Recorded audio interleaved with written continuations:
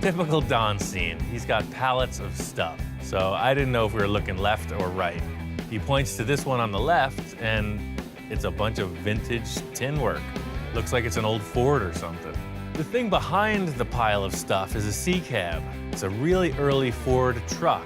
It's really old, and I think it's cool. So this thing is like 92, 95 years old, Yes. something like that? Wow.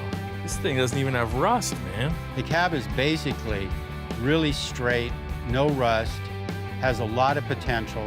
As old as it is, it's in pretty darn good shape. I've got the frame for it, got some of the fenders. Oh, wow. Yes, this is what started this whole idea. This whole thing started with Don finding this manual hand crank. It's a tow truck winch. It's dated like 1930 or something. Well, that winch has been sitting in storage for 33, 34 years now. I always thought it'd be really cool to have a vintage tow truck, basically to move stuff around here on the compound. I don't have a boom for it, so maybe that's where your magic can come in, is putting this stuff together. Don's missing everything mechanical. He's got a mechanical hand crank winch. He just needs everything else. Oh, heck, that truck's missing a whole bunch of stuff. It doesn't have a motor, it doesn't have a transmission, it doesn't have a drive shaft, it doesn't have front and rear suspension. I mean, it doesn't have a steering column. It is absolutely a basket case of parts with a whole bunch of parts missing. If we could find a rolling chassis, then it's like just mount this body on there and, you know, do it kind of hot rod style. Don and I have been working together for such a long time. He's thinking, hey, anything's possible. And it really is, because I know that Don's got the parts. Somewhere in this property, he has everything we need to make this happen. Don's got this 1-ton dually just sitting there. The way I see it is this is a huge upgrade from 1919. This is like 1969, you know, it's like way more developed. This truck is gonna drive like Henry Ford never imagined. But I think it's a little bit, the cab's too small for this. I think this could work, man. I don't see why not. I mean, if we have to cut that cab or do something to this frame, it doesn't matter back here, it's a utility bed. It's just that that nose of the cab is so narrow in the front, we might have to do something.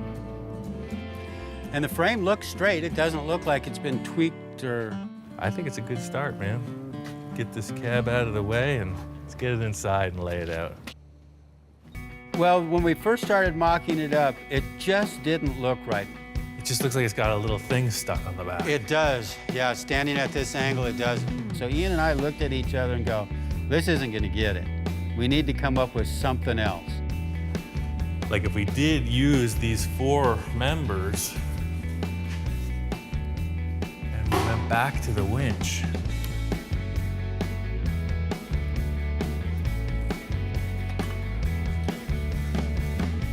Yeah, I think that'll work. I like how the line comes down into the winch. It looks like it's one piece. Yes. Maybe we opened this up and created, you know, like that big crane shape. The whole deal is how this truck looks as a whole. And then finally, after moving the pieces around, you just know when you hit the sweet spot. I think we should go with that. I think this is it. Now that we got this thing mocked up, I'm ready to move on, really get started on this truck. Once Don and I got the basic structure of the boom figured out, it's time to bring it to life. I'm just building this perimeter frame around the base that's gonna be like a subframe that anchors that winch and also holds the uprights. Got a whole bunch of this C-channel from Industrial Metal Supply. It's 4" by 1.5. It's a 3/16 wall. I'm gonna build each side flat on the table, and I'll stand them up and then tilt them in and join them at the top. This boom needs to be strong, but it's never gonna pick up really heavy stuff. Because it's a hand crank winch with a pulley, it's got a weight limit. The end result will be that this will be a great rig for Don to use around the yard, around the compound. So the fit up here is pretty loose because I'm seeing like a big 1/4" plate coming out and making a nice gradual arc so that the hook is a little bit further out from the back of the truck.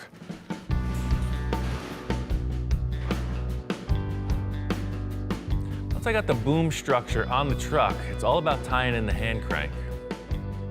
I know I'm gonna have to build something off the front of this. I really like the idea of keeping this rustic old angle iron frame. It would be easy to just unbolt the winch and put it on something fresh, but the whole look of the truck is like old-fashioned. I'll just build a little discreet brace underneath to bolt it to, so it'll be just presenting, it'll be out in the open. And then I'll put a cross member under here that'll support the front of that.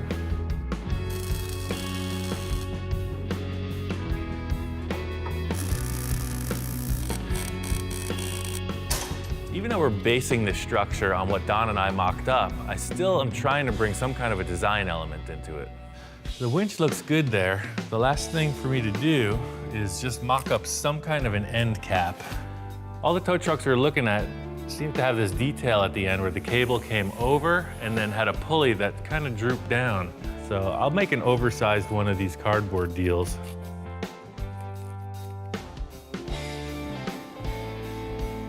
The big issue I'm having is this negative space with the plate on top. The fix may be to truss it out with some 3/16 flat bar on the outside of this whole thing. Like, come off of that plate and down, and then back, and then back. Once the structure of the boom was in place, I'm just thinking about designs that can crisscross this pattern. It's a pretty weird triangular shape, so I'm just laying out tape in random directions just to get an idea of how the space will be filled. I'm not really sold on this truss idea. I put in 3 cross pieces and felt like it was gonna work. I kept adding to it and it just got out of control. I wanted Don to come in and check it out, just see what he thought. Wow. That's looking good, Ian. I'm getting carried away, man. Got the back hacked off. Yeah. The problem I'm having is with this tape. It's a little busy, isn't it? Act as if that isn't there for now. Okay. Ian had put a bunch of tape on the structure that we were doing. The whole reason I was getting carried away with this tape was I had a couple pieces of flat bar, and I love the fact that if we used that big 1/4-inch plate you have and put it on the outside and create some kind of a truss structure over the top of this, so it's really dimensional. I think on that strapping, it was just gonna be way too busy.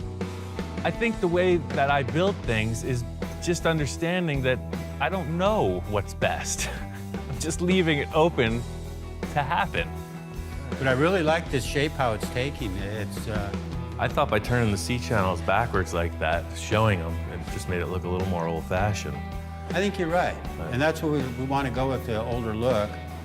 Well, again, with the trussing, maybe we leave it out. I thought it would be really cool to, make it very fancy. I was really trying to make something out of this boom. I was going for the Eiffel Tower, and Don just wanted something way simpler. I think you nailed it like this. This will work absolutely great like this. I thought he might get a little too carried away on it. It's hard to keep up with Ian. He moves so fast, but I like it the way it is. There's a ton of different design elements needed to bring this thing together. My process is to stay open to new ideas, and that's just how I work. I'm not sure Don's on the same page. I'm just gonna keep working through this, and Don's gonna go grab more parts. You can see here how this is spreading out so wide. So the wheel will fit inside here, perfect. The cable comes through into the wheel, bolt passes right through here, and the other wheel will be out here. But I'll clamp this in after I get this stuff welded up.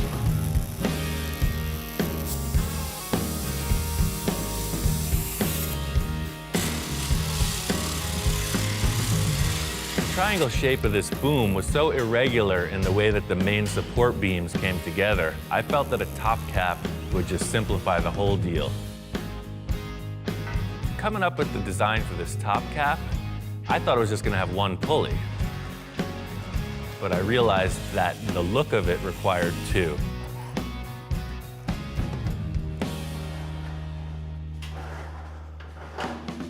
It seemed like the cable was going to be rubbing on the framework, so by putting 2 pulleys, it allowed it to come up over the top and then out of the back just a little more smoothly. Seeing the boom and the winch on the truck is awesome. It's really the start of what this vintage truck should look like. We could replace this 70s styled steering wheel with something more period correct later. These are the fenders. I made a couple marks to set it up. I measured these fenders up front to rear. The clearances are cool. They're even, they're in place. I'm gonna tack them on. The next challenge is getting these running boards in place. They need a pretty heavy support structure that has to tie into the frame.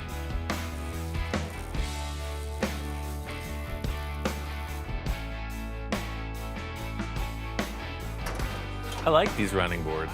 It's a really great running board. I'm not disputing that. My concern is the transition from the radius to the front fender detail. So I think I'm gonna end up building off of the running board instead of cutting it back. Yo! Brought you some more material. Don shows up with more random scraps. Here he is wheeling in some old diamond plate. Well, you're right on time, man. Yeah, well, perfect. Check out what I got. Hey, those are looking slick. Yeah, it's so cool seeing this old stuff. It's been in stock up against that house for a long time. Various states of pileage. Well, if I wasn't such a pack rat, I wouldn't have all this stuff. Now, the wife thinks I'm out of my mind, but... Well, she's not the only one. Yeah. Oh, hell yeah, I'm a hoarder. Definitely, I collect stuff, I hoard stuff. I don't get rid of anything unless the wife has some say to it, but having Ian to be able to utilize most of this stuff has just been absolutely great. And it might work out for a parade, too. Don's really happy with the progress on this truck. Still a lot more to do, but I think we're on the same page. It sure worked out So good, it's the didn't it? 69 Chevy steering column. I just shortened it up. We started talking about the rear of the truck. What are you thinking about this rear bumper? Do you have any material or like any guesstimate of what you want to see here? Don said he's got a great bumper, and I think this diamond plate might be just what I need.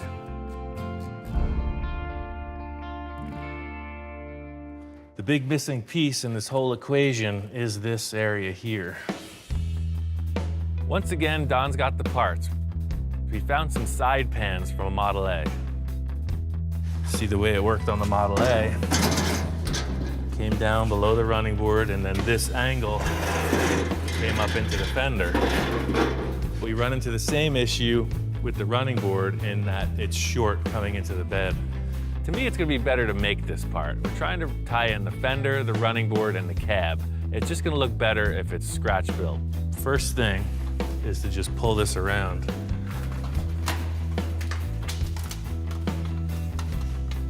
So it's about 90 degrees.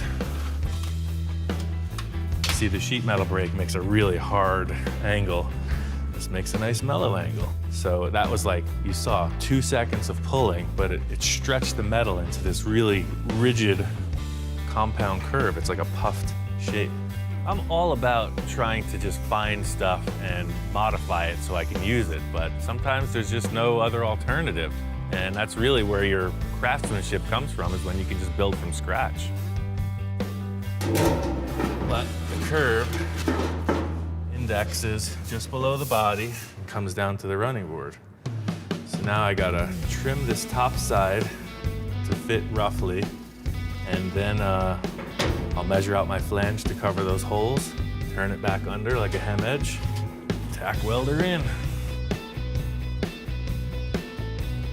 The 20 gauge sheet being super flimsy, you can see by putting these bends in it, it's very strong now.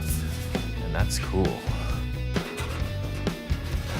This side panel's gonna work.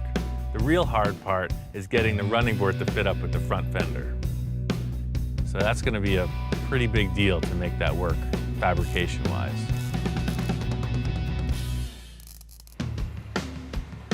This truck coming together, we gotta get started on the engine work. Don says he's got a small block Chevy, but of course it's buried out in the yard somewhere, and we gotta go get it.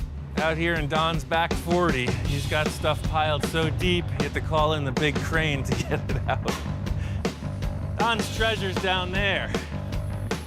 So instead of moving all these cars and everything, we're just gonna move the racks. Finally, we're out of the shop, you know? Get away from the truck for a minute. This is a really intense build because it's all business. This engine was looking pretty rough. Don's claiming that this is the buried treasure, and I'll tell you, it was buried. Dig her up. This engine that I've got is a good engine. It's a small block Chevy. I've probably had it about maybe 13, 14 years. I tell you, Don, this is looking good, man. This is like new old stock. This is a fresh engine. If ever I've seen fresh stuff, this is it. This is great. See you later. So to get out and swing around on a crane for a while, yeah, it helps clear the head. I'm gonna clean this engine up a little bit, pull off all the unnecessary parts, and ship it back over to Ian, because I know he's got a lot of work to do on it. We got a brand new transmission from Monster, so it's really like 90% there. This piece is really subtle. It's a small part, but if I don't get it right, it's gonna be totally noticeable. I'm using the detail on the end of the fender, which is a rod shape, and I'm just gonna make a gradual S-curve down into the bottom of the running board and sheet it. It doesn't belong that way, but at least it's gonna match. You'd never see that anywhere else. You really don't grow unless you're, challenged. There's gotta be some pain there, like working out, So even though I'm not able to go out and just do my funky dance, it's like a workout. This thing is just pushing my skills to make something happen. Yeah, to try to create this weird, it's almost like a horn, like a bull horn, right? A section of that, like a steer horn. And to create that really tight curve in one piece of metal would require a huge amount of stretching. So I'm gonna shrink the two insides of each curve and they'll lap over. This is the side profile of the wheel arch going down into the fender. And that's why I chose this method to put it together, because at least it draws a flowing line. The whole idea here is the next piece is gonna come off of this existing fender and just wrap right over it. So there'll be a seam about a ½ inch in. That's why I just curled that edge pretty tight. I've come a long way with this truck, but to me, it's all about the finishing details. If you can pull it off convincing, then it's a real winner.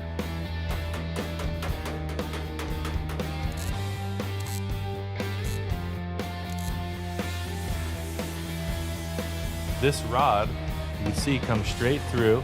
It drops down and into the bottom of the running board. And this little flange here just is what it is. It disappears and goes right under. I'm really happy with this. It's one of the main issues I needed to make work, and I think it came out fine. The way he molded it in and blended it in, I mean, it just looks like it came from the factory. All right, to start off the front end, I thought the radiator and grill shell would be the best place, start front row and center. We're on to the more enjoyable part of it, which is accessorizing. Don had a couple sections of a Model A rear bumper, so I shot him an idea of using those on the front of this chassis. Our front end design has two side pieces of existing Model A bumpers, so we're ending up with a space in the middle to fill. So Don had these stakes from the garden. Don had these garden stakes. I don't know what he was thinking, but, and I'm always open to nuance, but I don't know if this tent stake is really the right choice. Sometimes when stuff doesn't look right, it just leads you to a better idea.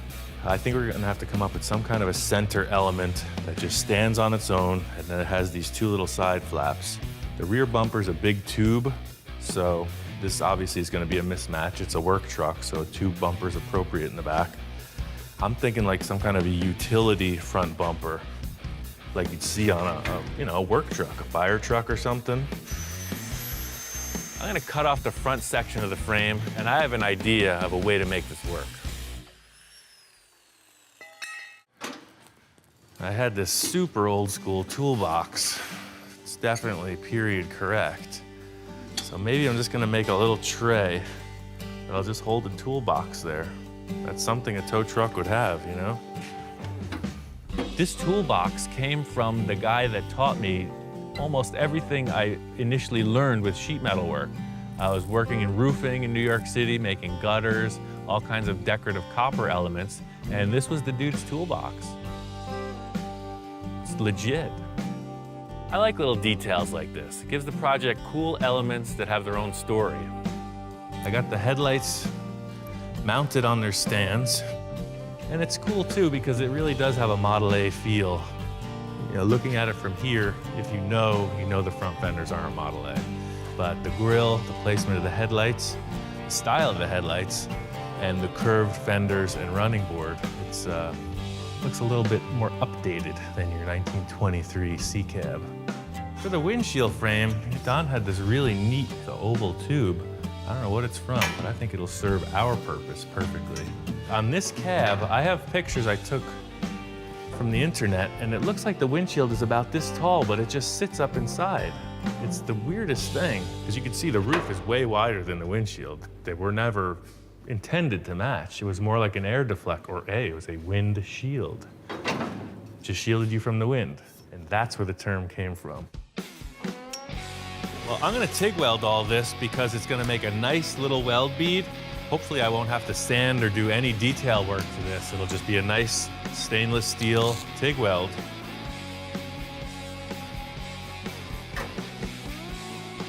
Looks like an old truck. So Don is gonna get the paint and all the final details on this project together. It's almost wrapped. I can't wait to see it finished.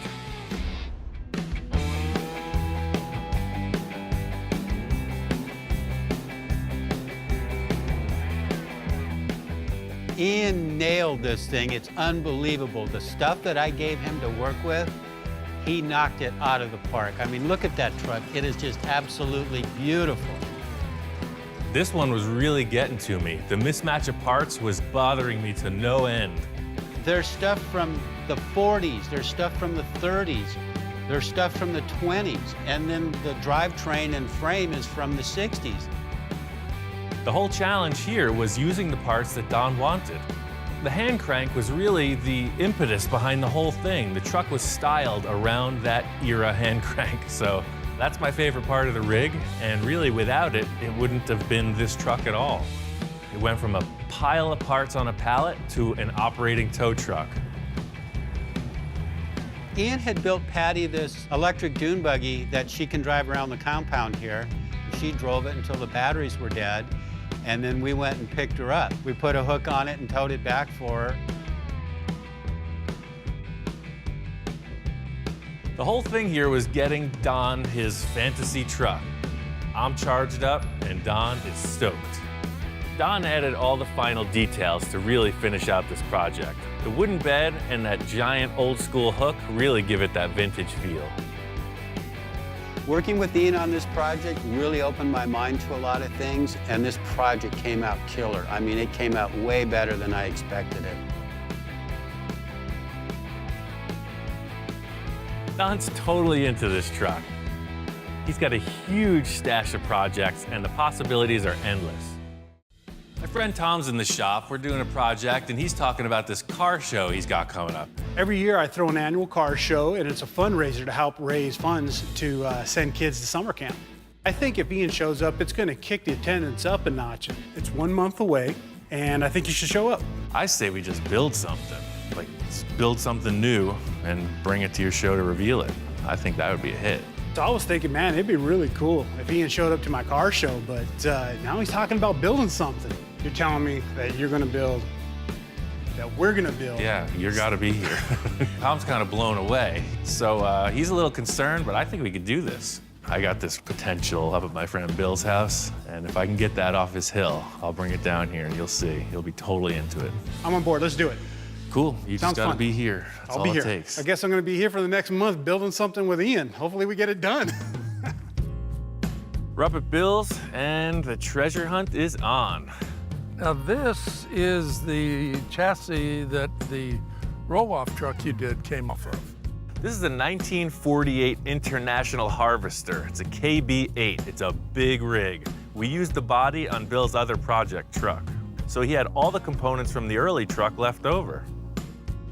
This thing is old school, man. It almost looks like an old hot rod frame you would start with, just gigantic.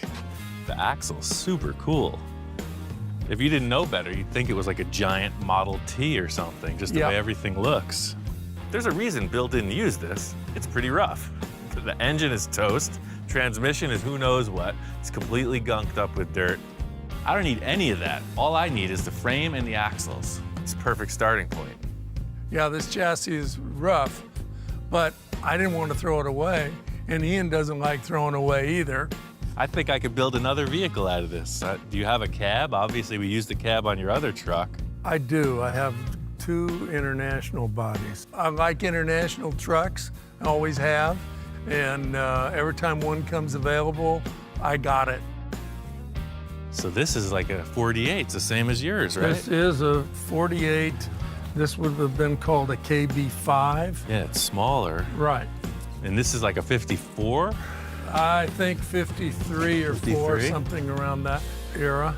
And this bed was on the back of this red International No, here? different vehicle altogether. This was off of a 1944 Seagraves fire truck, roadster type fire truck. Crazy. Oh yeah, it's got these handles where they would hold on. Yeah, the fireman would hang on. I like doubt it. whether they're OSHA approved today. Yeah, this is neat. Oh yeah, engine 4. It says it right on it. Well, you know, I have the cab for this still. I don't have any frame. You have the sheet metal. I have the sheet metal roadster cab. Well, never mind these little dinky pickup trucks. Where's the fire engine, man? I'll show you the fire engine. In Bill's endless pile of parts, he's got a fire truck. Holy moly. Yeah, this is what's left of my fire truck. Where do you get something like this? Well, I bought this years ago at an auction, and it was a complete truck at that time. You know, I love the old fire truck because it's a roadster, and it's one of those keeps getting moved back project. I'm never gonna get around to it. This is freaking awesome. This thing is crazy. It looks like a Model T with this cowl. And then an awesome, like for the Model Ts, for the racing cars, they would make a V-butted windshield, and this has already got it. I really need to check this thing out. Pulled it out of the weeds, and it's in very good shape. I know the chassis got the look. And then seeing this body and the bedsides, I'm thinking giant hot rod truck. So I think that this cab is the game changer. Never mind those pickup trucks. Bill and I have got a really good working relationship. We exchange parts for work a lot of times.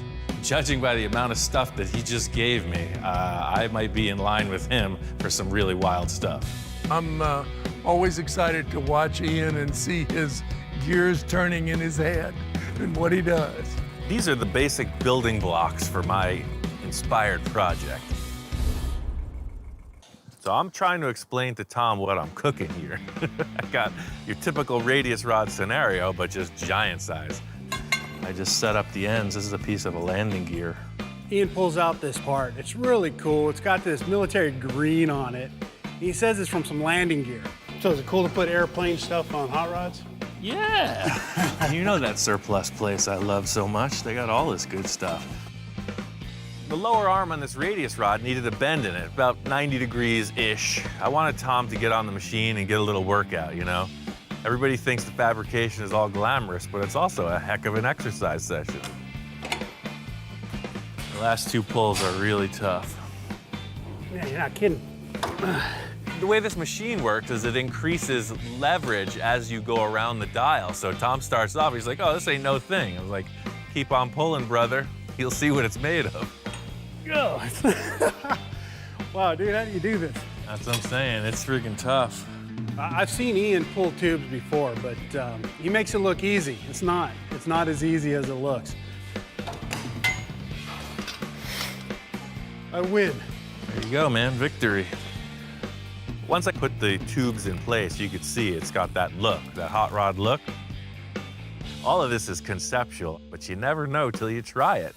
If it works, yeah. What do you mean, if?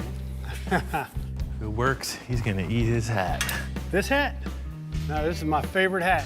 I'm kind of skeptical. We're taking giant parts from a giant truck and we're trying to trick them out hot rod style. Anything could happen. Drop her down. Moment of truth, huh?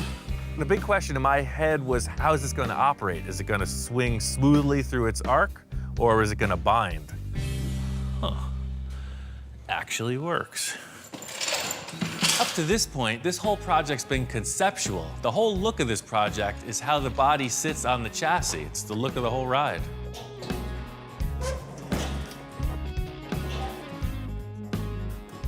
So getting it in place, I could tell right away, and Tom agreed, this thing is way too tall. Look how freaking massive this body is. Yeah, it looks kind of goofy up tall like that. It is, it's way too tall. My initial thought was this was gonna be kind of a highboy style, real old school look on top of the frame rails. As soon as it was in place, I could tell it was not gonna be okay. That's why I wanted to put this body on. It's just way too big. When the whole truck is up in the air, the body looks kind of small, but now it looks massive. That close to the ground, it changes everything. The firewall looks like a freaking tombstone. It's gigantic. I think we gotta channel it. Yeah, there's no question about that. It'll look so much cooler too. Right, I'm talking about a hot rod, and you know the formula, man. Low, big and little tires, then lean. We gotta strip this thing down. It's looking good, but it ain't there yet. Both Tom and I agree, this big box on the back of the cab is not the look we're going for. First order of business is to chop it off. Channeling means you drop the body down over the frame. It gives the whole vehicle a lower profile. The compromise is the interior room. But I don't care about riding comfort. This is all about the look. We're channeling this sucker. Get it down. I'm just into it, you know. I love this plasma cutter. I'll use it all day long. So I got the shades on, you know, shields are down. I'm in the moment. Tom's yelling. Woo, we got a fire in the fire truck. Fire in the truck. I think he's just into the fire truck. I'm like, yeah. It's just these wooden cars, man. Yeah. What are we gonna do about that? Should we call the fire department? Wanna see something cool? First things first is I see this as an opportunity. I mean, if this is a fire truck, I'm gonna do some experimenting. Should put a little bit of gasoline on there for some dramatics, so it really looks like it's on fire. No, this is like fire department stuff. You starve it from oxygen. Theory behind it is if the fire has no oxygen, it will extinguish. So I'm thinking lack of oxygen, carbon dioxide doesn't have any oxygen. Let's try some of that. That didn't work. I guess the velocity of it coming out just made a really better fire. Plan B. So the fire's growing. Ian says, okay, this isn't working. Don't worry about it. I got a fire extinguisher. I hate this thing. Ready for the mess? Whoa, you're out. That didn't work. We just had a fire the other day, and I used all the fire extinguisher. Let it burn. I'm done. All the while, the truck's still burning. Tom's gonna go old school on it.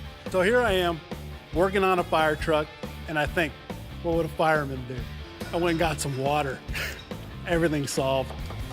You know, Tom, that's why I keep you around. Because I'm a hard thinker? Here I am with all my cockamamie ideas. And you came in with the oldest form of fire prevention I've ever seen. And now we need a mop. We got the fire out, the body lowered down, just as we expected, and it looks great. Now you're talking hot rod. That's perfect. What do you think about that, Captain? Is that gonna work? Yeah, man, now it's looking like a hot rod. The thing with getting the body in place is now we can kind of mock up what the wheelbase is gonna be. So in order to do that, we got the engine in place. It's a 454, it's a big block Chevy out of an old 1-ton dually I had. It's a great running powertrain.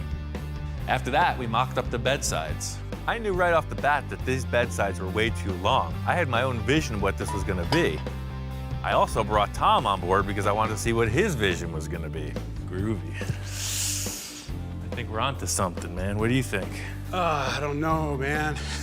It's too long. It's too boxy. Something's just not right. Something's got to be done here. You're right. That bed's too long. Do you like the slanted back with the cool detail on the handrail? I like that. You know what? There's got to be a way to keep the coolness of the back and the coolness of the front. The engine 4, right? Right. Got to keep that engine 4 and got to keep those handrails. See that seam right behind the upright? We could cut that handrail right in half. It's already 2 pieces. So we can, look, this comes apart right here. So we could ditch this upright, make a new one, and just cut it somewhere in here and hide it with the tire, hide the seam with the tire. Wait till you see how tall these tires are. Whoa, man, look at those. That's a tire. Yeah. Wow. These are the biggest tires I could find available for the street. They're off of a cement truck. They're just massive, heavy-duty semi-truck tires. I think we nailed the wheelbase, but I think it's time now for some conceptual sketches. Moving around all these parts is starting to get to me. It's heavy. Tom's a graphic designer, and just like I like to take cars and stack parts, he likes to take pictures of cars and manipulate them on Photoshop. At this point, we're still in the theory and design of the rear bed. Tom's gonna go back, come up with some ideas, and I'm just gonna keep on building. My plan for this is to build like a miniature tube chassis just on the back. I got 2-inch round tube, 1/8 wall, DOM, super strong stuff. So I'm gonna create a shape that goes up over the axle, back around and reattaches to the chassis. Bottom line with this design is that I'm gonna have to cut the frame right off. This whole chassis design's really high-tech stuff. I'm kind of doing a little behind-the-scenes action before Tom gets back. He doesn't need to know about this. It's all my brain work. When he comes back, it's gonna lift up, be ready to roll. Hey, hey. Ah, Wow, man, look at that cage. Well, I was really surprised when I came in and saw the airbag setup all done. Ian grabbed the air hose and fed some air to those airbags, and up it went, and he released it, and down it went, and it looked good raised up, and it looked even cooler let loose. Yeah, I really like the way it's sitting, nice and low for something this size. I'm all charged up about my engineering and chassis design, and Tom comes in and he's all charged up about his artistic interpretation. So check this out. That's freaking cool, man. Did a little bit of photo chopping and Yeah, our rendering. I like it. I was thinking like, you know, flat black or something, but you're talking about a fire truck. Well, yeah, well, it is a fire truck. Might as well get it. keep that coolness about it. Sure. This fire truck's from 1944, and you know, it's taken decades to build that paint job that's right there. And so I didn't want to mess with that. It looks cool the way it is. Looking at this rendering, I'm like, yes, this is exactly what I want to build. And the way he drew it out, it looks perfect. I think the proportions are just right. So what I did was I brought in the bed sides a little bit. Right, I like that. Okay, that way it gives it a little bit of a pickup uphill, Sure. but it's not, you know, too flat down the side. It's still kind of hot rod. Kept the rails on there. I thought those are a nice touch, and added a few little extra characteristics to it to make it, you know, believable it's a fire truck. I get it. Kids dig fire trucks, right? The only Right, thing we'd exactly. need is those hoses. I don't know where the heck we'd get them. That's a cool accessory. Hold on a second. I got something for you. All right. This past weekend, I was at my friend's house, and he's got a really big yard full of really cool old school stuff. Check out what I got for you. You are serious about this fire truck, I then. am. Wow.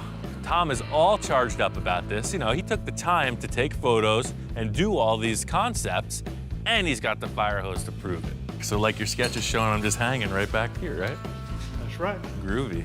When I saw the fire hoses, it really inspired me. Let's do that. Let's make a hot rod fire truck. I think that's cool. Kids are gonna dig it. Right. It's a charity thing. Just keep a good vibe going. You don't need no flat black rat rod. We'll make a cool fire truck. I'm glad you're into it. Sometimes it just takes a big hose. Sometimes that's all you need. The whole thing is Tom drew a great illustration. He made a great rendering of what this thing could be. So I'm holding up the metal, asking him what's right. Do you think this height is good or should it come up a bit? No, I like the height right there. The back, I think needs a little bit of a rake though. Right now they're nice and flat and level, which gives a kind of a hokey look that I'm not crazy about. This thing needs to be raked. Hold it. Okay, so that's parallel with the door jamb. That's how it wants to be. I can already tell that's it. I'm not 100% sure on the rake of this thing. I want to get the bed sides fully mocked up and then decide if it's right or not. We started by shortening the bed sides 11 inches. Looks like a garbage truck. I think they're too long. This is a really critical moment because this entire time we've been wanting to balance between fire truck and hot rod, and it can go either way.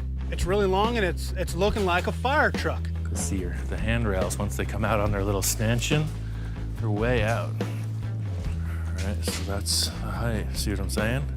It's almost like the handrail needs to be just inboard of this. I'd like to see the handrail here. This is a big truck, and we're shortening it, I don't know how much, a couple feet, so that's the way it works, you know? It's trial and error.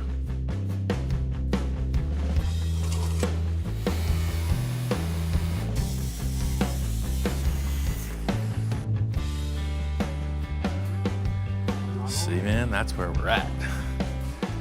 That's what I'm talking about. Yeah, then it's just past the tire. Initially, you might think the bed looks a bit too short, but this handrail comes out another 7 or 8 inches.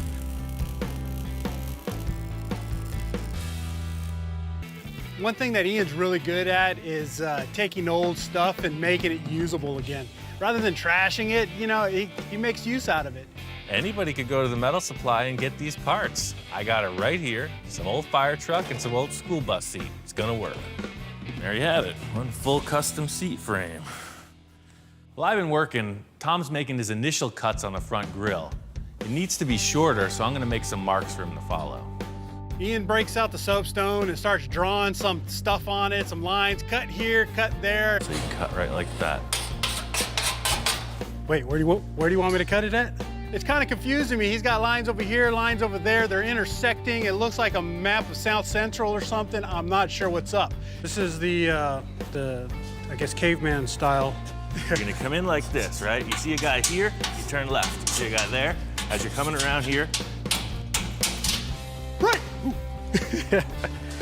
You cut that side. I'm sure in Ian's mind, he knew exactly what he was doing. That's why he wrote the lines the way he did. He knew he has a vision. A little scared here. I'm trying to keep up, and I'm like, wow, can I do this? It's a tricky thing going on right here.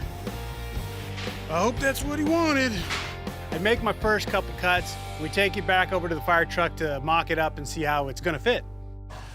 So standing back looking at it, I think the height works. But I think that grill still has to come in. Bring it in behind the axle. Yeah, then it's gonna look like the suicide axle's proper. Just still, proportion-wise, the engine, you're seeing the radiator, right? The engine's just kind of hanging in space. With the grill ahead of the axle, there was plenty of clearance for the suspension to move. But as soon as we wanted to set it back, the axle, the shackles, everything was gonna smash this thing as soon as it hit a bump. So I think the only way we're gonna make this work is to cut like a V shape in the front. I think my lines will make a little more sense this time. You wanna cut it, or you want me to cut it? I'm letting you cut this. Ian lines it up for some more cuts, and this time I'm like, oh, hang on a sec. It's getting a little bit detailed here. So I hand it back to Ian and say, you cut it. I'm not messing this thing up. It's in your hands again now, pal. I think all this cutting was starting to get to him. He was a little hesitant to go for the radical sectioning. Now he's even more hesitant to go for the V-cut, so I'm gonna pull a few tricks for him and help him out. Hopefully we got it right this time. We're running out of grill. Set it up on the truck, and it looks great. Right off the bat, it worked. It's gonna need a little more trimming, but this is the look. Yeah, now look at the line from the bed. It's all facing down. Standing back looking at it, the grill is set back inside the front tires. It looks like a mean machine. The grill of a hot rod's a very important piece. You know, if you mess it up, it's obvious. You know, it's right out there in front.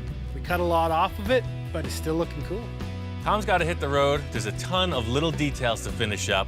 I got about 2 days to do it. Just gonna make it happen. Made a lot of progress on the truck and got my ace, Jackie Rabbit. She's here doing her clean and paint detail. She's clear coating the body. She's putting on all the fasteners. Everything that looks pretty. While Jackie's handling all this paint and detail, I get to get this exhaust built. Fortunately, my friend Don donated this set of headers. Unfortunately, for me, they're for a small block Chevy. I got the big. These look like your typical headers from, say, a T-bucket kit car. You know, you see them all over the place in the 60s and 70s, people running these headers that come out, down, and they got exhaust dumps. They are the perfect look, but the one big problem is they don't fit this engine. When you look at the exhaust ports on the head, you can see the outer ones are almost in alignment, but the inner ones you could see are way wider. The first step is to cut off the flanges on the header. I got another set that are bolted to the engine, and I need to make a match. Now I need to take these two center ones and split them wider. I think I'm gonna have to torch these bends to anneal them. If it was a nice chromy finish, we'd ruin that, but these are rusty. I can get away with it. Metal is malleable. You just gotta warm it up. You can move it around like clay. So these tubes, as strong as they are, as soon as you heat them up, you can reform them. But see, look, it moves right over. My whole process with this was to try to gain leverage so that last bend, the hardest one, would have a bunch of stuff to work off of. So this one, you can see already, it's definitely a good 1.5 to 2 inches out of alignment, but it's also got to come up. So this tube needs to stretch up and forward. I plan on accomplishing that with a big old torch and a big old pry bar. Now you got a 3 against 1 scenario. I heat that last one up, it's got to give.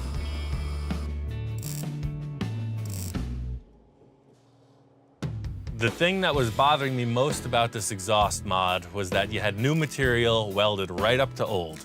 Aesthetically, this whole truck has to come together as one. If you put one shining, gleaming chrome thing, it kind of outdoes the rest. Hey, move it. You don't know what this could do to a furry animal. Stand back. So my plan is to just torch the heck out of it. These headers have been on a hot running engine for decades. I'm just gonna simulate that with my big old blowtorch and make it all happy. This thing is pretty much nailed. Car show's tomorrow. I'm gonna take it up there, show off to Tom, the kids, whoever else is there. Let's party.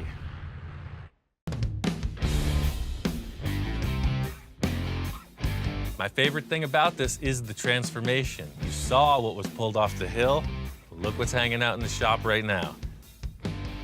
Before I take this thing to Tom's car show, I wanted my friend Bill to come in and see the transformation. Hey there. Wow, Ian. Welcome back. I went for it, man. You did. You know, typical Ian, it's amazing. He shortened it, widened it, lowered it, resprung it, resuspension, and it's really amazing, really amazing. You know, when this was sitting on the hill, I was hoping that it wouldn't just sit there. I was hoping it would get back together. Yeah, really the only part I didn't get from you was the engine, the headlights, and the seat. It just looks great. I love the originality of the 1944 Seagraves fire truck. The wood deck and the back step solidifies the fire truck look. All this thing needs is a couple firemen on the back step. Fire hoses are in place, it's ready for action. I got this thing wired up and fired up. It's driving around, I'm ready to take it to the car show. Today, we're here at the CLA 4th Annual Spring Car Show and Fundraiser. We're raising money to help send kids to summer camp. It's a total down-home community thing, lots of cool cars, barbecue, bands, you name it. Tom's put this car show on for a few years and it just keeps getting bigger and better, so to be a part of it and bring a fresh build out, it's super cool, helping out a friend. Tom hadn't seen this thing in a few days, so when I pulled up this morning, he was really excited to check it out. Oh man, I was blown away. It turned out awesome, man. Well, this thing seems to be a crowd pleaser. People are digging this hot rod fire truck. They're loving everything about it. I came out here specifically to see this car. What I like about it is he's not afraid to go with something big and bodacious. When people actually see it in person and get to see the tactile feel and see it roll down the street, but you can't help but to look at it and go, damn, that's awesome. I just think the man's an artist. Just the total coolness of the whole deal. I was pretty blown away. You know, every time I've worked with Ian, I bring something to the table, but I take something home too. I either learn something when it comes to how to build or artistically. It helps me grow as a hot rodder and a car builder myself. Building a truck of this proportion is pretty massive undertaking, especially in the time frame, but just like working out, you know, we got through this. It's on to the next. Finally getting to work on my friend Jack's pickup truck. The thing that struck me first about this truck was the chop is just on. The proportions are perfect. I love the 5-window look, the little corner windows in the back of the cab. It takes a lot of work to make all that happen. I think the coolest thing about this truck is the fact that it has a complete drivetrain upgrade. It's a front-wheel drive out of a Cadillac. All right, I see the steering and Put in everything the here. back. Basically, the whole front clip of a Cadillac in the back of the pickup truck. This van has gone full custom already. I think it's really cool. I'm thinking it really nice interior, cool paint job, lower it, it's on the road. And the cool factor in all of it is that the bodywork's done. I think if we just give this a quick block sand, maybe a sealer and paint, we're good to go. No, we're gonna have to cut it up a little bit. I can't leave anything alone. So we're gonna have to take about this much out of the middle. I want the top to be about this high. Jack threw a total curveball at this project. I was thinking of wild paint schemes, you know, and he's talking about cutting this thing apart.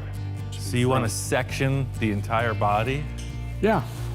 It's a pretty good looking truck like it is, man. I know. You sure you don't want to just start on another one? This is No. This has to be the one. It was chopped 4 inches already, and he liked that, but I had other ideas. I have some drawings here that I kind of scribbled out here. Oh, yeah. He's showing me all these pictures. He's got these different ideas, you know, he's talking shop, and I'm just trying to hang in there. I still can't get over the fact we're gonna cut apart this awesome truck. This is even crazier, man. I mean, this is a nice, clean-looking, classic kind of chop-top pickup, and you want to build a spaceship. Of course. That's what it's all about, isn't it? That's Of pretty course. freaking radical, man. That's like a full custom body then. Well, it is. Look But at you don't really change anything mechanical into here. It's just all sheet metal work. Mechanical work's been done. Wow. It needs a little. It's got a few little bugs in it. I don't mean to seem a little nervous, but I am starting to sweat. It's hot out. I'm the guy that likes to cut stuff up, likes to freak it out. So Jack's kind of turning the tables here. I thought we were going mellow on this, and he's taking it to a whole new level. I dug this truck from the moment I saw it. I was trying to get it off of Jack. He doesn't seem to have any attachment at all. He's treating this like I treat most cars. They're just raw, blank canvases. Cut them up, change them. There's a few techie things I want to accomplish with removing this sheet metal, but I know we're sectioning this bed. These are about 7-foot long sheet metal panels. They're gonna be way easy to warp if we don't set it up properly. We want to section it 5.5 inches because the shock towers are that much lower than the stock bed rails. I think if we cut off the top surface, we'll still have this shelf to weld to, so the new panel can come right in and lap just inside the old joint. While Jack's doing the bed sides, I'm going through the nose. I'm gonna try to remove all the panels independently, take one at a time off of the inner structure, because I think that's all we're gonna modify is the inside of the skeleton of this truck. Air conditioned now. It's that blow-through design. Keep your toes cool on those hot days. Typical day in the shop, sir. Yeah. You know how That it looks goes. great. Right. I love it. A lot of people get nervous, but No, you're a no. welder, man. I don't think so. This is getting heavy. Jack doesn't seem to be phased, you know? He's getting into the cutting of this thing, and he's all on board. Jack's seen me complete a lot of vehicles. I'm sure he's completely confident. He's just never seen the process. Once we start cutting and he got into it, I couldn't keep up with him. He can look at something and see it in his head. I got one piece done and you got 5 pieces I'm done. fast, man. I can see that. So I had to hurry up and cut the other panels. I've been wanting to build this thing ever since I saw the car back in the 60s. I thought it was the most beautiful truck I'd ever seen. And I said, one of these days I'm going to build this thing. You know, it sat around for so long and I'm thinking, well, maybe this will never happen. But now it's happening. You don't see trucks like this running around on the streets, even today. There's a little bit of a fuss getting these bed sides off. There was a lot of structure in the tailgate area. Helped Jack cut through that with the Sawzall. All of a sudden, there's only half a truck. We're deep. It's a total loss. Call the insurance. Jack, how do you feel now that I just cut your whole truck in half? I don't know.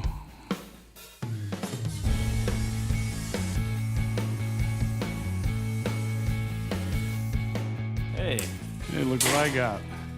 What the heck you got Couple there? of models here. Three-dimensional? I found these in the attic yesterday. Jack came in this morning with actual three-dimensional models. You could tell he's been ruminating on this for a while. He's a passionate man. He's building scale models. He's ready to rock. Oh, so this is the Ford pickup, but this is a the Ford. Dodge. That's the A100. Right, okay. But this is the actual show car. And Right, something. and this is, I tried to make this kind of look like, So this is, in essence, what we're building. yeah, real close. Yeah, so I think we're right on the money by cutting all the skin off that we did. Yeah.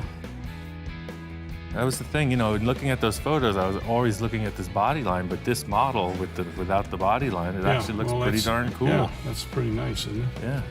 This looks tough, man. It's good to see that Jack shares the same passion for this stuff as I do. Because if you saw the scale models and weird stuff that I go through to build my things, it really gives you a feel for the whole vehicle. It's good to know we're on the same page. As soon as we accomplished this radical sectioning, it's starting to look like mini truck style, you know, street truck, super low, pickup. And that inspired me to go with a lowered front end suspension. I got an idea how to pull it off. I just want to see if Jack's on board. So here's what we got. I unbolted everything and I made a couple plates. I don't think we have to take the axle out at all. We can just take both springs off and just flip them. Uh-huh. Bolt it all up, and then weld the plate right to the axle. Let it hang on the shocks. Yeah. It's a million ways to go about lowering this truck. I think we're just gonna take the suspension apart and put it back together upside down. Okay, dude. Yeah, he's gonna give your head a cleaning. That's what you get for laying on the floor. One of the hazards of laying down on the floor in this shop is there's somebody at ground level just waiting to attack. I think we're engaged. I'm not sure. Okay, dog. It's kind of like a feeding frenzy. You've seen Shark Week, you know how it goes. Once the dog gets the taste, forget it. Okay, dude. Hit the road. Here it is. Cool. Once we got the suspension taken apart, we flipped the leaf springs below the axle. Yeah, I wasn't planning on lowering the vehicle, but Ian insisted on it. So we're gonna see how it looks. Way lower. Look at that. Yeah. That's a total change of attitude. There it is. It's been said a million times. Lower the vehicle, it looks a million times different. It's just way better, in my opinion. I like it. Oh yeah, she's nice. The next big element is the windshield. Jack's planning on using Lexan, but he's got this other window frame. It's off of 60 Ford station wagon. 1960? I knew that's what the other one was, so. The main reason Jack wants to use this is that the original Diora used the same part. And I agree that that's the best way to build a project is around the glass frame. The problem is this window is way too narrow. See, I gotta come in. Gotta come in? I'm a inch and a half in. Yeah, me too. Original vehicle that it was built off of, the first one, it was a Dodge. This is a Ford. This thing's 3.5 inches wider. If it's too much trouble, why don't we just go with the original? Don't chicken out now. Come on. This is gonna work. You just need to figure it out. Bottom line is Jack really likes the shape of this, and I think I can make it work. If it flows properly, that's what you're trying to make it do, flow with the rest of the vehicle. And if it doesn't, if it's interrupted or something, then you change it. Just set that and slide it up in there. Yeah. I think so. Now I'm getting nervous. My idea for the windshield is to use the lower portion of the frame that Jack brought in and made it to the original upper portion of the truck roof. Ian set it in there. We stood back and looked at it, and it looked right. Perfect, straight. It's gonna come out better than I thought it was gonna come out. Ian used the bottom of the frame that I brought, which I really like, and I think it's gonna flow in real good with the headlights that I found. What do you think of this now? Just for the... Where the heck did you get those from? You sneaking parts in behind my back, man. Jack's showing up with something from the local junkyard. Could have been on Grandma's Oldsmobile or something, and I don't know. I don't know what he's thinking. Yeah, I found these out of an '84 Buick, and they were the thinnest rectangular headlights I could find, so I'm just hoping that they work. I felt like we needed to do a quick mock-up of the front end just to see how they'll look. I think Jack's and my process are very similar in that he's just looking for futuristic shapes. I guess in 1960, 1980 was pretty far in the future. So yeah, I guess he's doing that. Maybe a little hidden, more hidden. Let's see if it looks, oh yeah, oh that's it. Right, just shield the top of it. Like eyebrows. And then he takes the lights and recesses them, like Frenches them in way back. You don't even have any idea that these are mid-'80s or whatever production lenses. They're just sunken in and it works. So I'm getting the whole look of this nose now. It's all starting to make sense. I just don't understand how you're gonna fit in this thing. What's your plan with that? I can barely even get in the door. This won't be in the way. I understand shortening the steering column. This will be over here. What do you mean? We're gonna move this over. See these sprockets? Right. We're gonna build a thing here with a sprocket here with a chain on it. Jack says he's just gonna move the seat between the fender wells and then reposition the steering. A chain drive, sprocket, steering offset. Yeah, this will be the other sprocket over here, and a piece of chain around it. You're looser than me, man. Jack's got a lot of crazy ideas, and I like it. The whole thing here is proportion, so that's really what all this calibrating and whatnot's about, just trying to make the rear wall angle match the A-pillars. I think it looks perfect. You just start making the surround pieces and weld it in. So we stick the back wall of this thing in position, just for a mock-up, and the most important thing is somebody gonna fit in here? The back wall is gonna inhibit your shoulder room, and let's see what we're working with in real world measurements. Hop on in there, sir. That thing's tight. Where's my head? Is it too high? Yeah. I sat on the seat and my head stuck up about 4 inches above the roof. No, I've got the solution. We're gonna make a blade right here, and you're gonna sit into position, and we're gonna take that much off. Just like I'm It's gonna fit getting an perfect. autopsy. Right, it's gonna be perfect.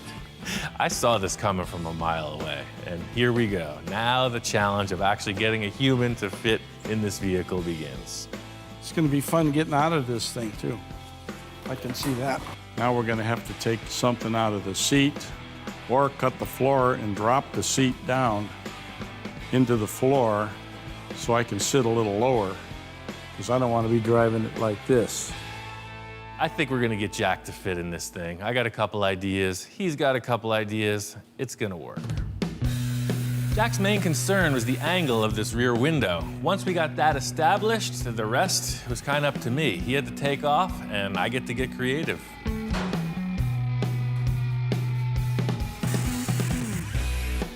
The big challenge in this glass fit-up is that it's a different curve, and it could go wrong pretty easily. I got a couple ideas to make this work. It's just gonna take a bunch of effort. I'm gonna come down from the glass with a piece of sheet metal and then create sort of a shelf that goes into the bed. The original framework that supported the back of the cab is still intact, and I want to attach to that.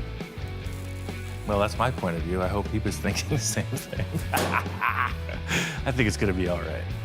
The rear of this cab is a major design element in the back view of this vehicle. Jack kind of left it up in the air. We got a lot of loose ends. It's up to me to figure it out. The only way I can describe what these little side panels are gonna look like is similar to what you see in an El Camino. The back glass is kind of recessed in the body, and it's got these exaggerated sort of fin shapes that go down into the bed. I don't think this should have a hard 90-degree angle in here. It's gonna look funny. This nice graceful curve is just gonna lick right around and turn into this little fin thinger. I'm leaving this kind of rough. I want Jack to see it. We can refine it to whatever he thinks looks best. I might be on a completely different path than him. Today's the day. Jack's coming in to check out my sail panels. Oh, wow. Holy mackerel. I didn't even know he was even getting close to that. But it's beautiful. Oh man, this is more than I thought it was gonna be. So the big concern I had was this. We can cut these back, but we can't add to them. So I just left them big. Well, yeah, well we have to look at it from right. the side. I left these sail panels on the side of the rear window large for a purpose. I wanted Jack to come in, check them out, trim it to the angle.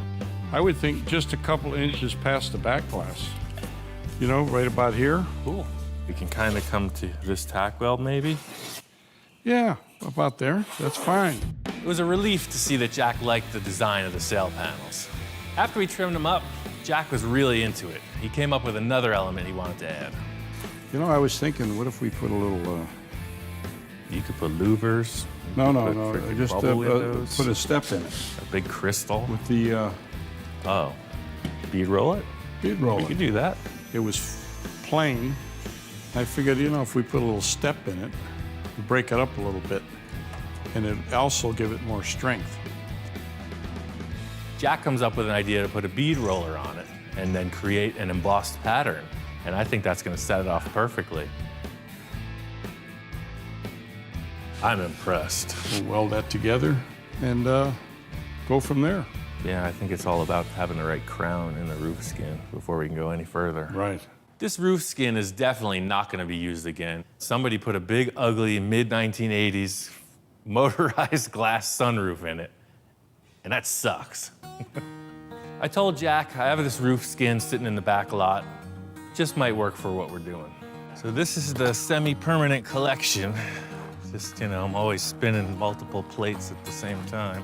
Of course. Got your dune buggy, T-bird, Baja bug. Oh yeah, but what do you got over here? What is with this KFC? It's my chicken bucket. You know, and ask you if you want small, medium, or large. And you ordered large. I ordered the large. Extra large, and this is what A you crane got. dropped that in the back of the truck. I had to eat the whole thing in one sitting. Oh boy. It was awesome. It was a great. Your dog helped you. Though. Yeah, it was a great time. I don't know what the hell he's gonna do with that. With all the stuff I build, I never know what kind of shapes I might need, so I'm always collecting cool stuff. Just like this roof. A guy was cutting a car apart. And he was gave you the taking roof. He had a 58 Chevy. It was all rusted, and they were just taking it apart. But Yeah. you see the roof skin is complete. You think this is wide enough? I don't know. That's what I'm We saying. need a measuring device. I think we bring it to the shop. I think this crown, see how crowned the bug roof is? Yeah. And then yeah, the it's pretty T-bird round. roof is more like This the Chevy flatter, truck. I but think this is right in it's like the between. story of the three bears, right? Yeah. This that's one's just right. fine, just right. Step into the shop and Jack gets busy with the technical stuff. He's measuring, he's thinking, he's considering. 63 from gutter to gutter. 55. What's up? That's 63. This is 55. What? 10 inches difference? My plan was to just nail this roof, and it turns out it might be a lot more work than I thought. When we brought it in here and set it down on the floor, I looked at it, and the first thing I thought was, this thing's not wide enough. Well, we could just cut the whole skin off and move it around. Till it fit, yeah, exactly. Yeah. We just need this skin for a portion of the roof. We still have a lot of leftover stuff. I'm thinking, let's just cut this off, slap it on top, and just see if we can work with it. The roof is going to be a real challenge. The look of the roof is going to either make or break this truck. So we got to be real careful how it flows. We don't want it to stick up too high, and we don't want it too flat either. We cut the roof skin out of its frame, put it on top of the rig, and we could see it's definitely short. It's going to need a considerable amount of work. What if we turned this sideways? You want to turn it sideways just for grins to see? I knew what side of the roof I wanted to work with, and Jack was picking the other one. So immediately I had trouble. Even though it was wider, I think the flatter contour is going to be better. You know, I've been telling you from the start, if we turned it sideways, it would fit a lot better. I don't know how many times I have to tell you. I was surprised when he put it on because it did seem like it would fit better on the overall patchwork, but the contour, I think, still needed improvement. This might work. Has to work. It looks pretty good right now, But you know the story of the midnight or the late night girl in the bar who looks pretty good at the first moment's glance. Things could change in the morning. Jack and I are getting the body work done on some of the car, and I think I got an idea that'll make this roof work. I think the roof skin put on regular ways, not sideways, is gonna work. You think so? Well, let me cut this Well, we'll back. try it and Because see. look at this. If we use this, you know, these are original cut lines. They still match up. Right. So if we use Cut this this portion, in here up to get around the curve and you're then reading, this over. you're reading my mind, man. See, I don't have to tell you. The best way to go forward on this is to turn the roof back to its original orientation and then patch in all the sides with the original one from the truck. And then we might have to work the metal around like this to make it fit. I'm not sure yet. We don't know what's gonna happen. The whole thing with fitting up this roof was simply to delete the sunroof. So I cut everything away from the original roof that we're gonna use, that being the four corners, basically, these compound curves, and attaching it to the new skin and just making sure it's all lined up. Just to show you, Chevy and the Ford can get along sometimes. In the end, it's a bunch more work than if we put it on sideways. Jack was just trying to help streamline the process, but I think this little bit of extra effort is gonna make the thing look way better. Yeah, so it's a little bit low right here, and we'll just have that much filler. That way we can lap on top. It's not bad at all. This is important because if this roof doesn't look right, the whole truck isn't gonna look right. So we don't want it to look like it's got a crew cut. We don't want it to look bulbous. So it's gotta fit somewhere in between. All right, man, we're ready for the back portion. Trickiest part in the whole roof is the way the rear of it matches up with the rear window and the sail panels. This is a really big design element as well as a structural component. It's right at eye level. Everybody's looking at it, so it's gotta count. Is that gonna work? No. What? That's it, we just cut this roof back again. You know? Take some more Take off. some We more, just 'cause keep going I think you till wanna it come in lines at least 2 inches, right? up. Yeah, at least. Yeah, because that looks pretty parallel. We'll come in 2 inches, and then we'll just come straight up from here. If the back window and the rear of the roof doesn't look right, it just kills the whole project.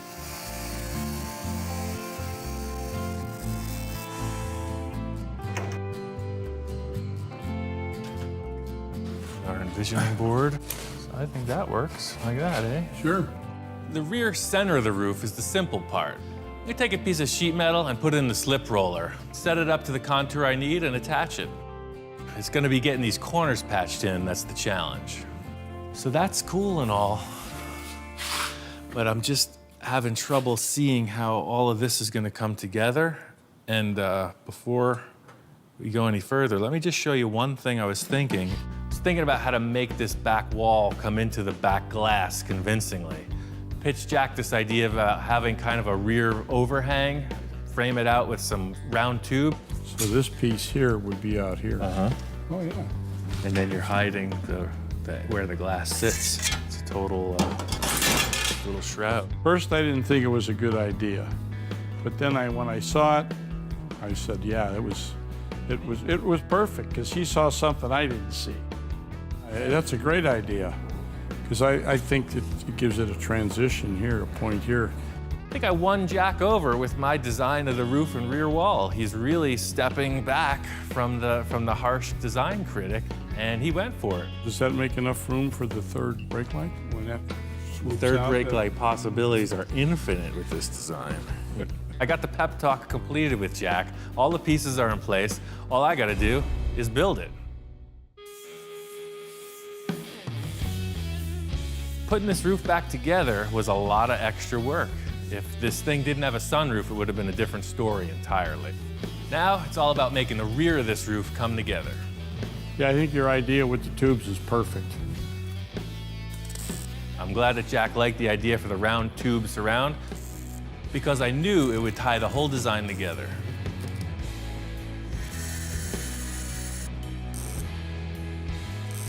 That's nice. Not only did this round tube in the rear of the roof add the structure that we needed to attach to, by following that all the way around through the drip rails, it shaved them off and just helped the whole thing fit together. Take a look. Tell me what's wrong. Nothing's wrong. What? Just keep doing what you're doing.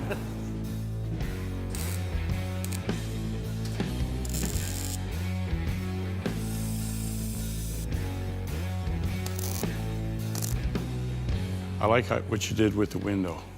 It's beautiful. I'm feeling pretty good with the rear of the roof, and then Jack shows me these taillights he wants to use. These are freaking massive taillights. What the heck are they out of? I've never seen anything like it. It's 70 Chrysler. I found him at the junkyard. He looked at me, what the hell is this? And I said, well, we're gonna try this. I'm gonna put these two together and see if they fit on the truck. You know, these taillights are quite a bit different than what you had. I thought we were just gonna like hole saw and put the other ones back in. No, you gotta.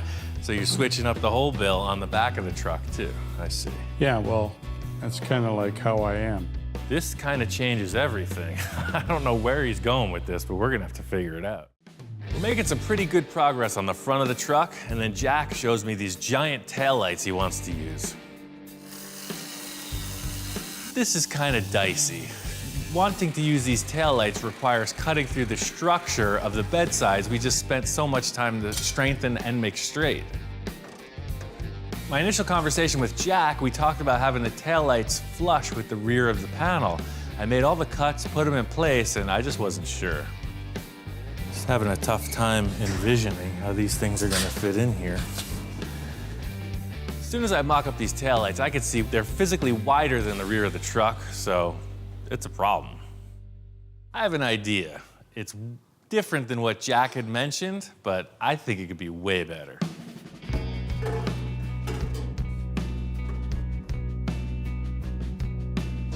Yeah, I think that will work. In simplest terms, it's a French taillight. It's a 5-foot wide French taillight. Why not? I don't know where the term came from, but when you talk about custom cars, a French headlight or taillight means it's sunken in, it's recessed in the body panel. The cool factor with setting up the taillight like this is that it already mimics the front headlights. The downside is it's quite a bit of work. Jack's not here, so I'm just gonna go for it. I dig it. I am on the right path. I just hope Jack responds. Whoa. Hey. Whoa. What do you think? Is that gonna work? Wow. So I take off for a day or two and look what happens. This is beautiful. Wow. There's only one thing wrong. What's that? It's upside down. No, I'm just kidding. Okay, I put it in the other I'm way just and it's like, pulling- wait a second, No, it looks like a this is smiley good. mouth. No, this is perfect. Man, that's better than I ever thought it would look. Good answer. Because we weren't gonna do it different. Huh? Nothing? But when I walked in and looked at them, I was shocked. I thought it was going to be good, but it's spectacular. I'm elated. I can't believe that in 3 weeks we've gotten this far. Beautiful. Jesus. The camera doesn't come out until Jack's happy with it. Once that digital camera's on the scene, you know we're on the right path. We are both on the same page with all the fabrication elements of this project, but the critical thing is the paint detail. We're doing something really far out, and we both have a difference of opinions on what color it should be. This color here, that's sunset orange. I've got this idea for this color. Looks like a sunset. I went and bought a gallon of that, and that's the color we're going to use. This got a lot of metallic in it, a lot of fine metallic. I think you're gonna have to add something. It's like almost a production car color. Need something to make it pop. I'm not really digging this color. You see, every day on modern cars, I'm gonna try to push Jack to do something a little different. What's the whole deal with this? It's just one color? Just Yeah, that's what I all was the way thinking. through? Well, what about airbrushing like a cartoon character on the back with like a little statement, you know, like Tweety Bird or a Betty Boop? You could paint it right next to your third brake light.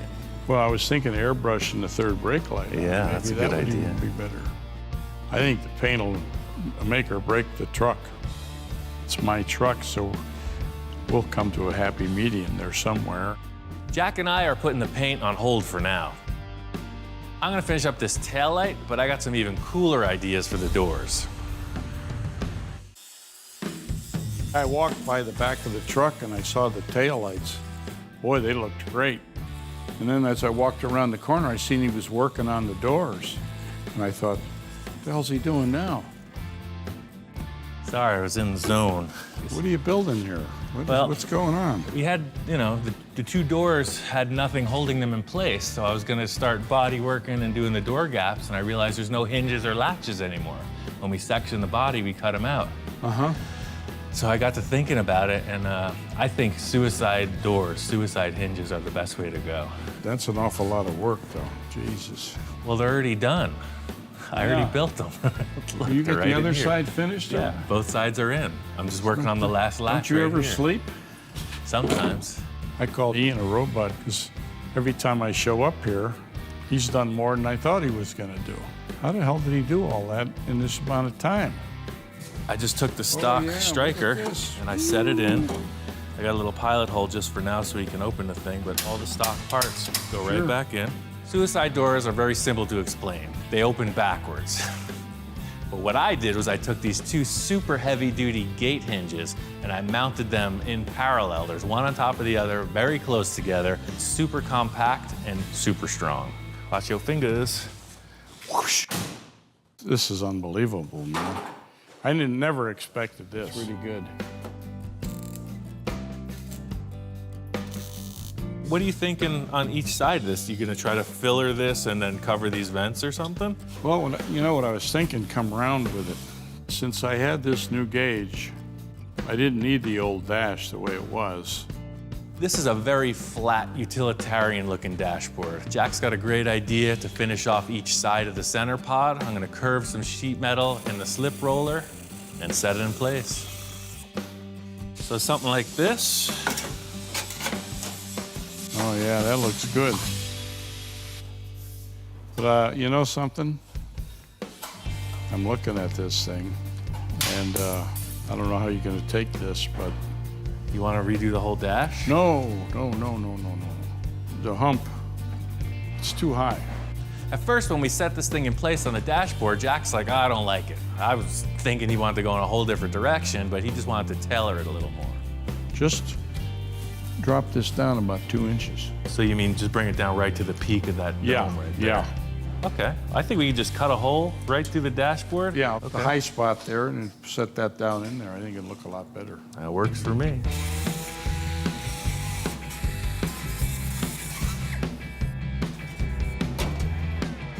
You live with that? Oh, that's it. That's beautiful. That's much better. Really, I have to come clean. How I got inspired, I saw some guy do this on TV. He had a dog dish, Yeah. You want to revert to the stainless steel model? but the poor dog, you keep traumatizing the dog. You keep taking his dog dish away. But he gets a fresh one each time. Jack's gonna finish up these dash pieces, and I'm gonna finish up on these door body lines, get it in primer.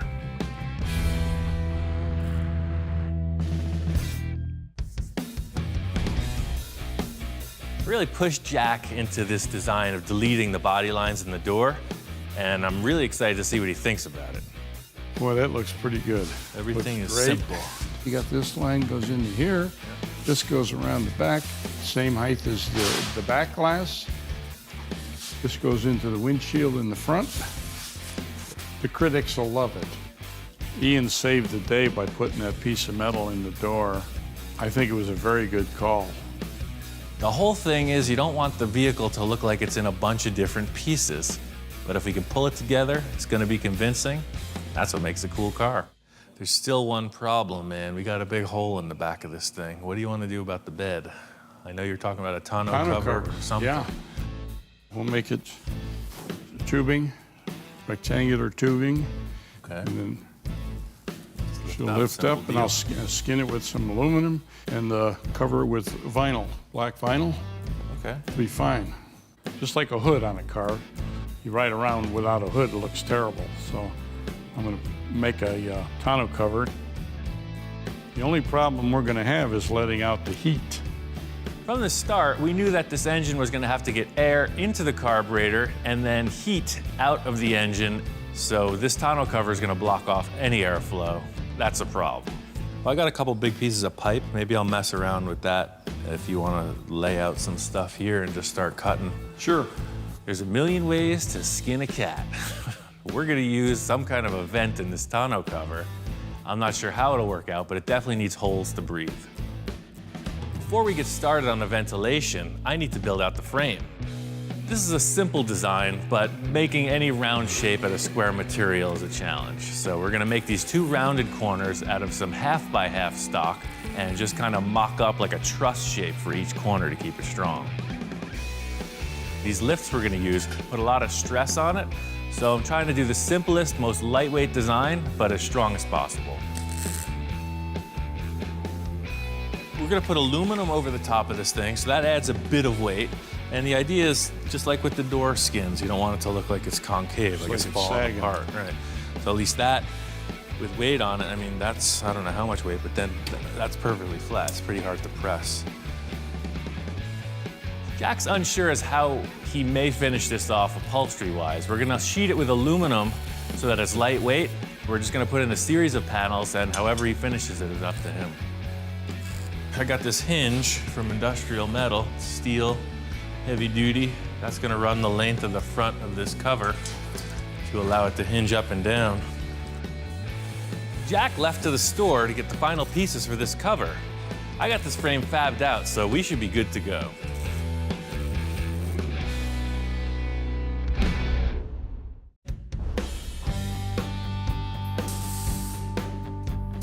Ian, I got the gas shocks. Hey, perfect timing. I got this hinge in. Beautiful. This'll lift up just like that. And then That's neat. you got two gas Put struts. Yeah, 2 gas shocks. We can put them here somewhere. Perfect. If you've seen any tonneau cover on a pickup truck, you see they have these pressurized rams, these little lifts that hold it up. We're gonna use the same detail. I went to the auto parts store to get a couple of gas shocks, and the guy behind the counter says, well, what kind of a truck is it? Well, you know, there isn't exactly part numbers for this vehicle, so he gave me what he had. Follow general instructions on back of pouch. They're the instructions to tell you to use the instructions. Special remove installation instructions. You speak Spanglish, Spanglish. French, Russian, Swahili. The thing lifts smoothly, it stops in a good position, and it doesn't slam shut. It falls down nice and even, and that's what we needed, the proper piece for the job. It was a couple of tries, and we finally got the right ones. I'm looking forward to see what the whole tonneau cover looks like when it's finished.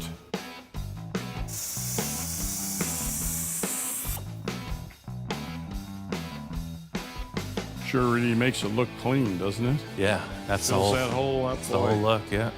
Yeah, so this last trim, I'll just cut out these holes so the air will vent out, and we'll just be ready for upholstery, man. Putting holes in the body panel is a pretty big style choice. Jack came up with these 3 slots that he feels will be enough airflow. I'm not so sure. But either way, we're gonna go ahead and just blank out a few holes for the air to move through. Aha! So we set up the bracing and cut the holes, and they just look like 3 rectangular slots, 3 big holes in the truck. I'm thinking it's gonna need some kind of a finishing detail. This looks kind of like a toaster.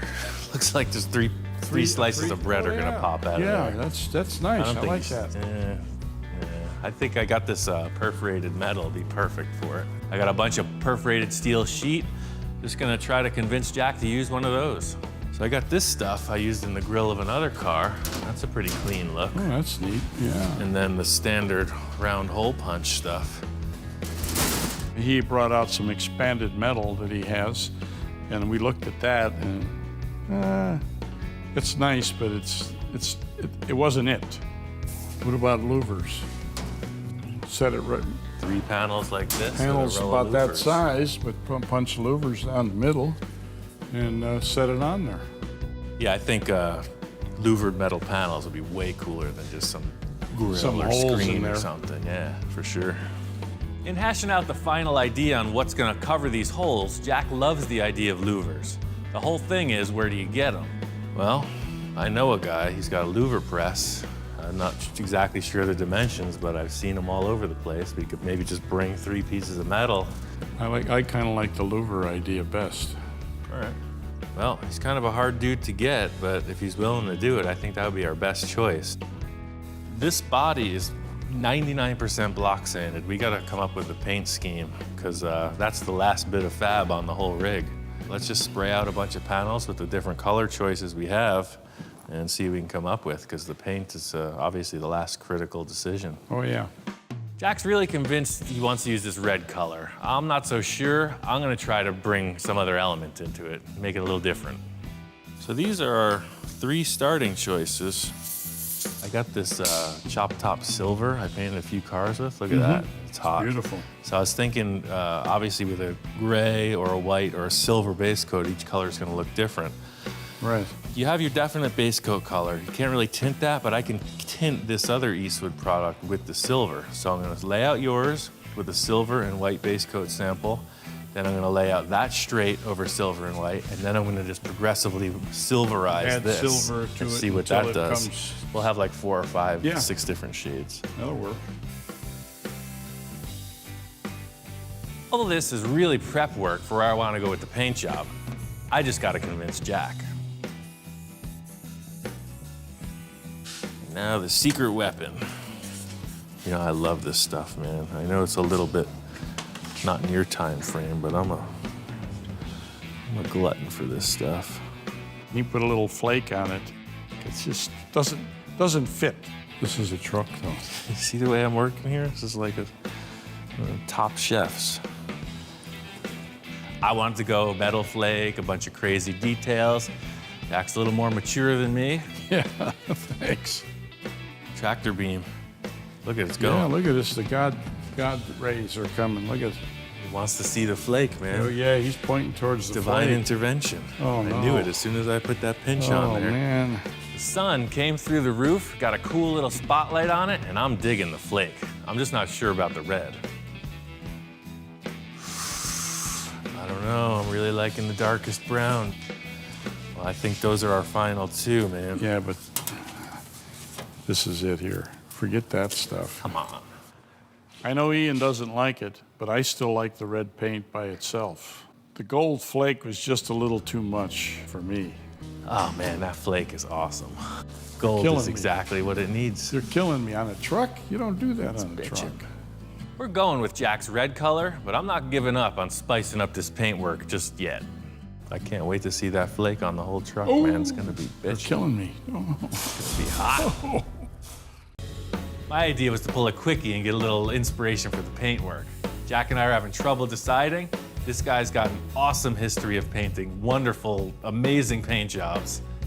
Did you chop yours or not? No, it's just not sectioned chopped. in the front too. Yeah, sectioned only 4 inches. Okay. See, I pulled 4 inches out of here, only back to this portion. You see, my Pacifica, I built for Ford back in '62 and '3, and it was in the Ford Custom Car Caravan, went all over U.S. I was trying to get some inspiration from Gene for the paint, you know, talking about paint schemes and whatever. What color is he gonna paint it? That's what we've been debating. I wanted to do some kind of heavy metal flake, and he says you do not flake a pickup truck. He said, ask Gene, you don't put metal flake on a pickup truck. If I was painting it naturally, I'd put a Winfield blend on it. When I painted a car, I paint until I like it. If it takes me 3 hours or 3 days or 3 weeks, doesn't matter. I paint until I like it. Sometimes I'll paint the whole side of a car and I don't like it. I'll repaint it and repaint it as I go. And I create a piece of art with each and every paint job.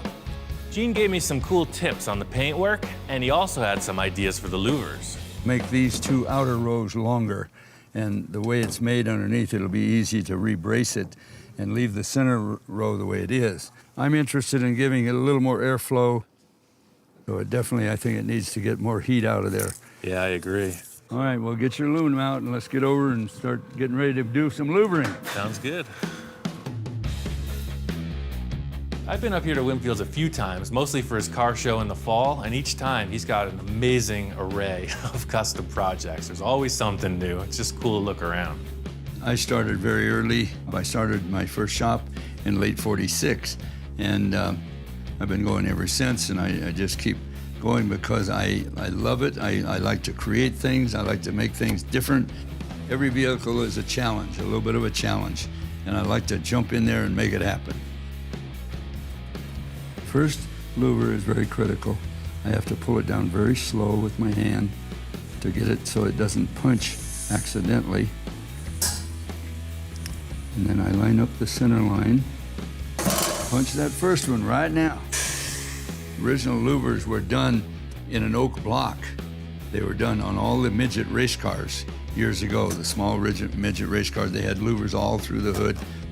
My louver is the only louver that I know of in the world that has a peak in the center. It has a slight peak. I know, that's what I thought was so cool about it. It looks like not like you see on your typical stuff. I'm surprised nobody's ever copied that. All other louvers in the world, they're flat on top. I put a slight peak in my louver to design it, and when I put it on a curved hood, the rows of louvers look better because of the peak in there. Okay, there we go, 19 of them. Perfect. Beautiful. Yes, sir. That's exactly what we needed. All right. I hope that I was able to teach Ian a few things today while he was here, and every time he comes here, I want to teach him some new things. That's what I like to do. I like to carry it on. Perfect, man. Totally better than their simple screen or whatever we were talking about. Yeah, The louvers yeah, did that's it. gonna I work appreciate great. it. Gene's the man. He handled this louver job perfectly, gave me a ton of inspiration for the paint job. I thanked him again and again, and I'm on the road. I'm gonna get this thing painted. All the way back from Gene's, just thinking about the paint scheme, you know, I was looking at his truck. That thing is dynamite. It really got me inspired. I told Jack I was just gonna put a sealer coat on the truck, but I went for it. I painted the whole thing. Aha! I thought you were just gonna seal it yesterday. I walk in today and it's already painted. And I'm thinking, what the hell's going on here? Did I miss a day or something? I got inspired after seeing Gene's truck, and I just had to go into the color. I had to see this thing painted. I think we picked the right color, don't you? I don't know, man. I'm having trouble with it. When I saw it in the can, I was a little like, and then when I sprayed it on the truck, I was a little more like. When I first saw it, I was very happy with it, but Ian wasn't. He said, we can do more with this thing. What do you think it needs, Ian? I got plenty of gold metal flake. No, You can just spray no, metal flake line. No. Why do you shudder every time? God, that stuff. Here he goes again. Just adding a little more to what's already good. My whole issue, even though I'm not a big fan of the color overall, it kind of made the truck just look bland. Well, this is what I was thinking. The way that Gene's truck looked so cool, he had that fade, you know, like the silver pearl fade in the paint. Yeah. Something about the sides are so bland. It needs something in the side panels. This monotone is just too mono. It needs more. It needs something to break it up. That's what the old body line did, and now that we deleted that, it just, the slab side is nice, but I think it needs something to complement it. I think I'm gonna have to take a lot from my talk with Gene on this, because he says he keeps going with a paint job until he's happy with it. So I just started. I'm gonna keep going until I'm happy with it. All I have to do is convince Jack, we need more, we need better. It's the bottom line. And I think if I just do some kind of cool paint effect on the lower third of it, I pitched Jack some of my ideas. Whatever you want to do is fine with me. Cool. He agreed it needed some other element, and he even had ideas for the cab. I get you, right, so The door here and about 3 or 4 inches across the bottom. your openings would match again. Exactly. You have a Everything- really awesome everything black would line detail. up. Just like the fabrication part of this, Jack has his vision. When Ian just said he wanted to do it, I was all for it. Here, take it and go with it. I think Gene lit the fire. That's what happened. He started thinking about it. That's what makes a great customizer and an average customizer. That one extra step. I was unsure as to what to do to break up this body line. Seems like a perfect choice with this detail around the windows. but you never know until you spray it, unfortunately. We're really in a good place with this, you know. I knew I could nail this fabrication. I know Jack's got the upholstery. The wild card here is the paint job. I really hope that Jack likes this. You know, we've worked through every other challenge so far. This paint color has been our biggest debate yet, so hopefully this is the right choice. I don't have the experience with paint that I do with metal. You know I could pull some stuff off fabrication-wise, but still, the color and the way the pigments blend, I'm still in the infancy of this whole painters thing, you know? It could go wrong. It could go real wrong.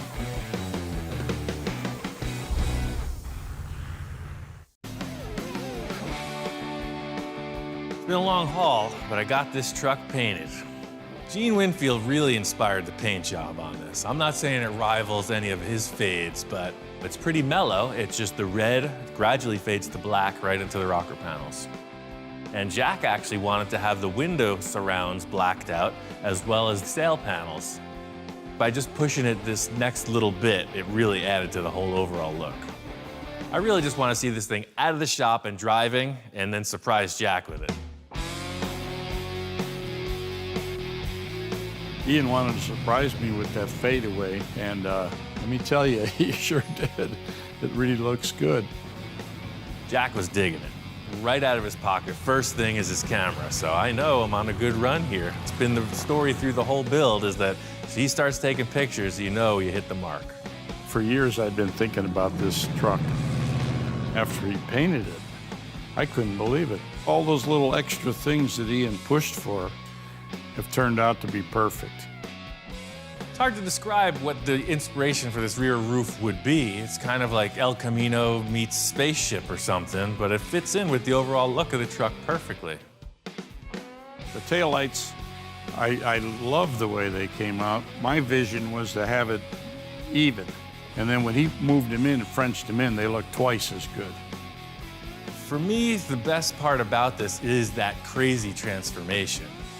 I thought it was good looking as it was. This thing is low, it's sleek, it's high fashion. It's a total show car. Sometimes you see a show car on a rotisserie. It spins around in all directions so you can see it from every angle. So I was doing the same thing in the park because this thing's a runner. I was spinning around, driving in circles. And I was shooting a video with my camera and I decided, wait a minute, I want to drive this thing too. So enough is enough. You know, he's the car owner. Unfortunately, it's time for me to hand over the wheel. But he got out and we switched. I drove it around a couple times to have a little fun. I was surprised how nice it rode. I guess having the engine in the back kind of changes the dynamic of the front suspension. It drives great. It's like a freaking mutant Cadillac. It's been fun, it's been inspiring. It was great working with Ian. The fun of doing this is you have to figure all these things out, how to make this work, how to make that fit, and that's the challenge. Once you stand back and look at it and say, that works, you feel great. It's a ton of work, but each time you see the end result, you kind of forget all that and just look forward to the next. In Fraser Park, California, this fella, John, has got a big project. Of course, typical car guy stuff, we start with the Grand Tour. I'd say I'm a collector. I have a lot of international harvesters. I guess you're like into the whole military truck thing. I have some military stuff. I've gotten rid of a lot of it. What's with the ammo boxes? Parts storage. I guess you got a lot of parts. This is my kind of guy.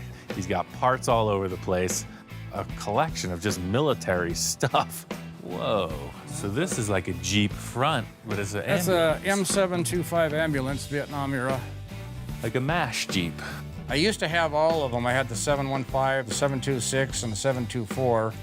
And as years have gone on, I got a few other little military things laying around. Holy moly. He said he had a big truck, so I'm thinking like a lifted 4x4 or something. I walk up on it, and this is like massive. Now, it's a Mack 10-ton, 10-wheel drive, and M123A1 Charlie. I don't know what all that means, but I could tell it's big, it's heavy duty, it's all business. It was for hauling tanks, or armored vehicles. I ended up getting it from my friend that had a wrecking yard Cost me a searchlight off of a World War II destroyer that I had. So, I mean, what's the end game? What's your ultimate plan for this fine The end machine? game, I'm going to use it as a fully self-contained all-terrain motorhome when I want to go camping and or four-wheeling. Anywhere. And pretty much anywhere if it'll fit.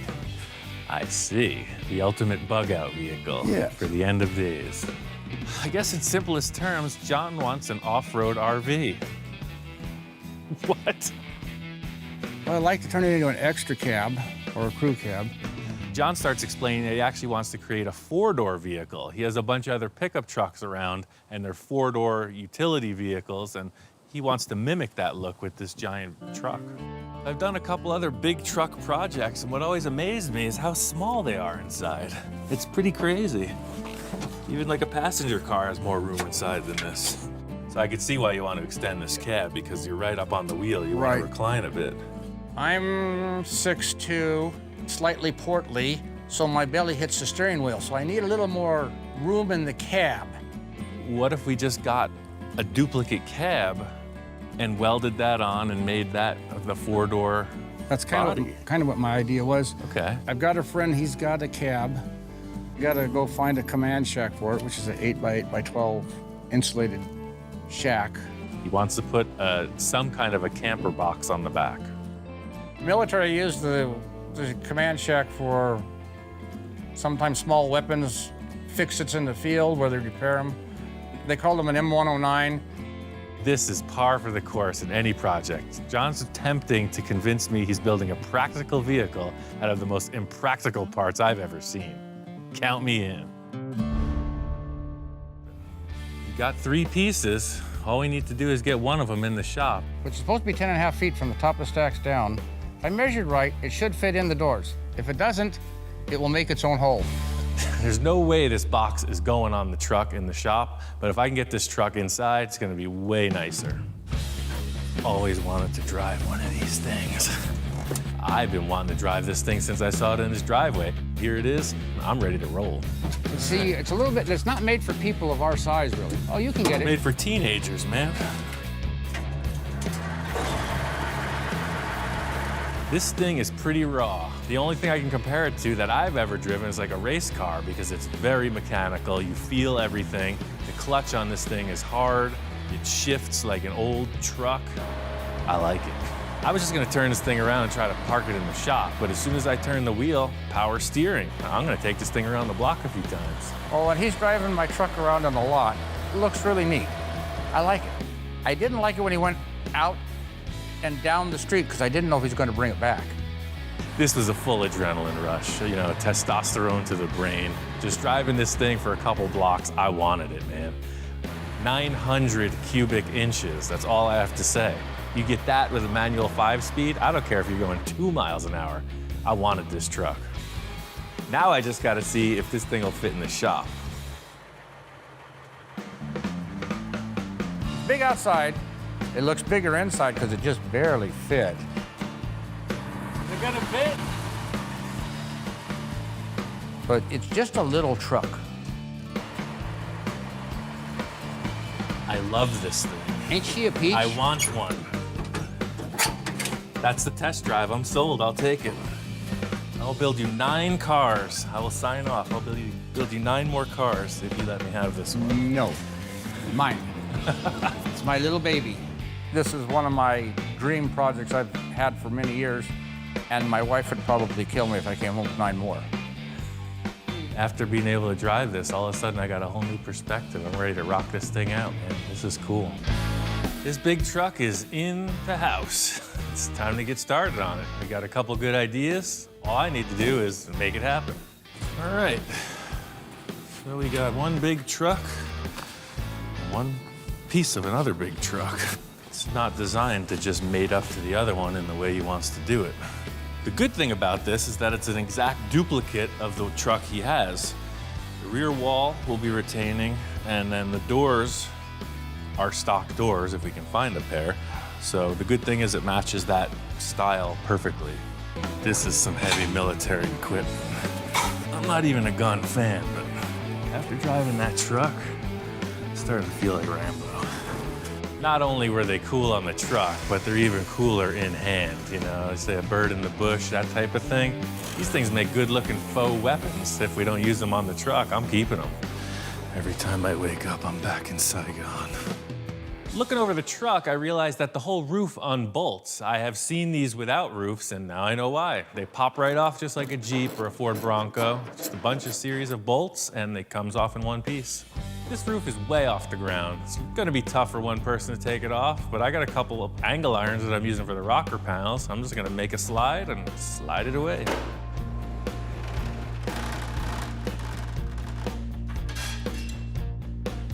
So, these are actually gonna be the rocker panels.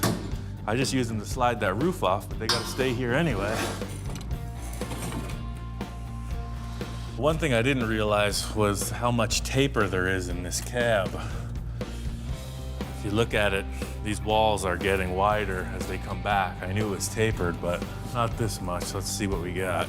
Because the cabs are the same, I'm gonna measure this one on the floor just to see how much it tapers. It's a good 8 or 9 inches narrower in the front. I think the easiest option is gonna be to cut this body right in half and open up the triangle. The whole issue here is you have 2 triangles stacking behind each other, and I'm gonna put a square behind a triangle. First thing is always cutting it apart.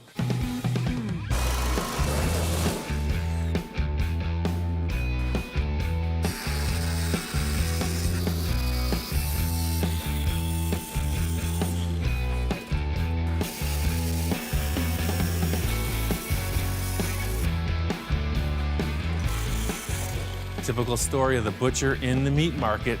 He knows how to cut the cow, I cut the car. So I cut everything away that holds this triangular shape in place, and now I can just swing the walls out independently, and the triangle becomes a square. My back isn't working so good and stuff. I have a hard time walking, so I'm sitting here directing from the director's chair to see what he's doing and help him out and give him ideas that he probably has already thought of. As he got the cab up onto the truck, now he's kind of manhandling it in. Those days are gone for me. Like a glove. That's almost there. Looks like I know how to measure after all. What do you think? It's a big truck to begin with, but now as it's being pieced together, it's getting bigger. John was only theorizing on this whole setup too, so once I get this body in place, he starts double thinking his measurement on the box that he's gonna put on the back. I may have mismeasured the back. I'll have to measure it. His primary concern is he doesn't want this thing overhanging the rear bumper. He did a couple guesstimations. We just gotta verify that it's all gonna work. Of course, we need to double check my measurements to make sure the command shack will fit on it. Talking about wanting to see the back bumper, right? Yep. Walking back out to the box, I hadn't taken a second look at it, but it really has to match this chassis. Otherwise, we're gonna have to do something. Best case scenario would be that this box fits. We get to keep our body as it is, and we carry on. Well, this is measuring 12'6" outside. Okay. So we're gonna go back in, measure the truck. If we got at least 12'6", it's gonna work. If we leave this bracket in place, I'm measuring 12'11" to the end of the bumper, so that's like a 5-inch slack. So we got a few inches to spare. Just like a pickup truck, there'll be a good space between the box and the cab. Structurally, that's gonna work and that's gonna work. The main concern for me is mating up these 2 bodies. Now we have this mismatch where the old Fender used to bolt on. He wanted to retain the vent that was in the cowl. I was thinking just wanting like making this a solid wall. Bring it up the top. What if you just framed up 2 sticks and put a window in place, just a solid mount window? As the 2 cabs are coming together, he explained to me how he was going to put a window in there or just leave it a flat metal plate. So see if we just sheet straight through, leave the vent, we'll cover all this straight through. And then if we have a fixed window right there, it makes it look a lot more open air. You still get the support. And then when you're sitting in your driver's seat back here, you're not looking at a wall if you turn your head. That's a good idea. Excellent. That'll work.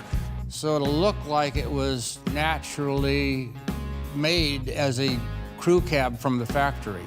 Setting these two bodies together wasn't a huge challenge in my head, so I'm glad it worked out. It's the unseen that kind of gets you.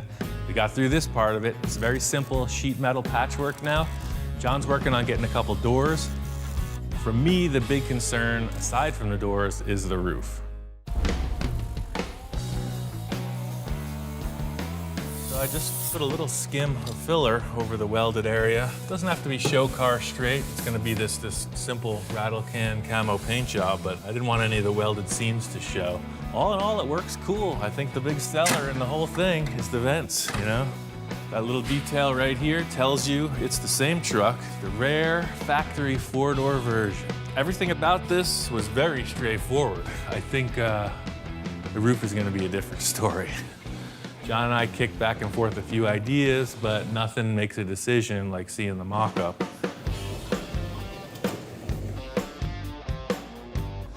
So, in the industry, we call this the roof holder-upper tool. So, not only do I have to repair this dent, but I gotta change the profile of the sidewalls. And I don't think all my martial arts experience in the world gonna fix, oh, look at that. It's almost perfect. What do you think, Hellhound? Is it gonna work? Just like the other projects I've changed the roofs on, this is a really hard shape to make. Thus, our blueprint will begin. The thing is, you almost can't use this because the taper is now different. So to just splice in a small sheet, it's probably just easier to make a whole new side profile and top skin. All through here, this is enemy territory.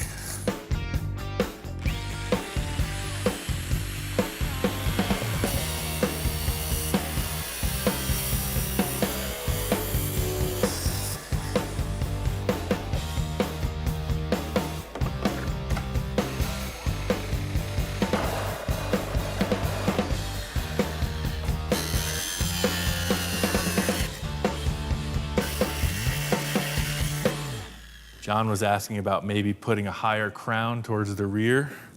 If you're looking at the truck, he wants this to be maybe a little bit taller.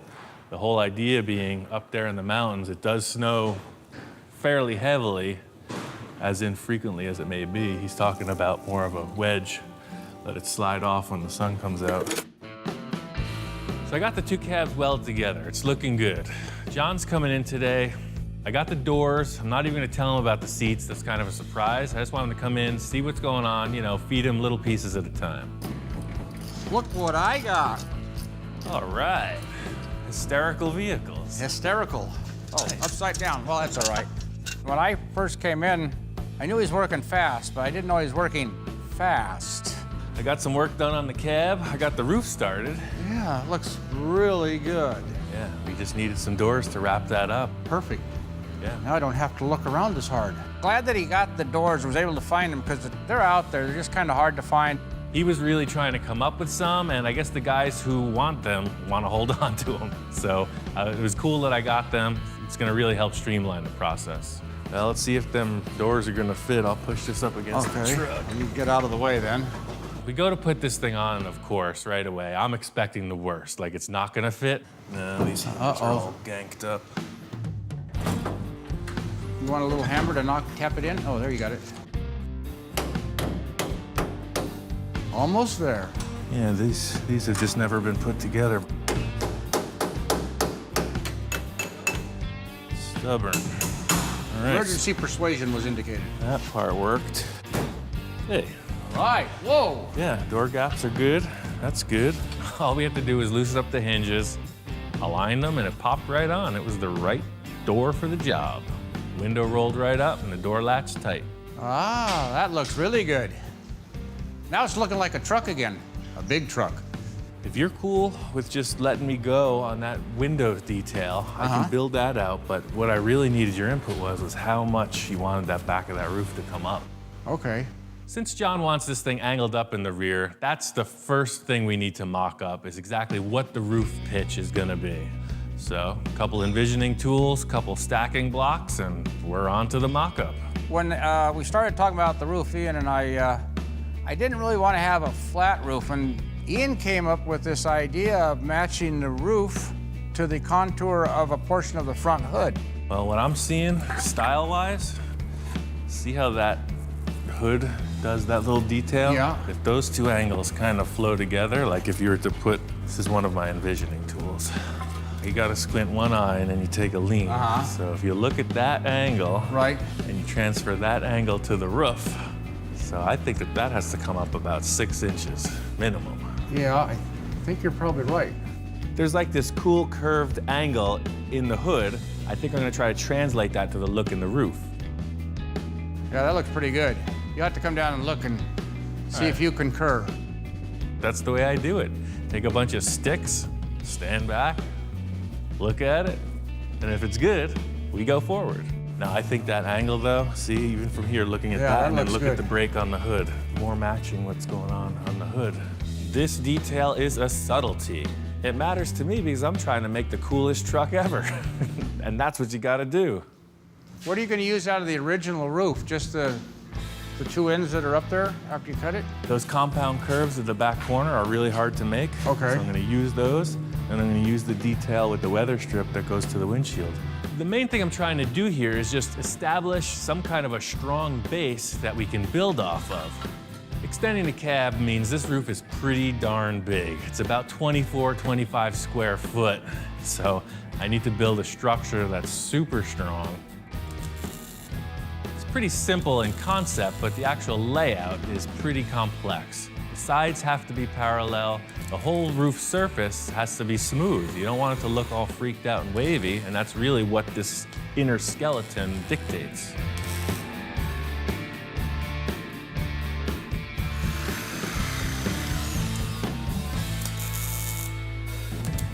When he finally finished getting all the ribs kind of mocked into place, we stepped back and took a better look at it. So if you're happy with this layout, Yeah.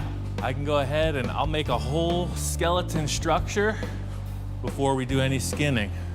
Yeah, I'm glad you got the other doors so you could put it together. Now it looks really, now you can really see what it looks like. It's starting to take shape.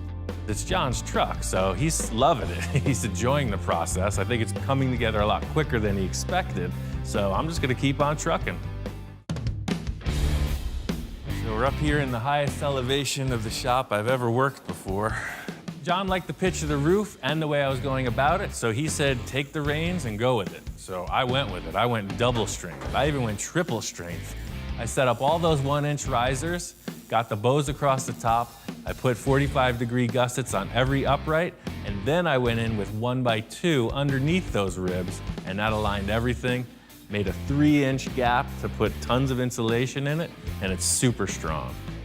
Now that the cab has been stretched and the roof has been stretched, I'm kind of worried what it's going to look like overall when it's done. Is it going to look like it was made that way, or is it going to look like somebody piecemealed something together? The center of the roof is super simple. It took about 10 minutes, just cut them, screwed them in place just to hold them. The sides are a different story.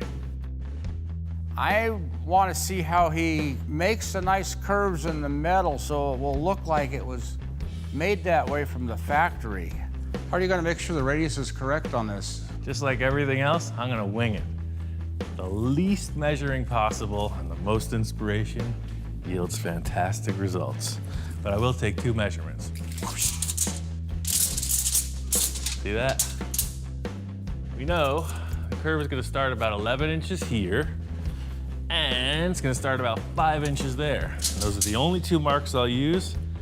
One time through the roller, it'll be a perfect fit. Well, I asked him how he's going to do this, and he just says, I'm going to wing it. So I'm going to watch how he wings it. So we're here. We're coming in through here. We got the 5. We're gonna come in. We're gonna curve this like that, right? Okay. Left, right, left, right, left, right. Straight back through, and on the truck.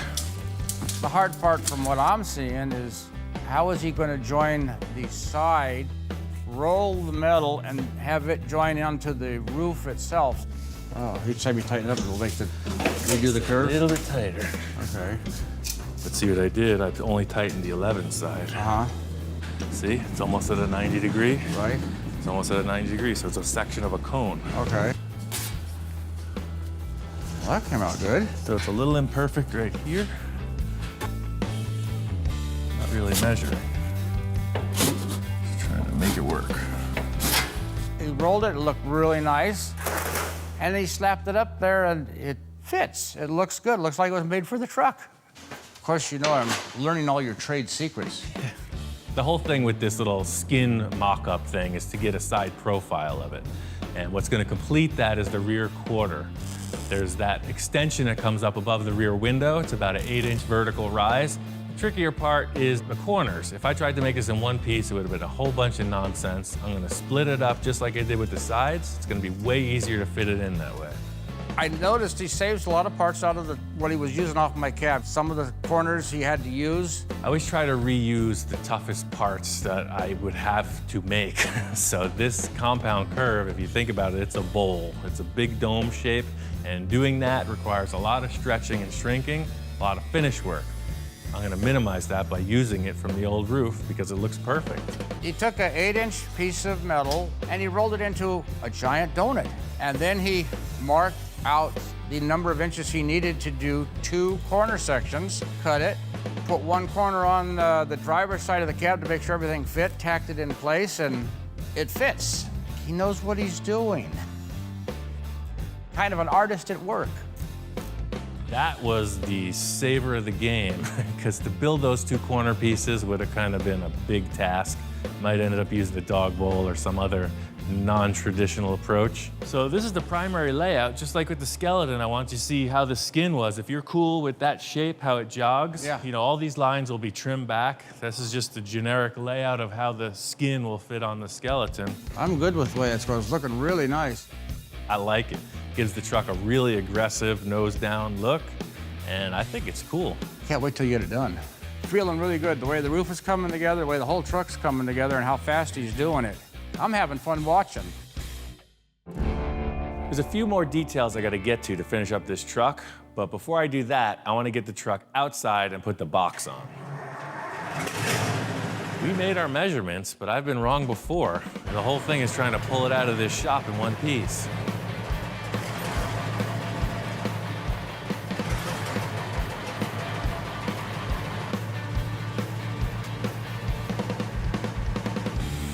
Sometimes you just need a friend with a big old hook. Oh yeah, there it is now. Put in a request. This is a huge task, but luckily, I got friends in high places. The crane saved the day. I can't lift this box, and I don't really have anything to lift it up that high, so without Leonard, we were stuck in the mud. The cool factor is this box was made to be lifted by a crane. So it's got these mounting points already put in, there's D-rings in place. Simple process of slinging it and lifting it up. It's hard to know how much this thing weighs, but gauging by Leonard's experience with his crane, he's estimating to be 2,000, 2,200 pounds. That's like a small car. That way. It's like the magic carpet ride. I've been waiting my whole life for this. I've always wanted to take a magic carpet ride, and I guess this is as close to it as I'm gonna come, so I'm gonna take full advantage of the moment. It's working. It's working. Well, I needed to get on top of the box to hook up all these straps, and I figure instead of getting back off the box and then getting back on the box, I'm just gonna stay on for the ride. Keep it in, keep coming. 6 inches. Oh, drop it. Everything seems like it fits good. We got plenty of room between the cab. We're not hanging over the back bumper. And I think the roof height looks very proportional with the box height. This box was meant to be mounted to one of these trucks, so it's a perfect fit. I could get used to this. I'm gonna take up stuntman in my next career.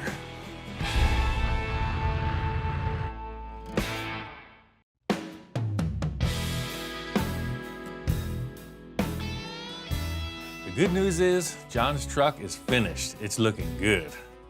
Bad news is, he can't be here to check it out. He's in the hospital. He had to have emergency surgery. His back hasn't been very good through this whole ordeal. The only way to get in touch with him, I figure, is to give him a Skype call. So how you feeling, man? Everything went okay? I've been struggling for a while. You see me when I'm at the shop, I'd end up sitting down and stuff. Just trying to walk was a pain. Well, the back finally let go. I saw my doctor and he looks at me and he goes, "No, you're being admitted today, emergency surgery tomorrow." Well, better sooner than later. I was in a little bit worse shape than I thought. Well, like you said, you're the stubborn one, so. Well, the good news is your truck is finished. Everything is done, man. It's looking good. Perfect. John hasn't seen the truck in its finished state, so I sent him some photos and I could see him light right up. It's got the picture you sent me. Those look good. Yeah, I can't cool. wait to get into it. John loved the side window. His request for the exhaust placement was right on. John wanted to one-up it by moving it all the way to the rear bumper and turning it up over the top of the box. The details that we were talking about and you came up with, they really came out good. They made the truck look better overall, more functional, I think, overall, too. So I was able to find these 2 air ride seats from a semi-truck. So I plumbed those into the airline. They run off the stock air system. They're fully adjustable, lumbar support, armrests, the whole 9 yards, man. Oh, a surprise. Yes. Excellent. So- I'm going to have a soft riding truck. Exactly. Before, you know what it was like driving around. It was a total banger. So now Yes, it everything has suspension, including the It's a seats. bobblehead truck. Now it's going to be more Right. comfortable. Yeah, it'll be totally smooth. It's ready Right. to go. Next project is figured out a lift gate to get me into the cab. Sure, right. That's the thing. The never-ending project. Well, thanks for all your work and effort and put things together for me. I can't wait to get there. I got to get better so I can go check out my truck. That's it, man. We'll meet up whenever you're ready. It was good to get this project completed for John. This was, one of those bucket list things. He had this thing on his mind for a long time. I think it's really going to give him some inspiration to get healthy. Put the word out, I'm looking for some new projects. Right away, my buddy Tom hits me up. He says, hey, my friend Bob and I, we got a project. Come on out and see what we're doing. That's a Buick, right? With the portholes on the side? Yeah, it's a 55 Buick. Yeah, I've always got a bunch of projects lying around. Probably too many. Got it from my dad, I guess. He was always into hot rods and motorcycles and things like that. That's where I got the bug from. So this thing is cool, man. We could totally work with this. It's a lot of fun watching Ian walk around like a kid in a candy store, looking at all these different cars that could be potential projects. Right behind it, across the driveway, is this early 70s Pontiac. This is cool. Yeah, it's the Uniroyal Thrill Driver stunt car, Joey Chitwood. They used to jump them through hoops of fire. Right, and at the fairgrounds, yeah, they do all exactly. kinds of tricks. They had stunt drivers, Uni, Roy, and Al. This is Uni. The other 2 cars, I understand, are gone. So this one's kind of got some history to it. I've never built one of these cars. I'm intrigued. If Bob wants to jump through the flaming hoop of fury at 150 miles an hour, he's called the right guy. We can make this happen. Interesting project, man. I can't wait to get started on this thing. This isn't it. He seems pretty excited about everything that's around here, but he hasn't seen my hot rod yet. So I don't recognize this truck shell. Is a Dodge? Nope, International. Oh, wow. I'm excited to see what Ian thinks of the work we've done and the work that needs to be done. I've done a bunch of international stuff. This is old, though. Like what, 30? Early to mid-30s. Walking up on this project, Tom's giving me the spiel, hot rod, etc. But I see it was set out in this pasture for a reason. It's definitely a basket case. Oh man, what's up with the back wall? There should be a window here. You ain't kidding. Right, but it was apparent. It looked like it had been in a wreck. There was a pretty big dent, and the sheet metal was wavy, so it had to go. It's an old farm truck, I see. The wild card with any old project is the damage or the rust, or the damage and the rust in most cases. And this truck's got a good dose of both. It's not even there to debate. It's pretty rough. I know it's pretty rough, but what do you think? In this, I can see the potential already, right away. But is there more? I mean, cars, they come with like 3 or 4 tires. You got a cab and a bed and a cat. Look at this thing. So Ian's like, where's the rest of it? And that's when I get really excited, because this is what Bob and I have been working on for some time. And I'm really excited to see what Ian thinks about it. Oh, so you guys aren't kidding around. Nope. This is cool. Thank you. Right on. I deal with a lot of pipe dreamers, guys with a piece of metal and a dream, but Right. I didn't realize you guys are already nailing it. You've been on this for a while. Oh, yeah. This is what I was hoping to see. Now we're talking cars. So I don't recognize the frame. What did this come from? You built it, or? This is custom built. Nice. Tommy and I have been building this chassis for quite a while, off and on. we were kind of at a standstill on it. We reached the point to do the body work, and I don't do body work. Hot Rod Bob, he's been doing this for quite a long time. He knows what he's doing. He's one of those guys that you can learn a lot from. This is the easy part for me, but that body work, are you sure that thing's hammered? Well, I mean, I can definitely handle the sheet metal work. If this thing runs and drives, we're in business. You guys got a deal. All right, cool, great.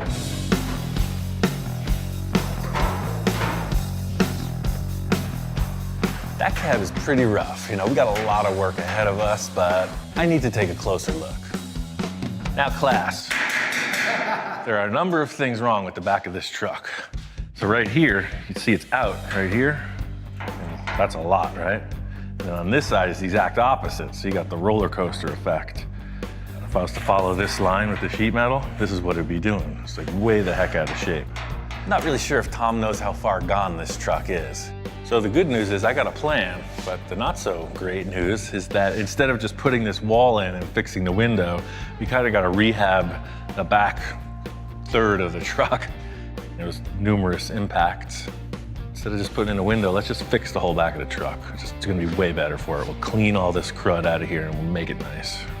It's never too late to shop it. That's the whole idea here, you know what I'm saying? So once I start working my influence and my hypnotizing ways. How many fingers am I holding up, right? You're going left, you're going right. No chop. You're going down a hall, you're turning left, you're turning right. The bottom line is we need to create a whole new rear panel by any means necessary. When you're dealing with someone's prized possession, their passion, the last thing they want to see you do is go at it with a frickin' knife. It's like they're thinking, oh, good times. No, that's later on. Right now it's war. It's like visiting the dentist. Don't be nervous. Oh, man. Yeah, but even the dentist is painful. Open your mouth.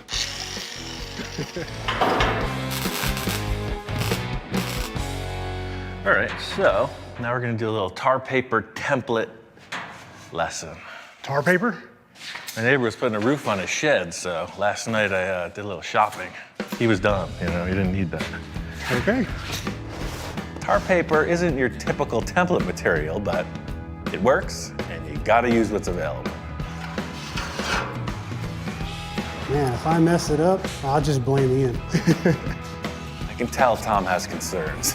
You just gotta work through it. Ian's a go type of guy, man. He just jumps right in and he starts getting to work. It's a little bit hard to keep up with him. All right, so why do we put a square tube down here at the bottom and what's with the rod? But I'm trying. So this isn't gonna look like I've got some beaded line going on. You know, I just gotta say this. You're the most inquisitive client I've ever worked with. You're hitting all the bullet point questions and I appreciate that. Good. Well, I'm asking questions because, you know, I'm concerned, I'm curious.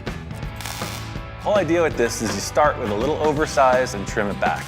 So this is the story. I mean, the challenging part is this one corner, but the center just falls into place. So you see what you're getting, right? Oh yeah. You'd think that going this method would be all choppy and archaic looking, but this is already looking smooth. That's totally a contender. I mean, that's the right window for the truck. The only issue is, just like the back wall, this thing is all smashed. Both of these panels, we're gonna have to straighten. I mean, and if you reverse it, the theoretical flat side on here, you can see it's way out. That's like 1 inch off. I can see how bad it is. It's really out of shape. You know, I mean, I like it. I love it because it is the original window. I can tell Tom's really set on this window frame. Let's see how bad this thing really is. Let's use some envisioning tape. I put this stuff on everything. Think that center? Once the envisioning tools come out, it gets kind of serious. What do you think, higher, lower? Right there, stop. So Ian takes that back window frame and puts it up against the back of the cab with some tape. Yep, it's not looking right. I mean, the window looks good, but it is bent. It's totally out of shape. Yeah, it's pretty obvious. There's always a porthole, man. I know that thing is perfectly round. Yeah, I don't know, man. Yeah, that's pretty rough. Look at this arch here, and look at this. Tell me it doesn't look like it's out of shape completely. A little over 9 inches, about 9 3/8 right there. And then we come here, We're almost to 10. That's what I'm seeing. It's just whacked out. I'm really hoping that Ian can pull some tricks out of his hat to make this thing better. The good news is we can fix that thing. I got a plan. You got a plan? Yeah. About to get medieval on this. Yeah.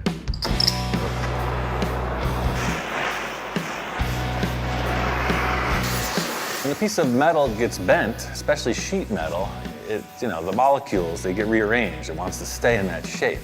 Heating it up with the torch anneals it. It makes it soft again. Is this one of the tricks that he has in his hat? I don't know, but I mean, it looks like something that came out of a barbecue. It doesn't look like a good idea. As well as annealing it also tends to burn it up. That does not concern me. The steel isn't burning. All the crud that's on it is. It looks pretty rough. Are you sure this is gonna work? What do you mean? Dude, you roasted my window. This is a pretty unique shape we're dealing with here. So the next step is to make a little dolly tool that we can hammer the thing back into shape with. Red on that side? Yes, red. Hey-ya! Dink. Looks pretty darn close, eh? The idea here is when you're away from your shop, sometimes you gotta improvise. You see that dent anywhere? Yeah, man, it's Dent gone. disappeared. Man, it was a totally unorthodox way of going about it, but it worked. Ian managed to straighten out this window frame. Wow, man, you did it. Look at that. Done. Tom is super stoked. It's looking good. Now it's just all about the welding. It's the scariest part of sheet metal fabrication is your potential to warp it. The way this is set up, I'm just making every effort to minimize the warpage. Hiya! Wow. It's not as good as the porthole, but it's pretty good. No, man, this is better than the porthole. It's such a relief to see it fit back in there. Man, that looks like a truck. It's a good looking window, man. Good call. Tom's pretty psyched. I want to put that cab back on the chassis and see what else he's thinking about.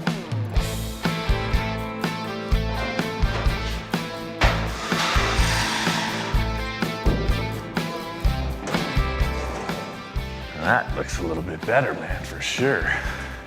Oh, wow. That's cool. Seeing it back on the chassis, it's really cool. I'm kind of tripping out. With the back wall there now, you really get that feeling of how raked it is.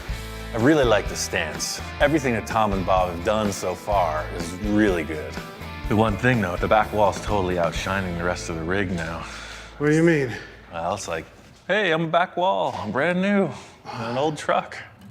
I got a couple ideas for this bed. There's a huge hole in it. Number one, that's all that's bugging me is that, you got your gear. Typically you throw your stuff in the truck. Yeah, to be honest, I really didn't think about what was gonna happen back here. I don't know, I'd like to see what you have in mind. I think we should make literally a trunk section here and then cap it. Put a tonneau cover right at this level. That way you can secure it. Nobody's getting at your battery, nobody's getting at your gas tank, nobody's getting at your goods. I see what you're saying. It definitely will make it look more of a finished product if there's something going on here. Let's do something steel as a storage bin, and then anything goes on top as long as it fits your aesthetic of what the truck's gonna be. I'll work on that sheet metal stuff, and then, whatever you can come up with on this bed cover. Wow. Made some progress, sir. Geez, I guess. Wow, dang, look at that. So that helps it out quite a bit. That's gorgeous. The rest looks like heck, but that's nice. Bob came in and he was jazzed. I explained our plan. I got this idea for the shape here, to accommodate these mechanical parts. So if you guys can figure out something for this cover, I'll work on getting this trunk area set up. I did a little sheet metal work back at my shop. So I was thinking it's gonna set right on that cross member and weld right to the frame here. And we'll just put some sides on. So you got this big hollowed out area. Nice. The idea with this is it's just a storage spot in the bed. I wanted to get it all set up so that I could finish it off today. This is super basic. I just put this on the sheet metal brake, did a series of folds, and you see I put some little X's in there just to give it some rigidity. And I didn't put walls on it in case we had to change the shape a little, Oh man, this is gonna work. Oh, wow. This trunk that Ian built in the back of the bed, it's really cool. It's going to come in handy. Yeah, Bob and I, we went and picked a couple things out of the yard for possible cover. Yeah, let's check that out. This can go in at any time. I was curious to see what they got for bed cover options. Yeah, check this out. It's a car hood, right? Yeah, 68 Mercury Montclair. It's a big car hood. It's got a pretty cool body line on it. That's kind of neat. I did a roof of a hot rod with something similar to this. It was a Mustang hood. I mean, if you like it, you know, to extend this would be a little challenge. You know, you'd have some body work and whatnot if you wanted this detail to come through. Spectre seems concerned. There's a lot of noise from the peanut gallery. Yeah, no? Is it a no? There's that stink eye. What do you think? Doesn't seem very enthused, man. No. He's a lot happier walking in. All of a sudden, it took a nosedive. Yeah, I'm gonna say no on this, but I got one more option I want you to check out. Okay. I wasn't really sure if it would work, but I figured I'd throw it out there. The old picnic table. Oh, totally cool. It's wood, it's old school. It just looks like something that would be in the back of the bed of an old truck. What do you think about that? Better than a car hood, huh? Heavyweight, checking it out. Getting a lick of approval. See, right away, you know. That's a good call. He's really into it, and typically when he likes something, he's not afraid to show it. It was his idea. Give him the action. I prefer the wood in the bed, and dude liked it too. I'd say we're soulmates, but I'm pretty sure that's him and Ian, and so we're just good pals. That's a keeper. I think we're going with this. They say the dog and his master, you know, tend to really become one, you know, and it's true. I don't know how we communicate, because it's usually just like, we get the point across. It's crazy. So the idea is I'll just weld this to the truck. We screw that to the plywood, and I'll weld it right in. The whole idea with this is to hinge up from the back of the cab. So the natural shape of this plywood, if it was screwed down, it would flatten out, but it ain't. So I think we just put some ledges under here, so that way when it hits that, it'll be kind of a pressure shut.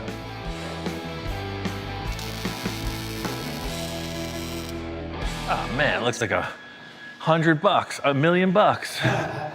Yeah, I'm glad we went this route. I like this a lot. The real question is, what's it look like after we burn it, baby?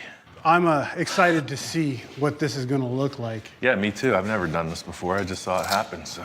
Wait, you've never done it before? Ian says, oh, I've never done this before. And then he hands me the torch. The whole process with this build is inclusion, you know? A client can just pay and come back when the project's completed.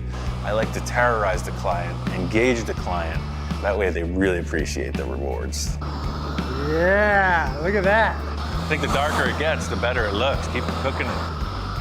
I should have known this was gonna happen. I'm on Ian's wild ride. That looks pretty distressed. This thing's fun. Actually, I liked it. I'm glad Ian had me do it. Man, that looks awesome. It was pretty freaking bland, and this made it look as old as your truck itself. Yeah, man. That's cool. I was surprised, you know, I figured it would work. I've seen the results, but never been through the process. Oh, wow. That really helped the whole rear view of the truck, in my opinion. That thing is nailed. I'm blown away, man. This was a good choice. Couple more little bits, and you're in gear, brother. Yeah. It's a bunch of loose ends on this truck, and I know Tom has some ideas about the paint. We haven't really talked about it. I'm just gonna let things develop. Oh, man. It's getting there. My goal is to get this thing as straight as possible. That way, when you go forward with the paint, we never have to go back. Ian's given me the task of matching the paint. I've never done this before, and I'm kind of nervous. I just want it to be done right. When you give me the go-ahead, I'll slap some paint on it and then scuff it up. For sure. Well, I'll make it perfect, and then you can screw it up. It's awesome. And I got another idea for your bed. Oh, yeah? Yeah, the whole thing with that bed cover, tail lights. I got one other idea I want to show you, too. Thinking how cool this bed looked, you know, just always bring it up a little bit more maybe. You know, it's wood. I thought it would just be cool to have a metal accent to kind of bring it together. Like those little slats in there are neat, but what if you had something that was even neater? Okay, neater. That was even cooler. But if you put that in there, all of a sudden, it transforms. Yeah, I agree. I really like the mixture of metal and wood. Tom had to hit the road, so Bob and I are still trucking. You know, we're gonna keep this thing going. Since it runs well, might as well have it look nice. Hey, back window, clean engine, the whole Yeah. 9 yards. Yeah. Bob was cleaning up the engine, and I wanted to finish off this storage area in the bed. To fit this up just on the fly like I'm doing is a lot of testing, you know. Put it in place, mark it, react to that. This is my improvised sheet metal brake. I consider one of my greatest assets to work like a caveman.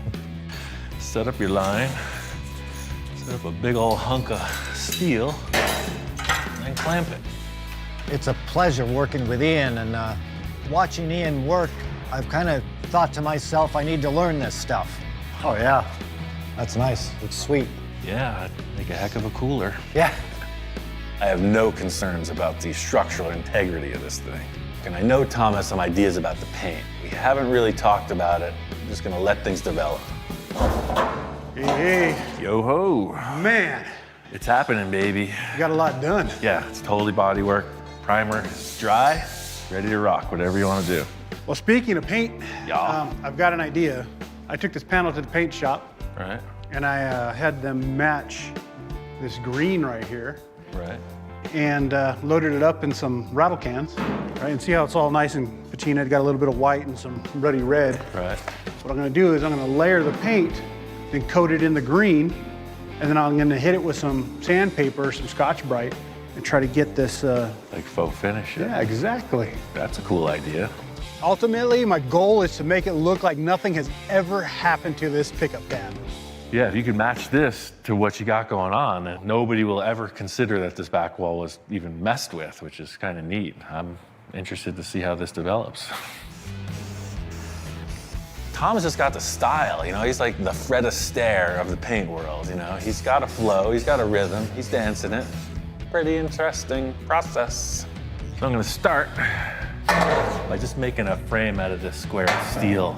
This truck's been around a while. There's been a lot of different hands in the process. So someone's changed the center of the windshield upper portion for some reason, and it's really misaligned. You know, you want the top of the windshield to be straight because there's gonna be a hinge up here. Look how far off that is. Yeah, somebody hit that with a grinder. That's way out, yeah. Just like most things I fabricate, I start with a template and then I make a final piece. So this steel part I'm making is a template for the aluminum frame that's gonna be there in the end. So now you can really see, you know, that little gap difference. I'm gonna take this whole thing out, but that's perfect. I'll make one more of these and then just put it together. Ladies and gentlemen, this is the point where I become concerned. That's like nothing I've ever seen before. Making the aluminum frame in the end is pretty specialized. I have the big TIG welder at my shop, so this isn't a job to be done on location. The template I can bring back, come back with the new one. That's the shape of the windshield frame, and it's even as opposed to the truck. Whoa! It's like St. Patrick's Day up in here. Look at that green. That is hideous. It's gonna be a process. And yeah, I hope it works.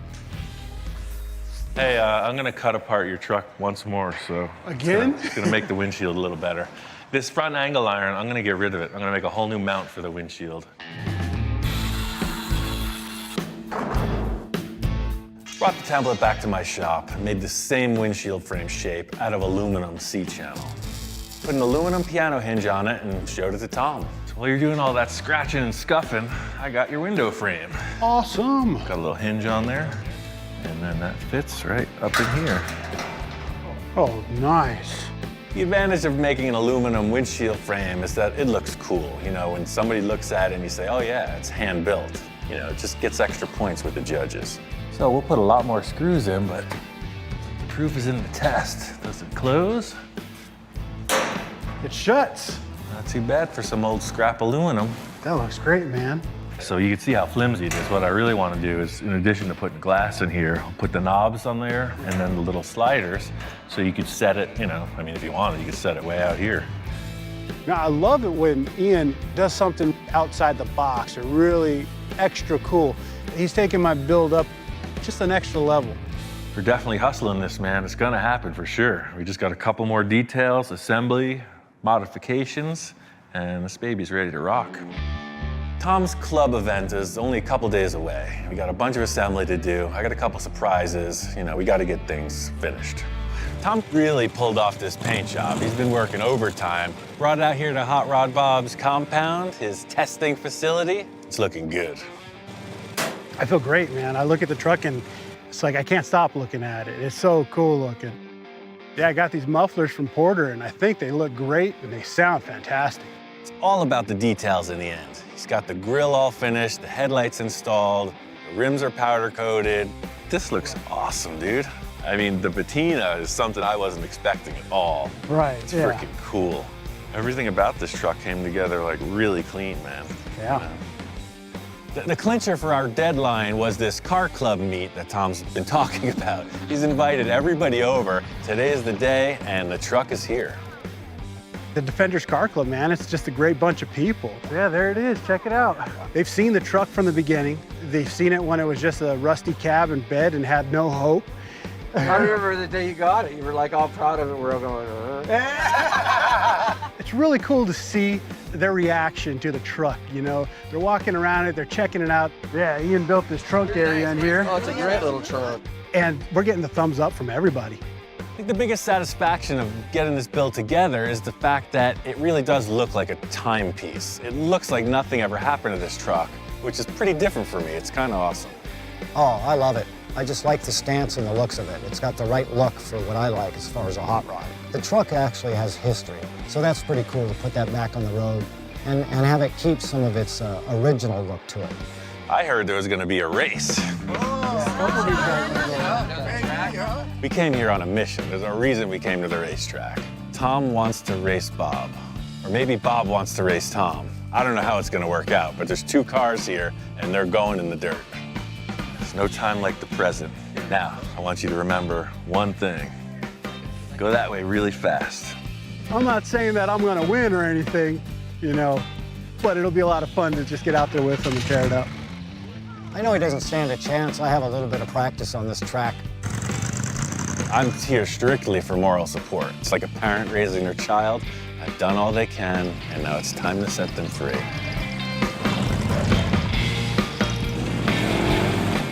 I'm having fun. I'm all in it. I'm going for it, and then nothing. This is just par for the course. You know, it's a maiden voyage. It runs great in the driveway. You start slamming it around the dirt, there's gonna be a fail rate. Here I am. I just built this hot rod pickup. I'm out here having fun with it. I got all my friends watching. The truck dies on me. That is dry. Yeah. Tap on the float bowls to see if it helps. Something. Don't be so traumatized, man. I've been doing this for 20 years plus. This is typical. Come to find out, it was the fuel cap, not venting. So fix that, and runs great. The truck fires right back up, and I'm back in it. All right, champ. Now, I don't want this little setback to get you down. We're still in the race, man. I got some leeway with the referees, and they're gonna give you a timeout on this one. And I think we can come back stronger than before. The thing here is all attitude. You know, you can't get rattled. Ian's being a really good pit boss, and I'm digging it. I'm loving the help.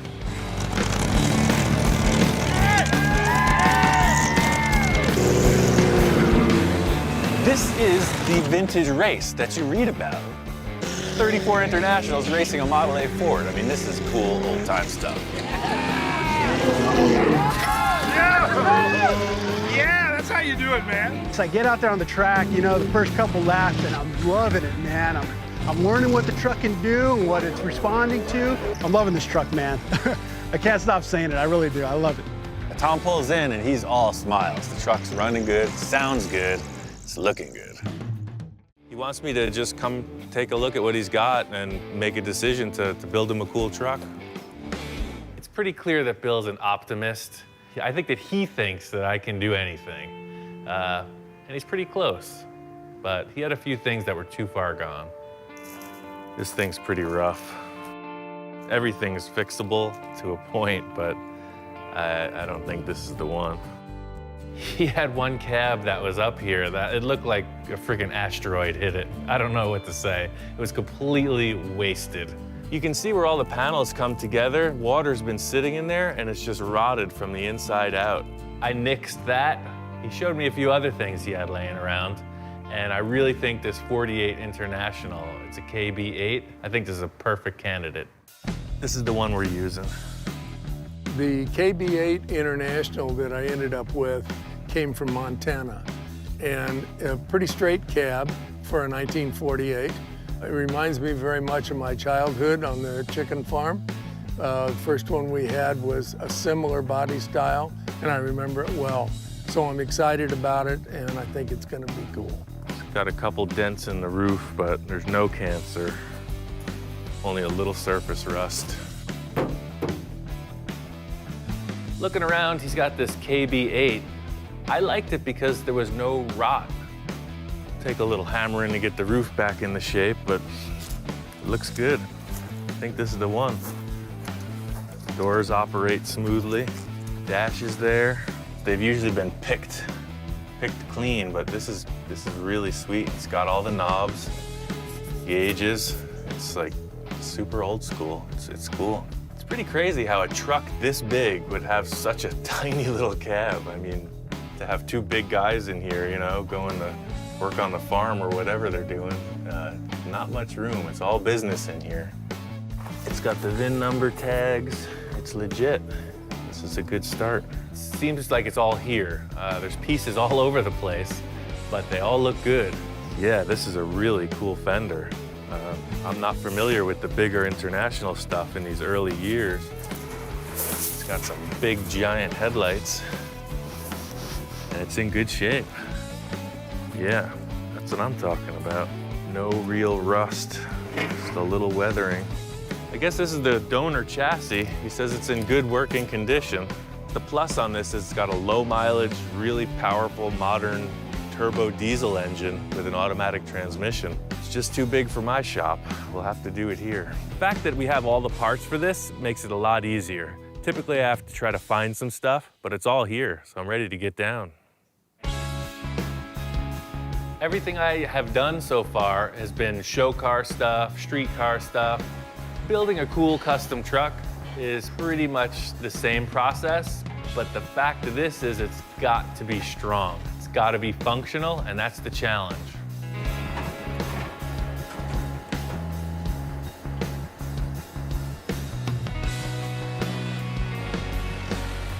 Before I get started, I just wanted to get a quick look at how the cab looks sitting on the chassis.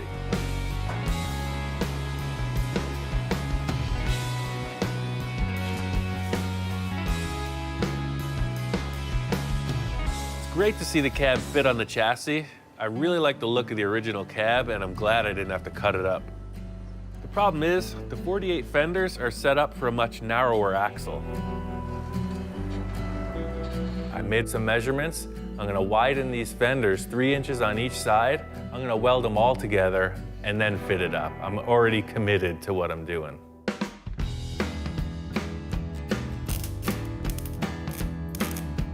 We had the body off and laid it here, and in a very, very short order, he was widening the fenders, and I'm going, wow, how involved are we really gonna get?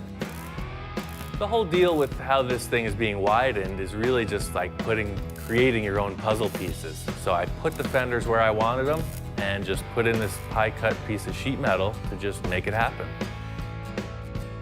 Seems like a huge deal just to get these things set up, but that's only the beginning. This is all preliminary steps.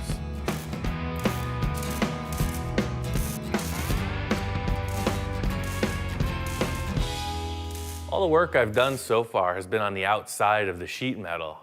There's a lot of interior stuff, namely the engine and intercooler, radiator. They're huge. Since the thing's all in one piece now, I have to trim back all the excess sheet metal that's hanging around on the inside.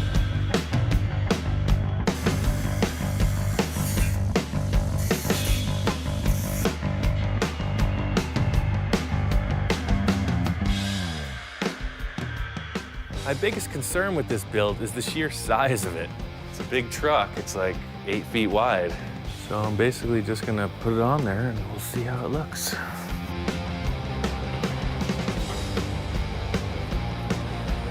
When I first walked in on this cab, I had my little grandson Lincoln with me, and he oohed and awed about it, and Ian liked that, I think. Might seem silly, but Bill's grandson is here, and having him to review my work really helps out. Everything I do, I like to have sort of a childlike quality, you know, like a big toy. He looks at it, and it's Tonka time. Straight up, let's play.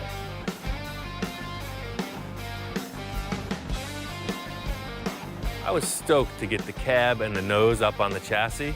Everything looks like it's gonna work out. It fits good, it's gonna steer. I'm charged, I'm ready to go. When I saw the cab on the chassis for the first time, I went, oh yeah, this guy nailed it. It looks like he's got a bunch of trailer hitch stock laying up here. So this should work for the slider. He's got more than enough. I want to make this nose slide forward and pivot. I think the trailer hitch stock will be the perfect thing to make this work. That's the stuff, man. So my idea for the sliding tilt nose, I got this trailer hitch receiver stock, and he has the interior section for that. See, it's different than the standard stuff because it's got rounded edges. So it slides on there pretty nice. I thought I'd take the rust off, but that seems like it acts as sort of a bearing.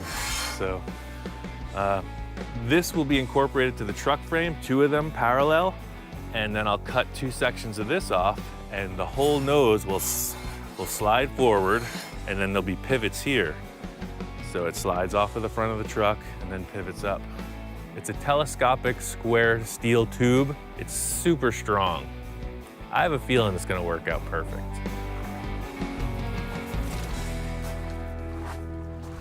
You can see here how they'll pivot. What I have to do now is create a cross brace that doesn't attach anything except the hinges so that the whole nose and bumper will rotate around this assembly.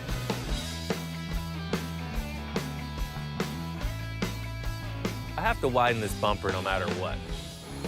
The whole concept with reusing material is that it gives you something you couldn't have thought of in advance. That's my trip, man. That's what I like to do. Find something and make it work. This is gonna be a recessed shape for the license plate to hang out in. The bumper is convex, it's curved on the front. The lip is about the same as this, about 2 inches, but then it curls forward.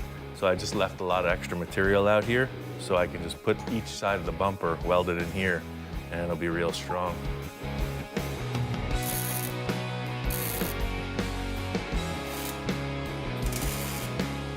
This grill is a little bent, so it's a little deceptive, but the whole framework is squared up with the body, so. I guess I'm gonna just cut the bumper right in half and just kind of fit it and see what it looks like.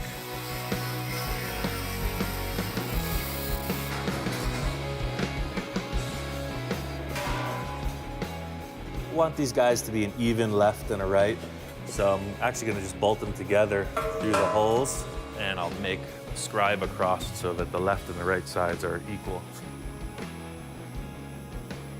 I'm just gonna tack this on. I'm gonna use this line as the top edge and make it parallel with that.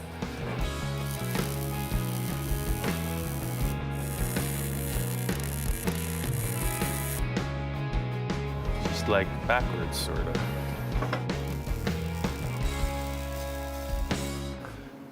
That's the straightest crooked bumper I've ever seen. I'll take it. Doesn't have to be perfect, just better be real good. It's a pretty cool idea because there was never a bumper this wide. None of those trucks had a French license plate. Nobody's got it like this. The whole thing is it's super subtle. It's like I'm all grown up. All right, this is more like it. Usually I'm laying on the ground underneath stuff. I feel a little more in my element. So all I'm gonna do here is we still have the hinge that's just floating. The big structure in the center is something I'm gonna tie into. Just gonna find some kind of a bar. Maybe I'll use the 2-inch stock we have, and I'll just weld it on, cut those braces away, and it should pivot. This is a pretty badass saw.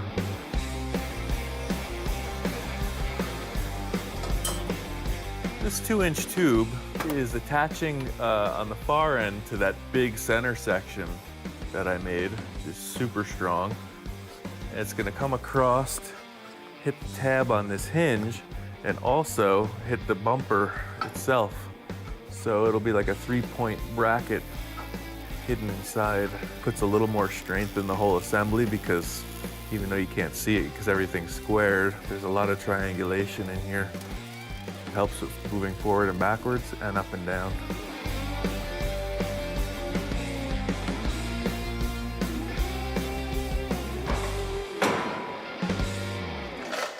All right, so the last part of this is getting the sheet metal attached to the pivoting bumper. The truck was a little bit off level. I'm not sure what's going on there. So that could be in the suspension. All I did was put a floor jack under the axle, and I got the whole bumper and the chassis leveled perfectly. Fortunately, there was this car lift here, so I just attached a piece of that to the cross bracing and kind of strapped it off to the motorhome over there and just got everything squared up. A little pushing and pulling, but now that it's in shape, centered, and level, I'm gonna just build a frame at a 2-inch square, same stuff we've been using. I'm gonna make an arch that goes up underneath each side of the fender, and then just build some kind of gusseting around that just to grab all the sheet metal so it doesn't get out of shape when it lifts. So you got this old bracing in here. My idea is to come back right near the slider there and then arch up around, grabbing that original brace and also having something up here in the top of the center of the fender. This truck was not set up for anything like this. The engineers never imagined this for this vehicle. So I'm just building like a whole new front of the frame, basically. It's a bunch of jigging up and making sure everything's square, and then attaching it to the chassis so that it's strong and in line.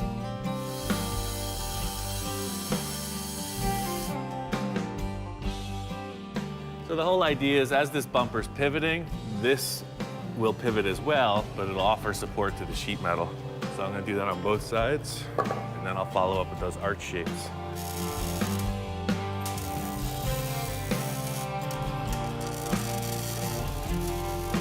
I've seen Bill come peeking around. You know, I've been hard at work.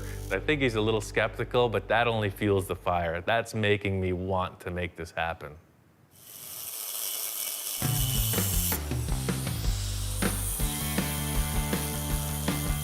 Yeah, the idea with using these curved pieces is by putting them through that machine, it makes them incredibly rigid with a lot of stress in it. So these, along with a few other gussets, will be the support of all the sheet metal inside. The way that this curve comes in is going to be perfect. You see it intersects the original bracket in the fender. I can just trim that back, weld it up, and I'll make a miter joint down at the bottom here. It'll work out good.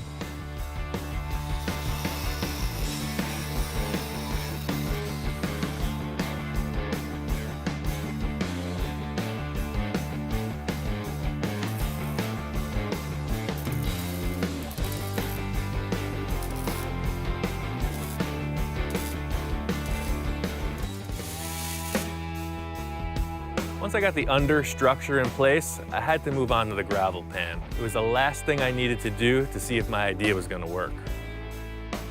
The original truck has like this splash pan, gravel pan, whatever you wanna call it. It's like a trim sheet metal that goes between the bumper and the fenders. All right, so I'm gonna try to splice these pans in. The dimensions from the fender to the bumper are a little bit different. And there's no real reason to use these except that I like the little design. It makes it look a little more old-fashioned. The frame spot doesn't really match up as it did in the other one. I'm probably just gonna cut them in half and piece together what I can. It would have been 10 times easier to just take a piece of steel and fill in the area where the gravel pan is. It's little things like this gravel pan modification that are my signature. See, this got split in half before it was all taken apart. So this guy will just weld right up to the grill like that. I'll lap it onto the bumper, seam it in, cut it right through there, move it over. This little bump doesn't line up with the frame, so I'll probably just make a new shape to cover the frame that'll sort of represent what was there. Right, so we're gonna cut her up, weld her in, get her done.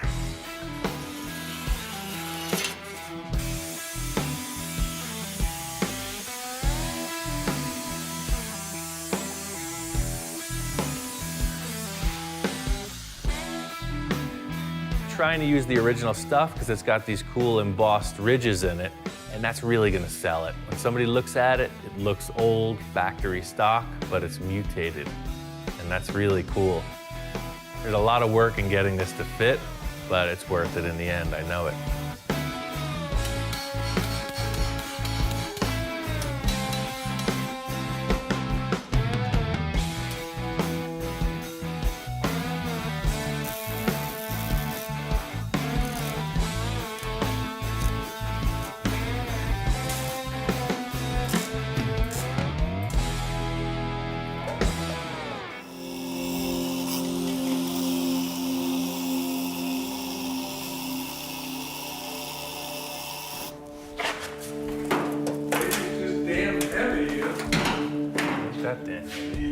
Par for the course. All of this work, I finally get the thing ready to tilt, and it's stuck. Bill's standing right there. It's just perfect. It wouldn't move. It wouldn't move. And I went back to the, damn, it's so heavy, we can't do it. And I'm thinking, oh my gosh, now what? When you got 5 million welds, your percentage of some attaching themselves to the cab is increased, so in the end, that's what happened. The thing would not hinge open because it was welded shut. Like that. And it'll pivot up. Like that.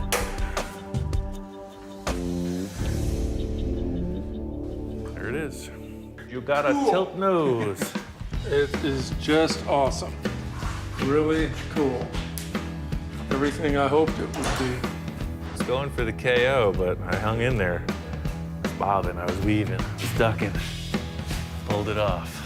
A lot of blood, sweat, and tears by that young man right there. I find it easier to just put like a whole bunch of stuff all over the table, and it's kind of like a cooking show, you know? I don't really know what I'm doing, just as long as it's green, and I spray it. Put a little of that, shake of that, stir in some of that over medium heat, and bake for 30 minutes. I think what I'm gonna do is just put a big heavy coat, first wet base coat on the roof, and then I'll move over to the doors after I get the first coat on the cab.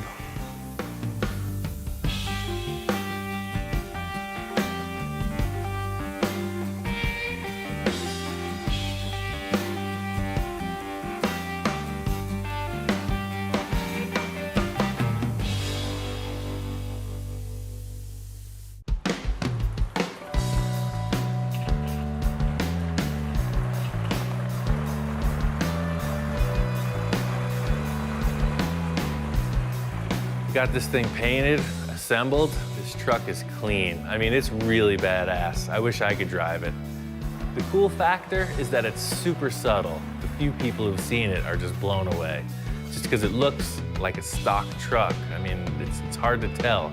And you do the special hood and you show them what's going on. And it's cool. I can't wait to take this thing to a show. The thing I like most about it is the front view. Obviously, we know the fenders are widened, but you don't think that when you look at it. You just think, what a freaking big truck. There's not one thing I would change on this truck. I love everything about it. A lot of that is due to Ian and his persistence and his fabrication.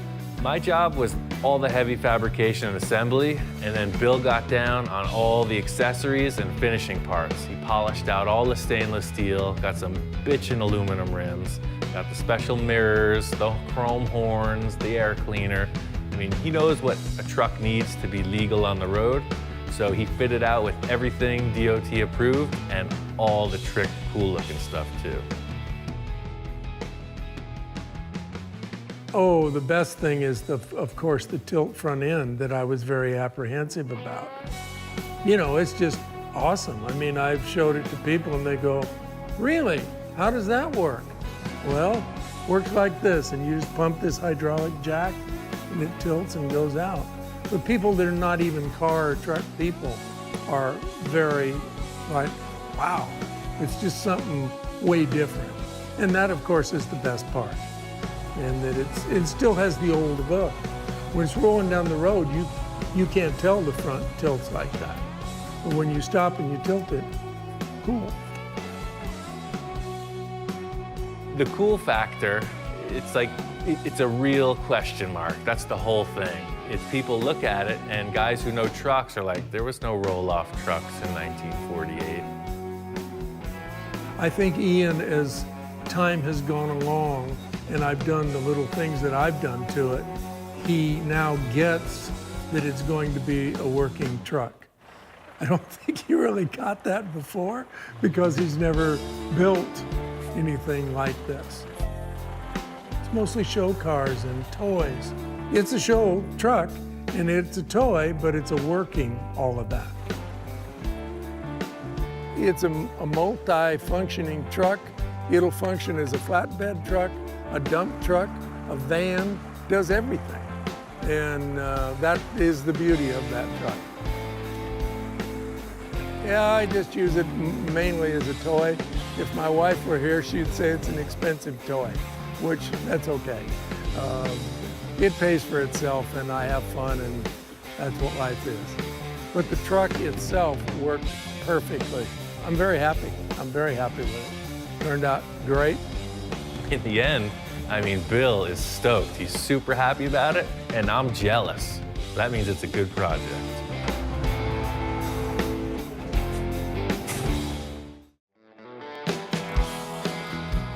You just can't shake some clients. Here we are, back to Bill's place. He's telling me he's having some trouble with his big red international truck. Bill and I discussed this truck last year, and we never got around to doing anything with it. You know, I've always liked it from the minute I saw it.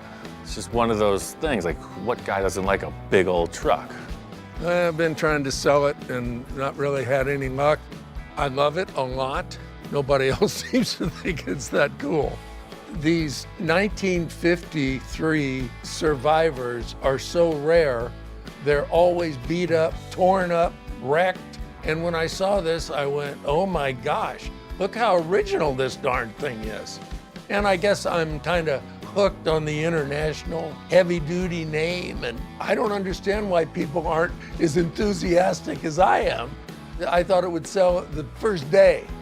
You just need someone just like you, Yeah, and exactly. they'll buy it. Yeah.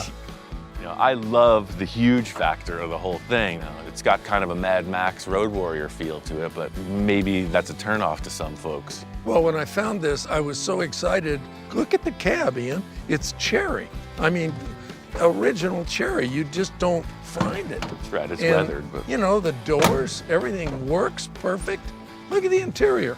you know, sometimes when you have something that's so close to your heart, your passion, it's kind of hard to see how things are from the outside. Some people may be a little bit put off by the sheer amount of spider webs. You know, it looks a little like a haunted house in there. I think it needs some kind of cosmetic upgrade, you know, like the typical used car salesman. He's gonna freshen it up, and I think we can move it. First thing I want to do is get this rig back to the shop. You know, I want to tear off all that heavy metal, get it down to a blank slate, and see what we're dealing with. I know you're both very concerned with quality control, etc., but I've got a bunch of stuff to do. We don't even need any debate at this point. I don't want to hear it. I'm not sure what I'm going to do back here 100%. What I do know is the heavy stuff, this massive trailer hitch, doesn't need it. Doesn't need this trailer hitch, and it doesn't need that headache rack. My goal is to get all of this baggage off the rear of the truck. You know, just get it down to the chassis, and then I can build from there. Hi-ya! And this is a really heavy, filthy job. But come on, who doesn't like cutting stuff up?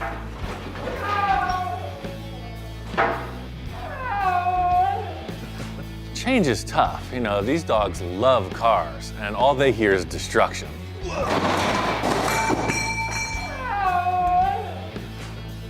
So for my next act, I will remove an exhaust pipe. This exhaust has to go. It's not fitting my vision of the final outcome. That one ain't going in the trash. Excuse me. Now we're going on to the thing I'm looking most forward to getting rid of. This headache rack is no bueno. Winner! The truck is looking good. It's much lighter feeling. This is the blank slate I saw from the start. Now the cab is really showing itself off. This is awesome. You know, that big rack was hiding all this cool sheet metal, and fortunately, protected it. No dents, no rust. You know, this truck has tons of possibility. It's looking good, and I got some ideas brewing. Well, nothing starts a good project like a good treasure hunt. When I collected all this stuff, you know, I thought, oh, well, I can use this for that, or pretty specific about it. Well, Ian, I mean, he's different. And I don't even ask him what he's gonna do. Don't wanna know what he's gonna do. Just wanna watch. Oh, you got bigger sheets under here. Nice little mouse nest, look at this. I know there's gonna be a large area in the bed of this truck that we're gonna have to fill in. So these big metal sheets are gonna be exactly what I need. Like a diamond in the rough. Nothing says truck like diamond plate, so I think it's a good start for, you know, sheathing materials. Let's see what else we can find. I know this rack here, and I know you got some stuff. Mainly what I'm interested in is these long lengths of tubing. Any project's gonna need some structure, so this is heavy truck stuff. If you're not married to them, I can use them. All this stuff is available. Wait a second, you got bed frames here. Got bed frames. I need a bed frame. I have a mattress and a box spring. You're in the right spot.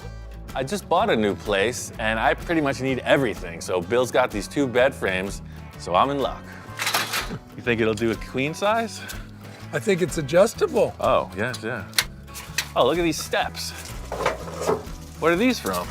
Those are, I don't know what they're from. I know what they're for. Look at that. Yeah. You got a whole truck sitting here. It's just in pieces. Ian kind of looked around and he said, oh, you got this, you got that. You got almost enough for the build. I didn't think I had that much junk laying around here. What's that from? I don't remember. Typical. You know, we've just scratched the surface of Bill's treasure. You know, many a project has been fueled by the treasures of this wild land. Bill's upper 40 has got some stuff. In addition to the piles of stuff, Bill has a couple storage containers as well. Behind door number 1, I find these cool old cabinets. And the thing is, I'm not counting anything out yet. We're looking at all the potential. We are merely priming the palette of potential. So everything's going to the shop. Well, we've got quite an assortment of goodness, you know, between the metal, the diamond plate, shopping cart rack, 2 cabinets, we're on a roll. I'll get back to the lab and start configuring. I'm gonna be very excited to watch this project and see what he does. Mush, mush. He's a one of a kind. We got this.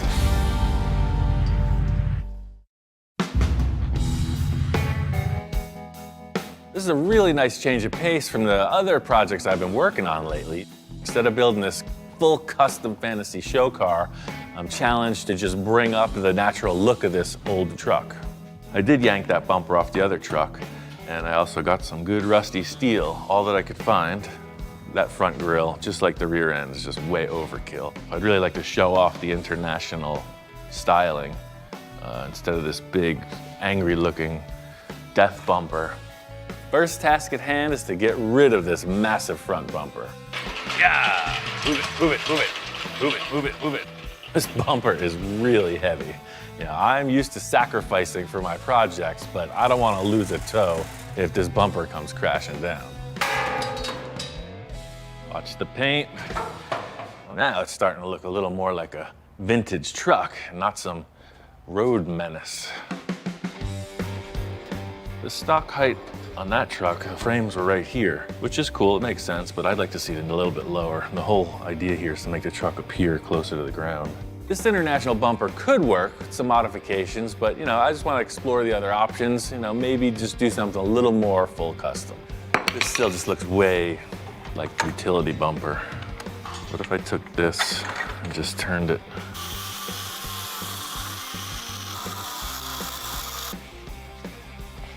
Yeah, that's cool. Brings it down a little, looks lightweight. It actually makes the fenders look really exaggerated now, which is something I wasn't expecting. So far, my assistants aren't impressed. I get you can't just slap a tube on the front of a truck and call it a bumper. I mean, come on, they should know by now. I'm not gonna just stop here. Make that angle like that. The old persuader. Yeah, so you can see, it's gotta come back just a bit more. Just cut right through that, trim it a little more. Not only do the bumper ends need to match the front of the truck, they need to match the other side of the bumper so that it's symmetrical. This is a process of trial and error. You just keep cutting and bending until the angle's right. It's looking good to me, sir. It's gonna be fine. Next step of fabrication is to trim off the bumper end. As strange as it seems, this random piece of bent aluminum is gonna be the gauge. I mean, I seriously just picked this up out of the corner. You need to be zen, in tune with the universe and beyond, to allow yourself to be open to this happy accident thing, you know? Or sometimes maybe you just find a piece of bent molding in the corner and it seems to work. That's the angle of the dangle. You saw it, man. Don't act like it's a surprise.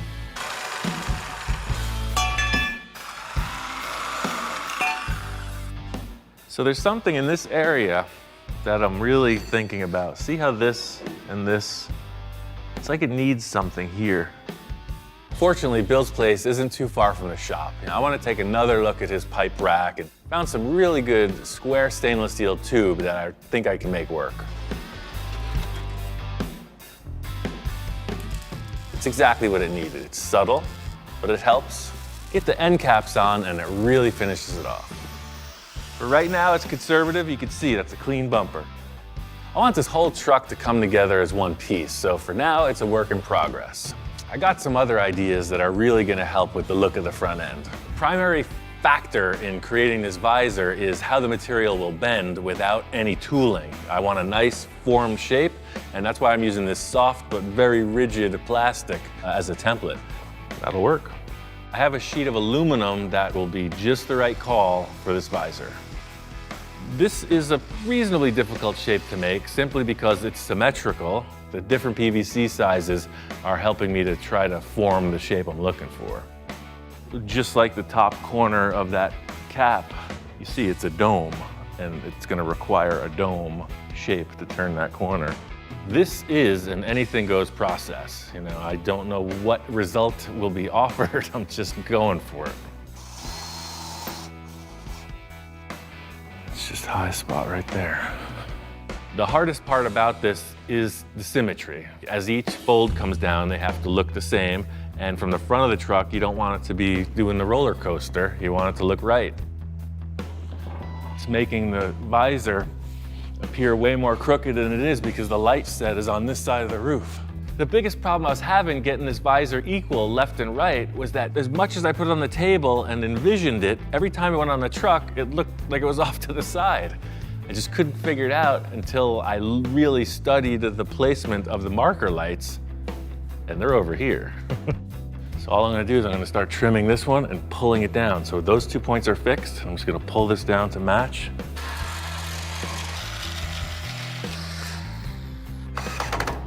So there you have it, one full custom visor.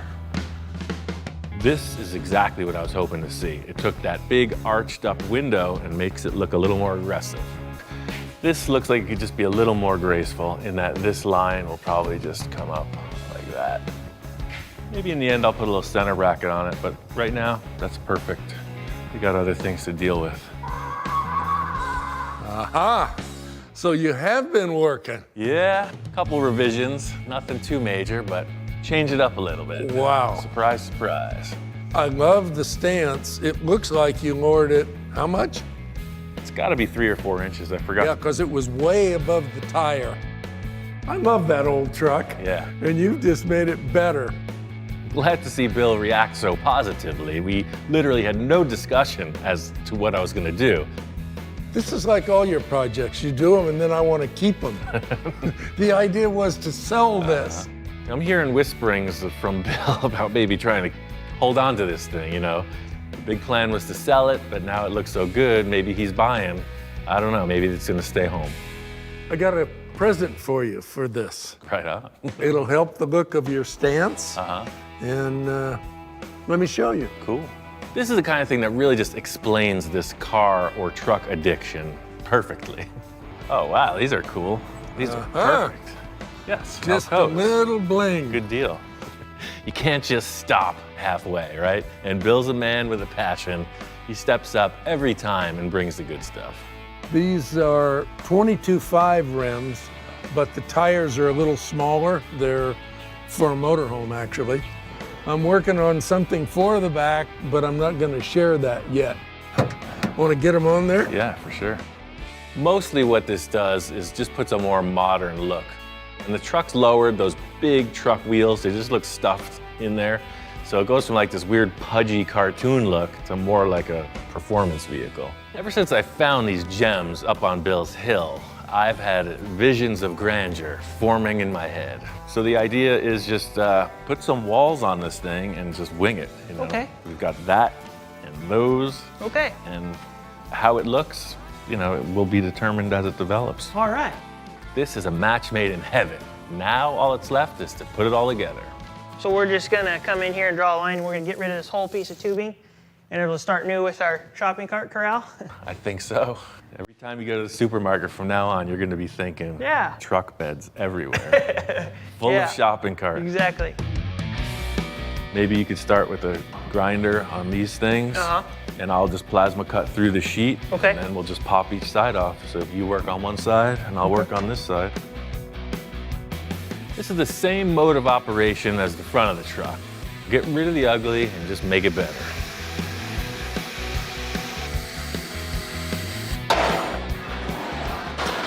Beyond the time-saving aspect of using these corrals, you know, I think the finish of them actually is appropriate for this rustic look. Does that work for you? It works. I could see Dominic has turned the corner on this project. You know, he's 100% on board with this concept, but of course, the #1 naysayer is always close by. He's never seen anything like this. Look at that. He's just like, what did I just see? Because it's a pickup truck, we're gonna have bed sides. I got this rusty steel plate, and we're gonna trace it to fit, plasma cut it, and weld it on. As much as I like working alone, to get the thing finished, you need extra help. It doesn't mean I got a casting call. Very selective, only the elite. This round really looks good with the roundness of the truck, but then we'll take that square tube and we'll make that an element for all the trimmings, right from the front to the back. Same as the front bumper. Yeah, I think we'll just cover that. See, the cool factor of this concept is it's not just flat, you know, it's dimensional. So you're seeing this round tube and backed up is a flat wall. So it really looks dimensional, as well as the color contrast. As crusty as it is, it's got a cool look. It's not looking like a cart corral anymore, is it? No. This is like a freaking work truck. There's still a few loose ends in this rear section, but we've made a ton of progress in establishing the cool look of this bed. It's gonna turn into the perfect hot rod working man's farm truck. So this old switcheroo with the shopping cart corral, you ain't seen nothing yet. All right. I'm going to Bill's tomorrow. We got a whole new pile of junk coming in. So basically went back to the original design. And I thought it needed more, but it didn't. So what I did was started building on the rear just to kind of take a rear 3/4 view. This is the bare bones of the operation. You know, all of this is going to get sheeted back in. You know, this is all just the fabrication to be super strong. And then to finish off the visual part of it, I'm gonna put a small tailgate on it, maybe around this tall. Bill had a whole ton of this stainless steel angle iron, and it's too good to pass up. This tailgate needs to function like any other tailgate on a truck, but it's gotta fit the style of what we've been building so far. I don't need it to fall all the way down. I'm gonna want it to fall pretty much level, horizontal. Like any other truck, I need something else to hold the tailgate horizontal for loading and unloading. Fortunately, in Bill's pile of stuff, I spotted a crusty old chain. So, you can see that thing is aged to perfection. Sometimes you need a piece of chain that's been sitting in a puddle for 15 years. Today was the day.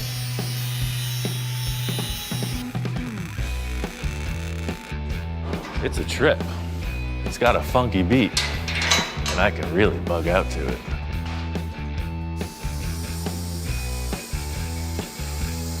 All right, hopefully I learned how to measure.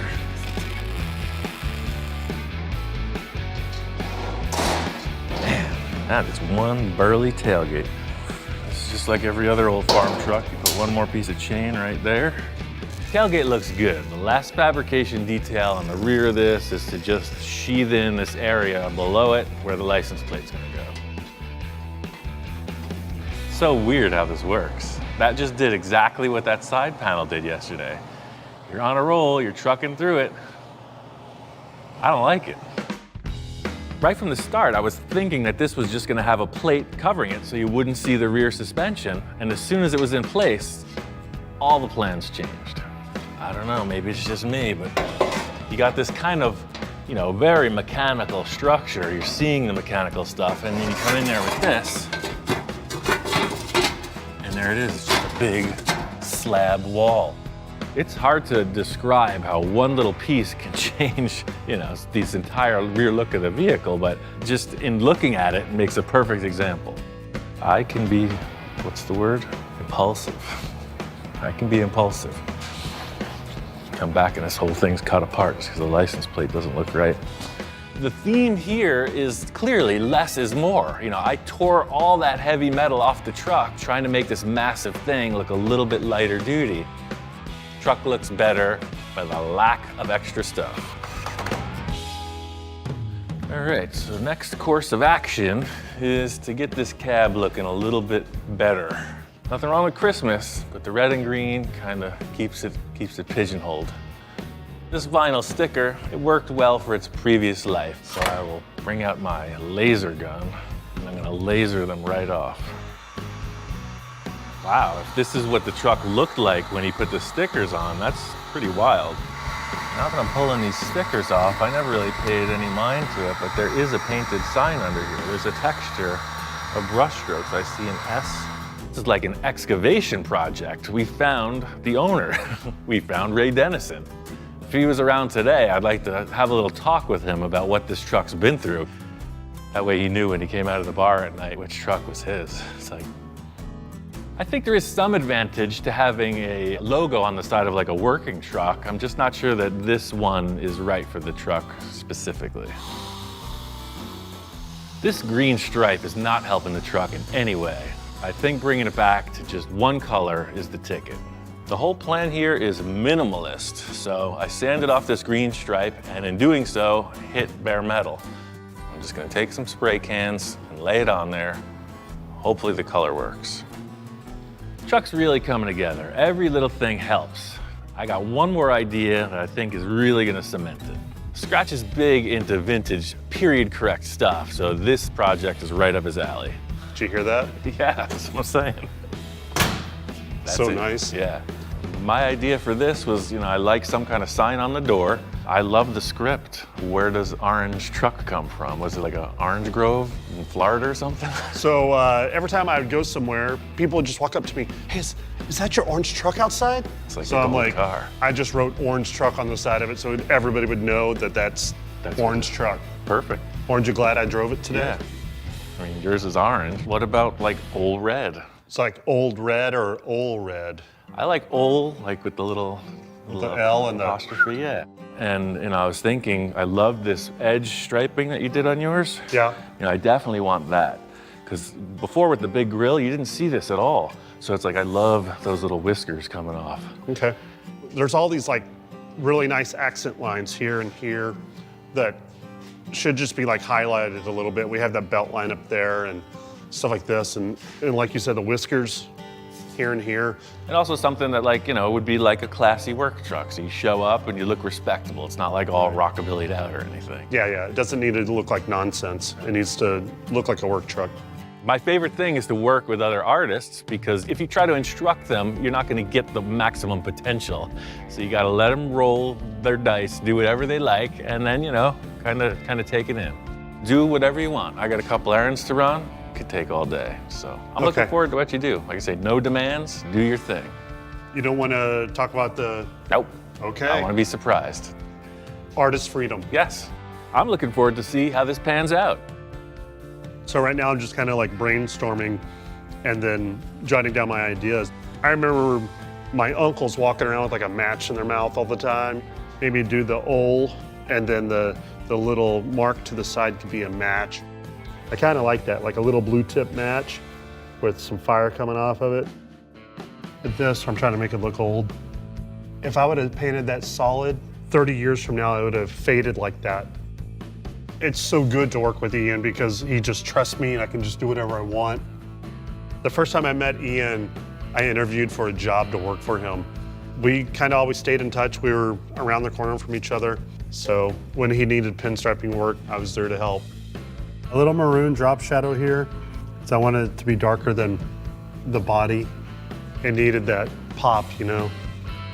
Oh wow, yeah, that looks way better. So I'm just gonna do little accents around these edges here.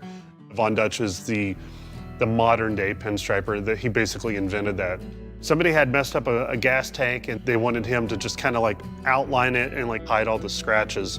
He just became more and more known for doing that, and that's where pinstriping kind of came from. This project's a bit different than my other ones simply because I didn't know what I had to do here. It would be way easy to go off the rails like I typically do, but fortunately I was able to keep it in check. If I drove it over here to Bill's, and there's one thing that Bill loves, it's old international trucks. Wow, Ian, you've arrived. Got a little change, looking a little different than it did last time. Woo! You're another miracle. Old Red at your service. One surprise that Bill brought over was these back rims. They are massive. I love the aluminum rims, but then when you brought in those big super singles in the back, it's like race car stuff. I mean, looking at it in the shop, you don't even get the vibe until it's outside. It looks like a big pickup truck. Yeah. The thing is, I saw this truck in a completely different light than what was presented. As soon as I saw it, I'm like, love it. I got plans already. You know, with a very limited budget and short time frame, a couple key choices really transformed the rig. You know, the first day when I was just taking stuff, I didn't know if I was going to end up with like a lot of aluminum features on this or whatever, but you know, literally you see everything came off of the hill and it just kind of melded together.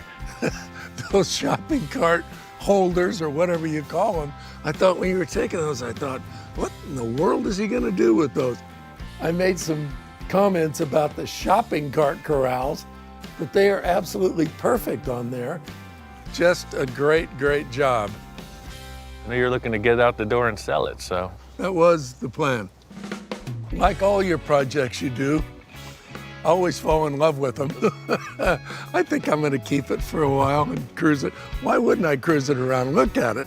I'm excited.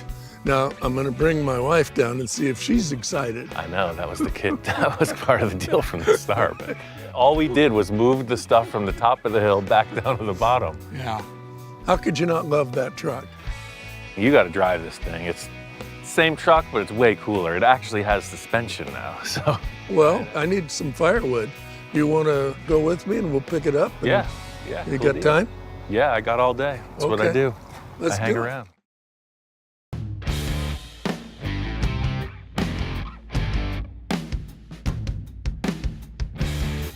My friend Ken, he's a car guy. I've known him from way back, and he called me about this new project. Welcome to the Orange Empire Railroad Museum. Yeah, I'm all about new projects. Man, if I got something for you, bud. Ken's been telling me about this train museum he's a member of, so when he called me in, I didn't know what to expect. When you say museum, I'm thinking about like a room with, you know, maybe little trains in it. Look at this place. It's like a whole environment. It really is. I met Ken a while back at a car show dedicated to the art and life of Big Daddy Roth, and we've been friends ever since. I wanted to bring Ian in and show him around, and before we took him to show him the project, I just wanted to whet his appetite. So I've got my buddy Ken over here, who's a huge fan of the show, which I figure I'd warn you first. Okay, so it's Ken and Ken. Ken and Ken, double trouble. We're a franchise. Okay, all right. Nice to meet you. Nice to meet you, man. You know, Ken can give him like the best tour of the property. And he is the guy to show him around, have some fun, and then we'll show Ian the project. I understand trains, right? But these guys are like super rail fans and they know everything about everything. Oh man, so this is a crane that's a train. It's one thing to have a collection, but the fact here is that everything works. Oh, it's on. And there we have, well, our lights are on now. It's like a giant model railroad, if you will. Look at all this stuff. This is my kind of place. This is our other project, the 508 from San Diego. 1937. No wonder they want to make America great again. What do I have to do to this one? Chop the top? You want to lower it a little? Oh man, look at this thing. Whoa, this is super old. It's crazy cool. What do you think of that? Unreal, it's like a giant toy train. Yeah. Well, this is like the Ward Kimball collection. Ward was one of the 9 old men at Disney. He was like one of the great animators and directors they had over there when they first started. He also got Disney into trains back in the 30s, and that's why there are trains at Disneyland, and we have examples of that here. This Chloe is actually a full custom garage type build. He did to this what you do to cars. These guys are fanatics, and they definitely want to immerse me in the entire rail experience. But this isn't really the reason we brought you here, bud. I need you, so come on with me. Finally, all the suspense has led up to this. What do you think? That's right up my alley. I mean, I don't know if you heard about it, but this is what I do. Yeah. This is the iconic classic Ford pickup truck, model AA, the bigger truck. And why it's in a train museum is beyond me. Looking to get out of the train business and into the hot rod truck business. Yeah, well, Perfect. I finally had a car project in the barn. It doesn't look like a complete truck from this vantage point. Well, it was a complete truck when we rolled it in here. It had everything. I mean, it's all here in pieces. We just came to a point where we needed Ian. I mean, it's not too far gone for sure. I work with much rougher things.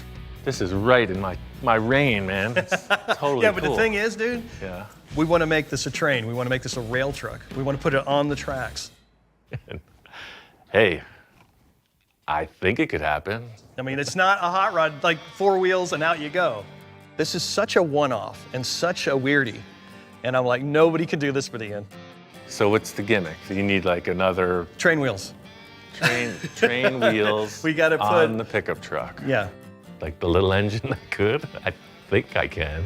This isn't a restoration by any means. No. This needs to look like it sat out in the Nevada desert for the past 90 years. You pretty much want a rail car that acts like a flatbed truck. Absolutely. I don't have to worry about Ian because I know here's the welder, here's the grinder, I'm gonna go make cartoons, bye.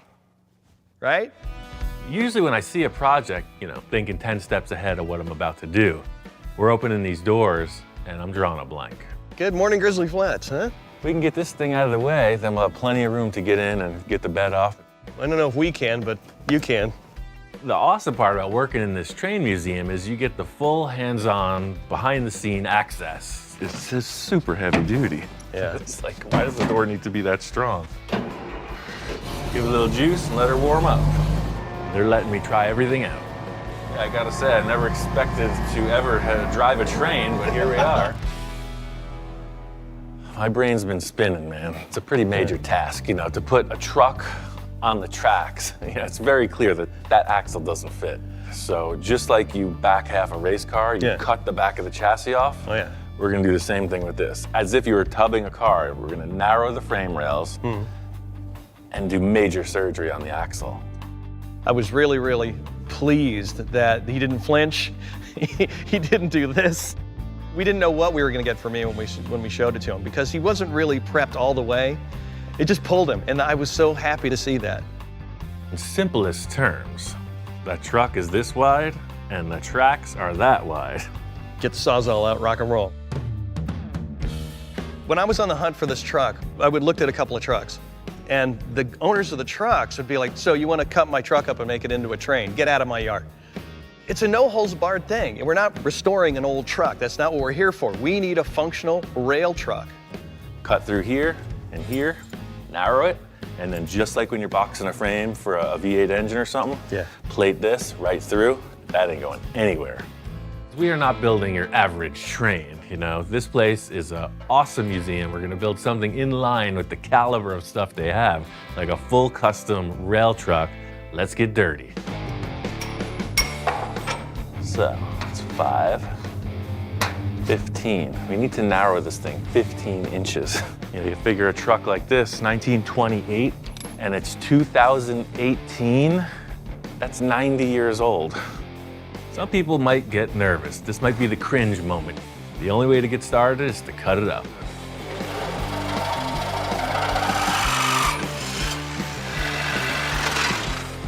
We don't have a chassis jig, so I'm gonna set up something that's as square and frame-worthy as possible. This frame jig would never be adequate for a race car or even a street car, but it doesn't need to steer, it's on rails, so it's gonna work. The main challenge here is just keeping the thing square and attaching it as it was where it wasn't. It's exactly what it was, it's just narrower. This was the easy part. The challenge is still on the horizon. I knew Ken had a real strong concept of where he was going with this project, but I was kind of in the dark. This photograph illustrates perfectly what his concept is. They did what they could with what they had on site. This is a great merging of our railroad knowledge and Ian's hot rod knowledge and, you know, his fabrication knowledge. Sort of what we're recreating. It's a truck from the last days. There are things we have to do, you know, with the motor that we have. This is the actual motor out of the truck. The driveline's the same. Nothing's gonna change. It's just that, you know, that's the train guys. You know, that's us. We're just gonna see. I mean, that's a lot of tonnage to move. As far as Ian goes and the project, if you can make the photo for us or anything close, we're good, we're golden. We're not even gonna paint this thing. I want it to be a rolling tetanus shot. If you want it to look like that, we can do it for sure. That's what we want. Right. And the good thing is, I found a wheel set out in our yard. Awesome. So if you want to come out, then we'll get it over here and we can mock it up. Look like train wheels, Yeah, for sure. yeah, they're freight car wheels. What we'll do is we'll do what the railroad does. We'll put it on the turntable. What the heck you got going on here? That's like a giant freaking bridge. Yeah, and you're gonna push it. You know, from the full tour of this place, the behind the scenes, to driving the train, you know, Ken's like, no, we're not going to just put the wheels over there. You're gonna see how the turntable works, and we're gonna direct it down the lane and then back into the shop as the train would roll. Totally cool. Yeah. Oh, look. Look at this, dude. Ta-da. Oh, yeah. That looks like the photo. It's a truck on train wheels. This wheel set, as it is appropriate for the vehicle. It totally works, but mating this to the Ford axle is where the challenge begins. Those train wheels are sitting way inboard on this axle. So if you guys can help me out, I need to get rid of these tires, this brake drum, and these wishbones. Ken and his crew are gonna break down and prepare that axle. You know, I got a million other things I'm thinking about to get started with, make this project happen. So, you know, onward and upward. Just like any other project, you know, this thing has a deadline. The museum is having an event, it's Christmas season. They want to include this rig in their Christmas lineup. Time is of the essence. Silver Surfer. It's time for a little parts gathering. I'm looking for a few things. I'm looking for some rods, looking for some angle, I'm looking for some plate. Not only does the stuff have to fit the look, you know, it has to function. It has to feel like it's old and crusty. I mean, it takes a trained eye to really spot what you need. So you got angle iron, flat bar, heavy duty, but that's what we need. We need one of these in here, like a 1/2 inch thick. You know, Ken told me if it's too big to carry, duh, he could just send the forklift over, and I'll grab some of the smaller stock. This is like shoe shopping, you know? What style looks the best, what style fits. This is exactly what's on the drawing. This matches the turnbuckles, this diameter. Driving around this place, I mean, there's potential everywhere. You know, there's a lot of train parts, but there's a lot of other awesome sauce. Oh man, this thing is toast. Got totally burned up. You know, I've done a hot rod fire truck, and this would be an awesome contender. Come on, look at the cool factor. There's 2 leaf springs right there. Oh, that's exactly what we need. See that? They got eyelets on both ends. We've got the rods for the front cow catcher. We've got leaf springs. got some angle iron, we got a line on the plate, and we evaded a giant witch. I'd call that a successful outing. You're gonna trip out when you see this. I ordered some really heavy steel plate from the museum guys. You know, they have a forklift and a torch. I sent them my measurements and it's already here. I measured the outside as wide as those running boards, so once it's on the truck, I got stuff I can work with. Yes, now we're getting somewhere. Ta-da! For the last part of this adventure, you see this going right in here like that. So this is just the base. You know, this plate, as heavy and complex as it was, is just the start of the whole look of the front end. Right now, it's starting to look like that picture. Making sure the proportion is right is the critical element. You know, that's the big challenge of this. First thing I have to accomplish is assembling the headlights, and then I can build the cow catcher. Thing is, this truck came into the museum as a complete vehicle. Ken says the parts are all here, they're just stashed around. Hopefully he has 2 good headlights. Otherwise, it's a knuckle sandwich. Christmas is in full swing in Grizzly Flats. People say it's a complete car. I'm like, oh yeah, I've heard that. Oh cool, look at this, windshield, headlights, groovy. That's what I'm talking about. Without those, we're kind of stumped. And then the gas tank and the hood, perfect. And the light bar, there it is. Stock headlight bar, headlights, hood, gas tank. So yeah, it's a complete truck for sure. Seeing that these parts fit up is a relief. You know, it frees me up to do what I need to. So really the visual aspect is the task here. Headlight bar is pretty much smack center in the grille shell. So I need a riser. I need something to come up off of that flat plate. That headlight bar was made to bolt to that bracket. Look at that angle. I have no way of accurately measuring the photo. It's kind of like a perspective issue. So by fabricating the parts on the vehicle, it gives me a good gauge just visually. You know, if it looks like it, then it's gonna work. Totally looks like a truck, but it's a train. That's what it needed. Gives me a perfect gauge on how wide this front end should be. With the headlights and the grille in place, starting to get a feel for what the dimensions are. The next challenge is figuring out how to make that front cow catcher look as convincing as what I've got so far. This is a little bit of a different workout for me in that typically I'm looking at something and then doing my own thing. Now I'm trying to replicate something. And the challenge is cool, but I still get to do my own thing because I'm choosing the materials and how to go about it. And it's actually a bit of a relief in that there'll be no body work on this. There'll be no sanding. So I'm laying this thing out, trying to do it at an even number. And the more I'm thinking about it, I'm like, wait a second, this is missing a rod. Look, there's no rod here. This one is clearly at the end of the angle. And there's nothing there. The truck in the photo is missing a rod, one of the vertical uprights. It's not there. I'm building it like the drawing, but just because the photo shows some damage, you know, missing pieces, doesn't necessarily I'm gonna build it as bad off as that vehicle was. That's one. I don't want it to look damaged. Something don't look right.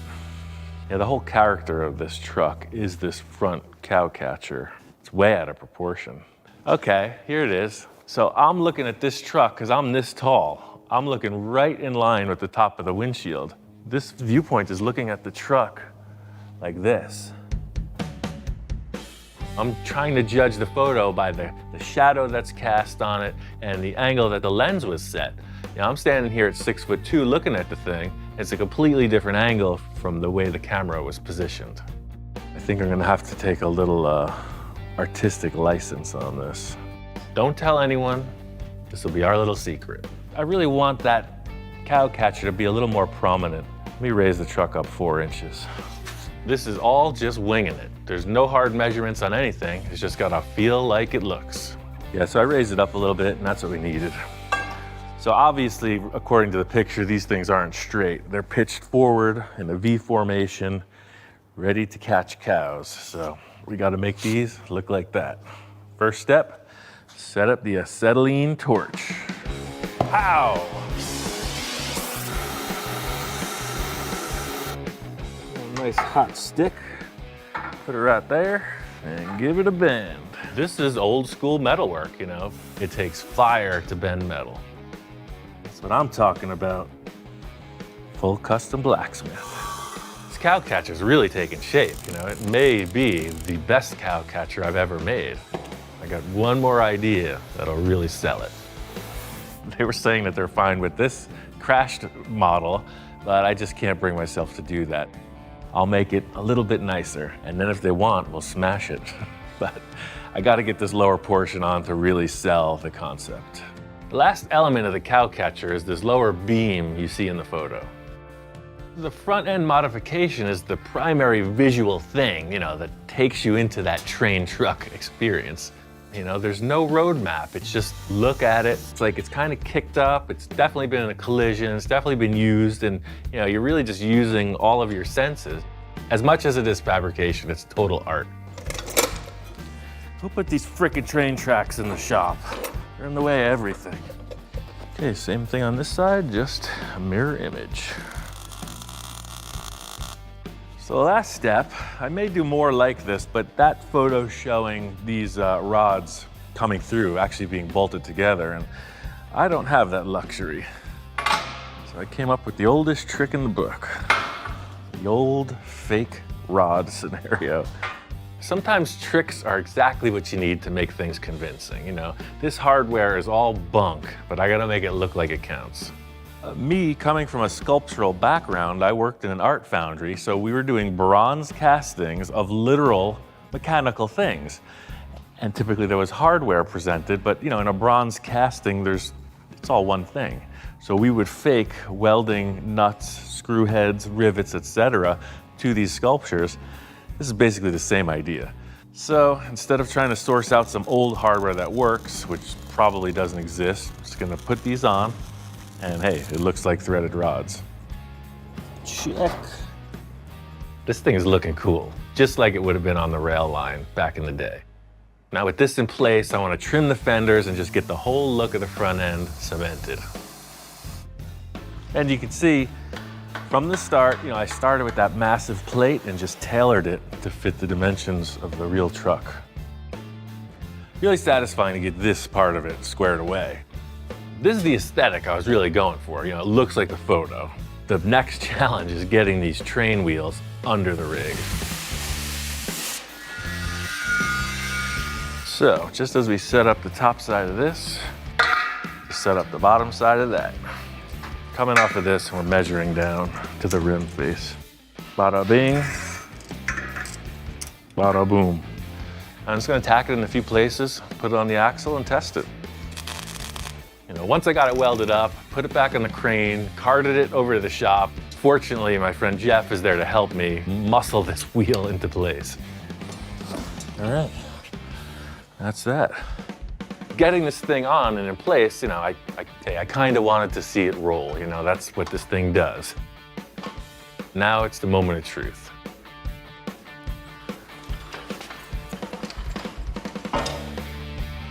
Like butter. This was a big part of the build, you know. I've been sweating this from the onset. This was the uncharted territory, and here it is, a sigh of relief. It won't be fully true and tested until we go down the rails, but this is the first step in solving the problem of the vehicle not having any wheels. So that's a good thing. We got 2 wheels, 2 more to go.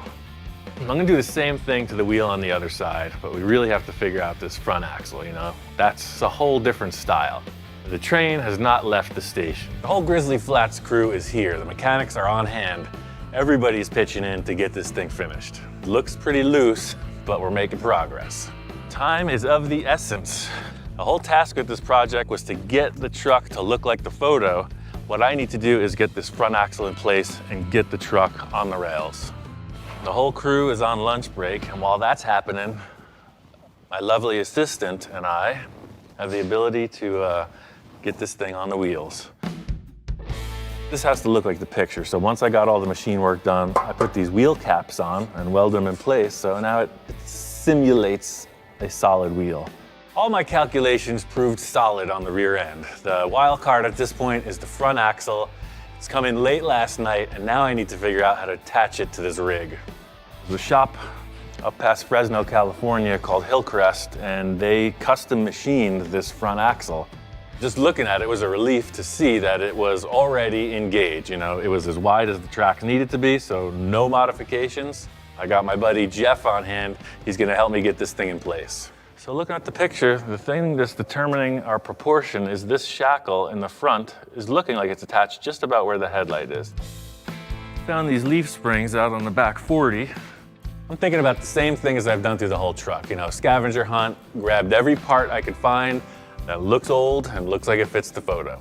So we don't have U-bolts, so we're just setting up a series of 2 plates that will grab this box. The thing about springs like this, as it stretches, it gets longer. So this shackle always makes it go back into place. It's kind of like an inch board.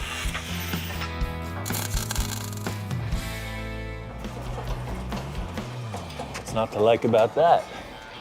Oh, it's such a victory. I gotta say, just getting this thing on 4 wheels, I feel good. Definitely works. It's a train truck. Let's get everybody in here and slam this thing together. There's still a ton to do. You know, I'm looking forward to seeing this on the tracks. You know, just like everything in the shop, when it's outside, it's a whole different thing. Their mission of me following the photograph, I think I accomplished it. The use of all the old parts, you know, the scavenger hunts, everything lends itself to this look. The way all the fabrication is, you know, everything is torch cut, it's rusted, it looks like it could have come out of the mine. When you stand back and look at it, you really get the vibe, you know? It's a gift. It's such a joy to have this here at Grizzly Flats. You really, really did a terrific job. For using absolutely, I mean, no new material besides the front truck, right? That's it. Everything is out of the yard. It worked out great. The last hours of this were just details. I found a bunch of scrap wood, made the bed look like the photo, a couple other things in the front suspension. I loved that dump bed so much, so I retained that exactly as it was, but it's all custom. It's all narrowed out, C-notched, and super strong. You hot rodded it. Exactly, Yeah, 100%. Oh man, that is so cool.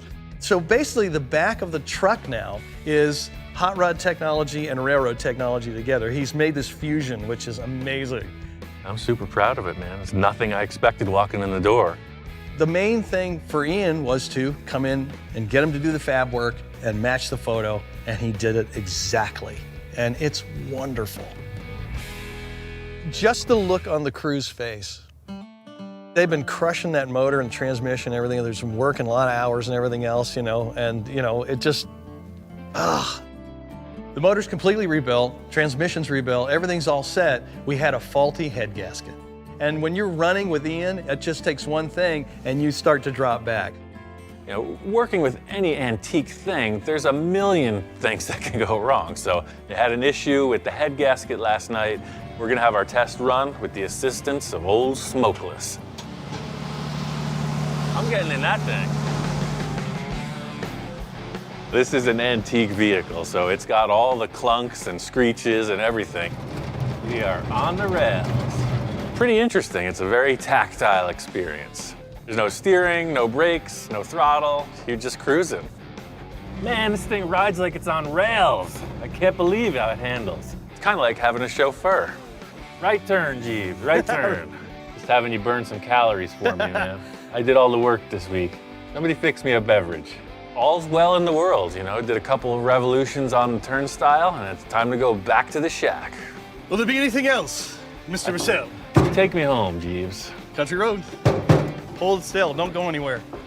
My takeaway from this is steam engines. I am in love with them. Now, you walk into the museum, so you see people dressed in their uniforms, and they're really being the part of the whole train thing, and now you understand why. It is like super rich in history, and that's what the passion is. I think he's got the bug now. I think he's got the train bug. Ian said he'll be back. My favorite part of this whole build has been watching Ian work, you know. For me, I got to be the tourist in the strange land of Ian. It was really, really cool. right, well, my job is done here. Put my cape on. And, oh, wait a second. Just hang on 1 second. But wait, there's more. Well, it is Christmas, right? Yeah, it is. Wow. Let's see what we got. Let's see what you got. Let's see what you got. Oh, man, of course. What better than that? Right on. For the house, man. Oh, yes, exactly. Lo and behold, what would you expect as a gift from a bunch of train fanatics? That is rad. Thank you, buddy. That's totally awesome. Thanks, Jingles. Merry Christmas. Thanks, fellas. That's awesome. Thank you, brother. Cool, right on. Thank you so much. Chevrolet parking lot in the International compound? Chevrolet. Wow. This will surprise you. Neither are runners. What? It ran great when you parked it, right? Yeah. What kind of used car salesman Yeah. are you?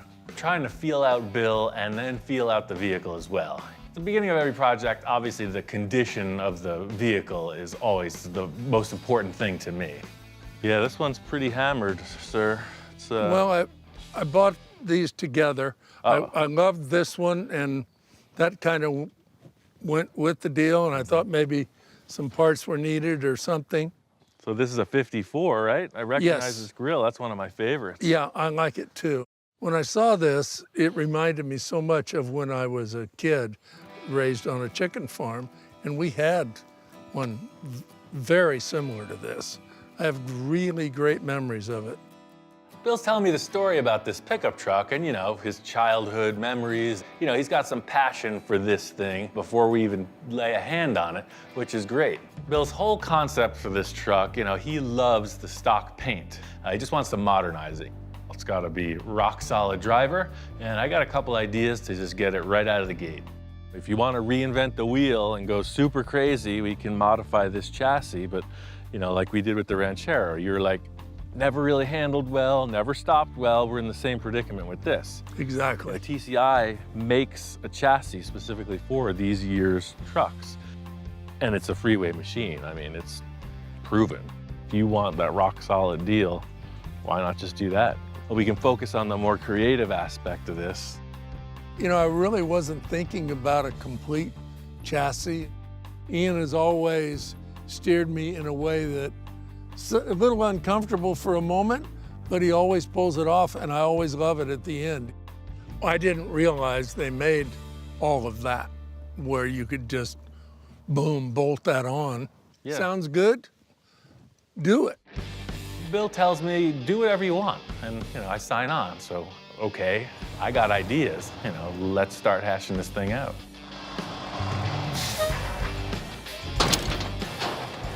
Looks like we got good potential with this green truck. He's also got the parts truck in addition to it. I say let's just get this thing in the shop and get to work.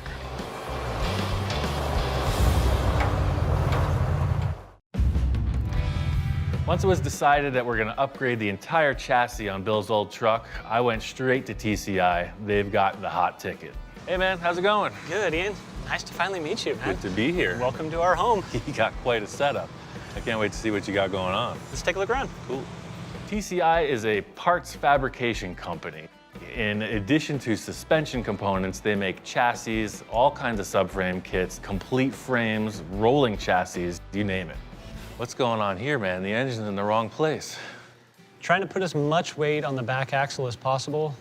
It's going to be twin turbo, so the nickname for the truck is C-Twin. It's going to be a little bit on the extreme side. Roughly about 1,000 horsepower this will make. Nice. I kind of took charge of this build a couple years ago, and I don't think they ever assumed that it would go this far. I love the brackets that hold the turbos, you know, everything is just nice. I mean, we've all watched the show. We've seen some of the crazy contraptions that Ian's come up with. You think up an idea like you, and you run with it. That whole firewall I made, the more I watch this show, the more confident I get. So I'm not a sheet metal guy. You are now. It looks good to me. Looking inside the truck, it's like, hey, that's something I would do. With Jason's setback engine design, you're completely cutting out the floor of the vehicle, so it was a really simple solution to take this Astrovan engine cover to make a airtight seal. I'm not sure really where his mind was at during this process, but I'd say he full custom nailed it. This looks familiar. Yeah, so this is a little Model A, yeah. Full functioning shop, man. You ain't kidding. Well, here's your chassis. Oh, wow. Ready to go home with you. That looks a little more developed. We had the chassis assembled and ready to go before Ian got here. A little bit of a surprise. Adjustable coilover, 4-wheel disc brakes. Yeah, ride tech coilovers front and rear. Oh yeah, look at that sway bar in the back and in the front. Throw some wheels on this thing, load it in the trailer. Now this is what I'm talking about. You saw what we were working with on that pickup truck. This looks like a race car. You know, you see pictures in a magazine or a catalog, it doesn't do justice. Like seeing this thing from a plate of steel to this, that's heavy duty. Thanks again, man. This is exactly what the client needs to see. I'm excited to just roll it home. I'm excited to see this truck finished. This chassis swap is the game changer. I got a bunch of ideas I want to bounce off Bill. Just got to get this chassis back to the shop and go to work.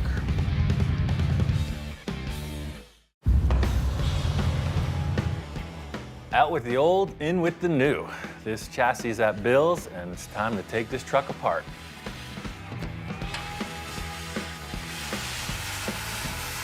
My plan on disassembling this is cut everything off that we're not using. The body's free, the bumpers are free, but you see it's all still together. It's stuck. So I'm gonna try to use the persuading tool. I have a lot of tools, but on the top of the list, you know, caveman technology, it's kind of my ace. Bill wasn't really specific about what he wanted, except that he wanted to look old. So my whole plan here is to fool everybody into thinking it's this junky old truck. But underneath, it's like a tale of two cities. The good, the bad, and the ugly. This client, you know, the last project I did with him was a hit. Did some weird stuff, used some shopping cart corrals, and he loved it. I don't know if we're going that route with this truck, but we're gonna do something interesting. My whole challenge here is to retain some of the old stuff and fit in new stuff everywhere else I can. You know, I got a couple other tricks to try to make it look like nothing else happened. Hey, Ian. Right on time. Good to see you. Nice to see you. Yeah, I got all this stuff separated. You know, the chassis here, I think we can take this apart and put it right on right now. I love it. I love it, love it. It's just fantastic. Well, Ian was very correct, as always. This chassis, I mean, it's perfect. I feel like if you can get your forklift in here, we'll be able to take this whole body off. We'll get the bed separate, but we'll leave the fenders and everything attached. Then I'll take out the back window and we'll be on our way.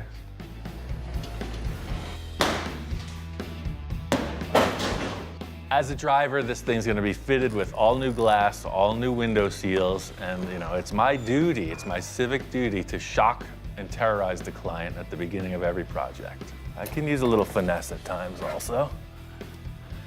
It's the oldest trick in the book, the ATC tire shim technique. Razor up. One thing I keep forgetting is that this is an antique vehicle and it actually had a foot starter button. Told you there's always something else. Fire at the beginning of a project, perfectly acceptable. Fire at the end of a project, no bueno. You're burning all the insulation. I told you, we're short-stepping this whole process. Manual said raise 3 feet and disconnect the generator wires. I'm gonna check the oil pressure. Check. Ready to rip? Rip it. What is that I hear clanking? It's like childbirth, man. There's gonna be some pain. Bill's got people. His helper, Martine, is gonna be working on this project with me, and he's coming to help me lift the bed off. Ian, this is my friend Martine. Howdy. And when I need a strong guy, well, good. There he is. All right, let's take this off and stand it up. There you have it. Perfect. There's your comparison. Wheel to wheel. It's almost an identical match, but look, it's all boxed. You see how strong these cross members are? There's a clear difference between what you had and what you got. Putting these two chassis side by side, you can really tell the difference. You know, the old school leaf spring suspension, the straight axle in the front, you know, it's purely utility truck setup. And this new thing, it's all race car. Right away, you could see that this is gonna be the theme. We're mixing new and old. I can relate to that, because I'm an old guy with a young guy's brain. I used to have hair. Groovy gravy. The stance is just what I was hoping. I know exactly what I want to do on the tires and wheels. I know exactly what I want to do on the top. I'm gonna chop that thing. Chopping it. Looks like Bill took my request for an extended lunch break pretty seriously. He's nowhere in sight. So while I'm in my domain, let's get this chop on. Challenge here is to keep it real subtle. Like when you look at his big roll-off truck, it's mellow, his Ranchero, et cetera, they've all been radically changed, but when you look at it, you kind of don't really know what was changed. He's got this hot rod chassis underneath. It's not an old farm truck. I just want to give it a little more of an aggressive appearance. I'm not really sure how it's gonna pan out. You know, sometimes I'll just go into a project, cut it all apart, and then figure out how to put it back together. But my new mode is subtle and thoughtful. That's 2 middle names. So, I'm gonna take a little extra time thinking it through. Pickup truck looks like a baseball cap. If you look at that and you look at the truck, that's it. So, you know, if you're wearing your hat like this, it gives one kind of a look, right? Some guys flip up the bill, et cetera, but I want it to be like kind of like down, you know? Kind of like all business. So, you know, you can wear your hat any way you like, or you can chop your truck any way you like. We'll see. Why am I wearing a Puerto Rico hat? The way I was brought into this is learn the rules, master the rules, and then break the rules, throw them out the window. I just act like I don't know anything at the start of every day. I learn how to tie my shoes, I learn how to brush my teeth, and then I figure out how to chop a top. Chop top is not a set of rules, it's the simple lowering of the roof line. I figure you can go and draw any line you want through that thing, as long as it's a chop top. I'm subtle, 1.5 inches in the front, and a whopping 1 inch in the rear. So look at that, see? A little 1/2 inch down, it's 1/2 inch lower in the front. Now it's not that flat top baseball hat. See how the drip rails in the windows, they're just going just a little bit. That's a good call, Ian. I'm glad you did that. Thanks, Bill. That height looks good to me. I'm stopping with those dimensions. But, you know, if it was easy, everybody'd be doing this. And we got a couple issues to contend with. And there's where your problem is. Every chop. If you keep the back in line, the front is not in line. And versa versa. Right on down the line. You see, when you line up the front, here's where the issue is. You got this big step. Nobody likes looking at a mismatch like this. I think I got a remedy that will remedy the remedy, bring it all together. I got a problem, I got a couple ideas for a solution, and no time like the present to try out some new ideas.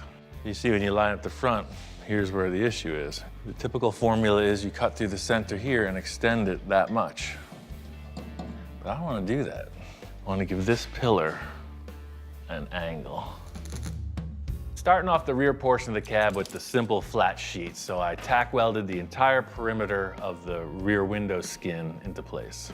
So the glass is still flat, but the cab has just a much rounder feeling in the back. I didn't mess up the paint, I got away with something. But we're not out of the woods yet. Bill wanting to retain this old paint, I'm leaving it all in place. I'm just gonna go very gingerly around the painted areas and put in as little new metal as possible. This is the trickiest part of the whole thing, getting these little pie cuts in. As it cools, it wants to collapse. So every time I weld it, pop it back into shape. You gotta go slow, just keep giving it the massage. Got all these tacked up. It's gonna be a lot of welding, so while it's cooling down, then you get onto these door tops, and that'll seal the deal. So now you get a real good illustration of how much it's chopped and how the pillars have changed. Not radical, but definitely different. Looks like my new middle name of subtle is really sticking. You know, this chop could lead off a whole new avenue. You know, I could just be shaving door handles for the rest of my career.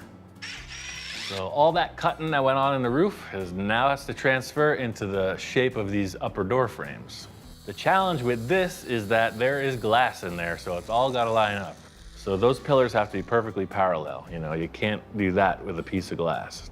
Probably wondering how I'm going to do that. Me too. Pie cut this pillar and the door and line them up. We got shop inspectors. That's what I get for not bringing the dogs. Now we got this guy. Some days we got cats. Now we got, what is this, a squirrel? I guess the shop is a little nuts at times, but this is taking it to a whole nother level. Hey, you with the fur. What's going on here? Can't get away from these animals, man. It was a brief visit, but a time has been well spent. A few final trims and we're in business. Now, the good thing about these open pie cuts is with that trim that goes there, I won't even have to cut that. I could just go blink, bend it, and it'll look so smooth. Same thing here, it'll hide all that work.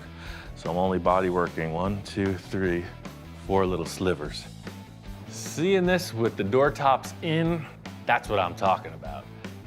So I'm gonna weld this up, do the same to the other side, and just get a lot of the tedious welding done before Bill gets here. I can't wait to show this to Bill, and I've already got a few ideas for some custom stuff on the front.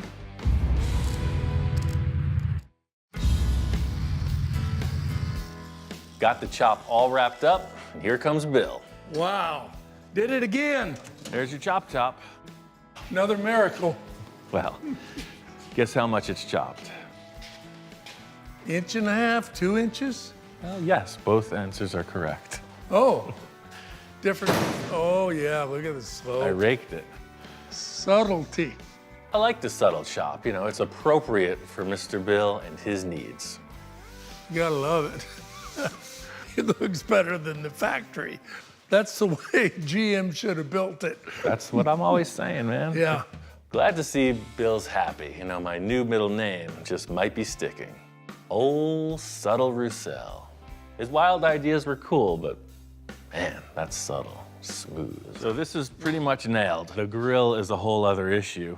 Unless you want a big smashed in nose, you know, I can repair it, but it's always gonna be different. Well, you've been chopping, I've been shopping. Uh-huh. So let me show you something. A wizard with words. Oh, wait a second, that's no junkyard piece. No, sir, that's a catalog buy. Oh, a repop, okay. Yeah. This is a really nice piece. I didn't expect that. I just thought the front is kind of, it just needs a little bit of something. And I think maybe Ian was like, whoa, well, here comes the house of chrome in here. Let's just stick it on there and see what we're working with. Okay. Inside the shop, it's like a disco in there, man. Look at that. It's pretty shy. I'm not really saying anything to Bill, but you know, looking at the chrome on the grill and the chrome on the truck, you know, just bolting it on could create a pretty substantial mismatch. You know, I'm looking down into this grill, man, and there's me looking back at me. Yeah, that is a step in the right direction. And you say you got a chrome bumper to match. I do. I feel like it outshines the whole rest of the rig, you know? It is a lot of chrome, I do agree. But I don't know. The old grill is pretty smashed up. I'd consider it unusable. The new grill is pretty darn bright. Down in my bag of tricks, I think I might have a solution. Sometimes maybe A or B isn't the answer. Maybe it's A and B. A little less chrome, a little more of the old paint that you love. You just gotta figure out how it all goes back together. First step is to remove the top bar from the old painted grill and try to straighten it. Depending on how damaged this old grill is, will depend on how much of the new grill will be utilized. Try to bring this ridge right back out. You can see how low it is. I'm making every effort to avoid heating it up because I'm trying to keep the old paint in place. If you just keep banging something against a flat surface, it's gonna get flat. If you bang it against a curved surface, guess what's gonna happen? The name of the game here is no rules, you know, whatever it takes to get this thing back in shape. See that? It's almost there. The old top bar is looking pretty straight. It's all a matter of how it lines up with this new grill. does something. The good news is the straightened upper grille fits with the chrome perfectly. The bad news is we're not out of the woods yet. This is exactly what it needed. It seemed like the truck cab with all its character just kind of stopped and they put like a, like a mask on the front of it. On a lead sled, say a 49 or 50 Merc, a lot of times the body color will surround the chrome entirely. So I'm gonna try to detach that one and then somehow fuse the bottom lip of that grille as well. That way the old patinaed color really shows the shape of the front of the truck. This is exactly what I was hoping for, a little old, little new. Just like the chassis swap, the look of the thing has to be upgraded as well. Because that's what he asked for, an old green farm truck. Too much chrome's gonna just outweigh the old patina. I think you're just gonna call the tow truck if you get a flat tire. You don't need an old truck tire hanging on the side of the rig. Just taking this off and smoothing that out so you don't have the big dimple in the fender. This one was kind of easy to talk him into. He wasn't really married to the concept. It was pretty much a, hey, I wanna do this, okay, do it. And this will be real simple too, because your parts truck will just cut a section of the fender off of that and just patch that in, smooth it out, and you're done. I sold the parts truck. It's gone, Ian. Sorry, I didn't know you were gonna use that. Well, Here. that was the plan 10 minutes ago. What? One day it was here, the next day it was gone. Case closed. Guy came with money waving at me. Okay. So. It just complicates things. Let me come up with plan B. Dome shapes like this are a little bit difficult to create. You could have been easy, No.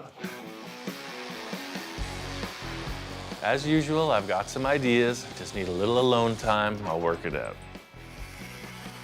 First thought process is, well, it's the wrong way. It's backwards. What if I put it rightwards? I wonder if I couldn't just put that on upside down.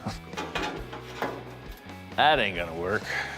Not getting out of this one that easy. I'm just gonna form one by hand. I know Bill's got a lot of stuff. I don't want to use new steel because that's so much of a contrast. This looks like that. Perfect. Making this out of a flat sheet with limited tools is a little more involved.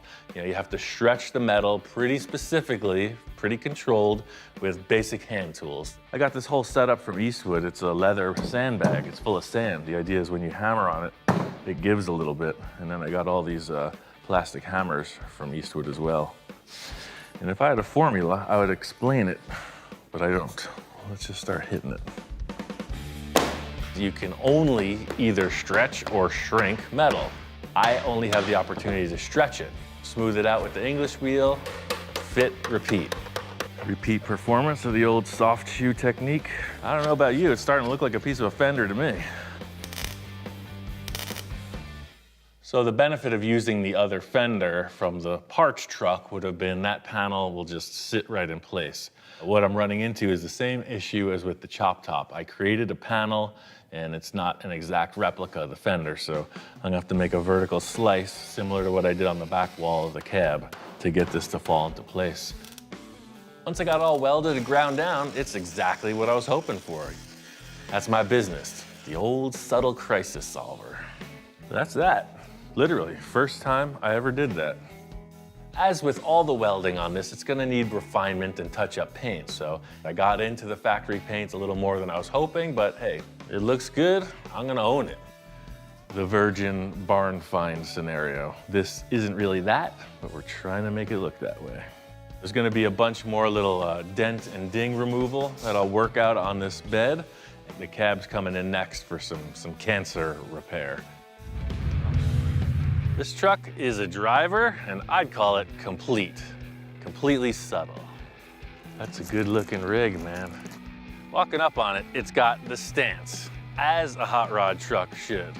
The whole theme with this was a little bit old, a little bit of new, and that's harder to accomplish than just the spoken word.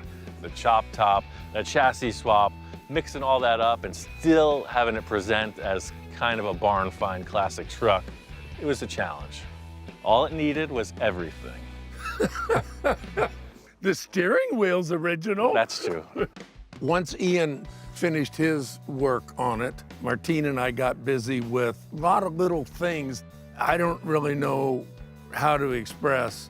I think it's my favorite build.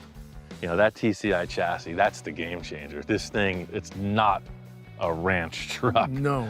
It's kind of like ranch dressing on a race car. Yeah. Patina really sells it as that vintage work truck Bill was looking for, but everything else is cooler. The 17-inch rims with those low-profile tires sells it. It looks fast. The overall look of the truck is exactly what I wanted. You know, I like kind of the stock look, but with just a little bit of change. You look at the few little pieces of chrome we added, the tires, the wheels, the little chop, and you go, that's not just drug off the farm.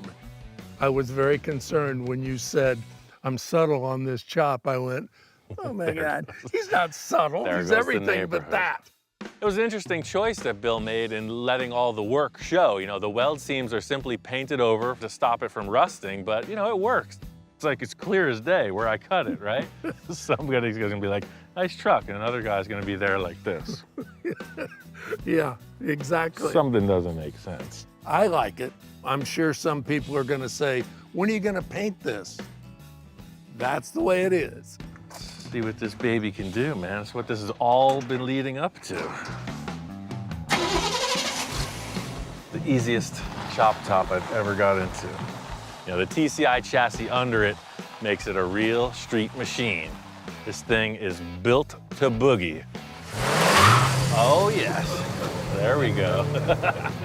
It's not your grandfather's ranch truck. This is why your neighbors put up that slow down sign, now I know.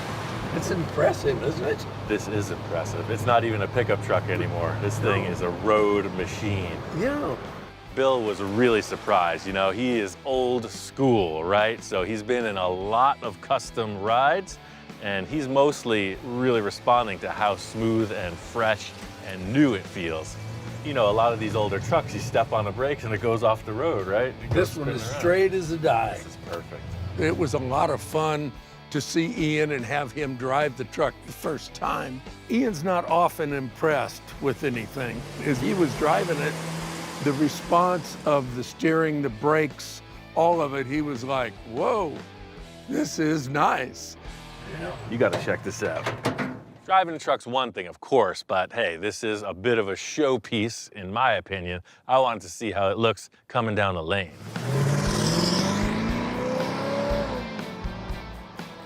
Just what the doctor ordered. You know, the way the front tires fit in the fenders, when it steers, you know, the bumper height to the ground, and Bill's idea to keep the green paint was perfect. It's got the stance, it's got the drivability. For a daily driver, this truck nails it. Hey, you wanna race, Grandpa?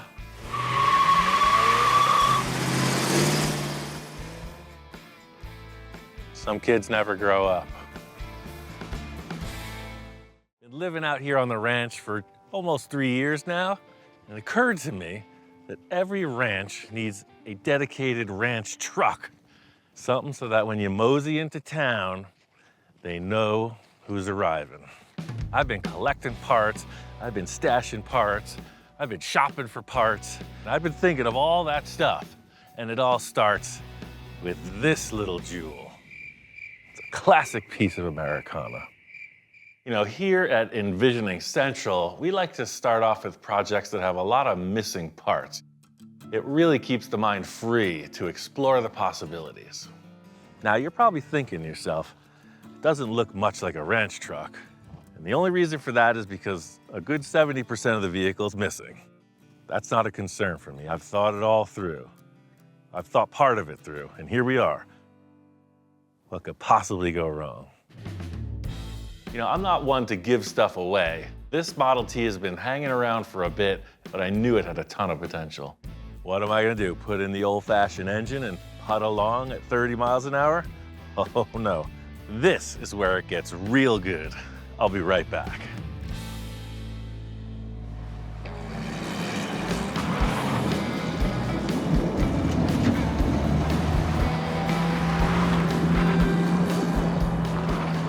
This must be what it feels like to be a Formula One driver, except, you know, in a Pinto.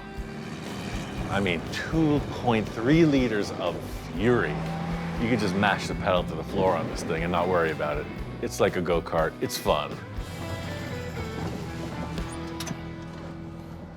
A fine machine. I tell you, they don't make them like they used to.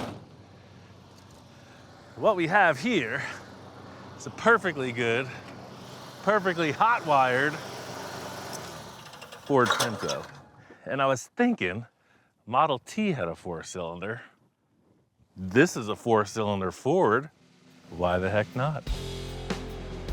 Ford engine in a Ford project. I just like to keep it that way on certain occasions. So if I could update my Model T from the factory brochure, I would order 2.3 liter with an automatic transmission.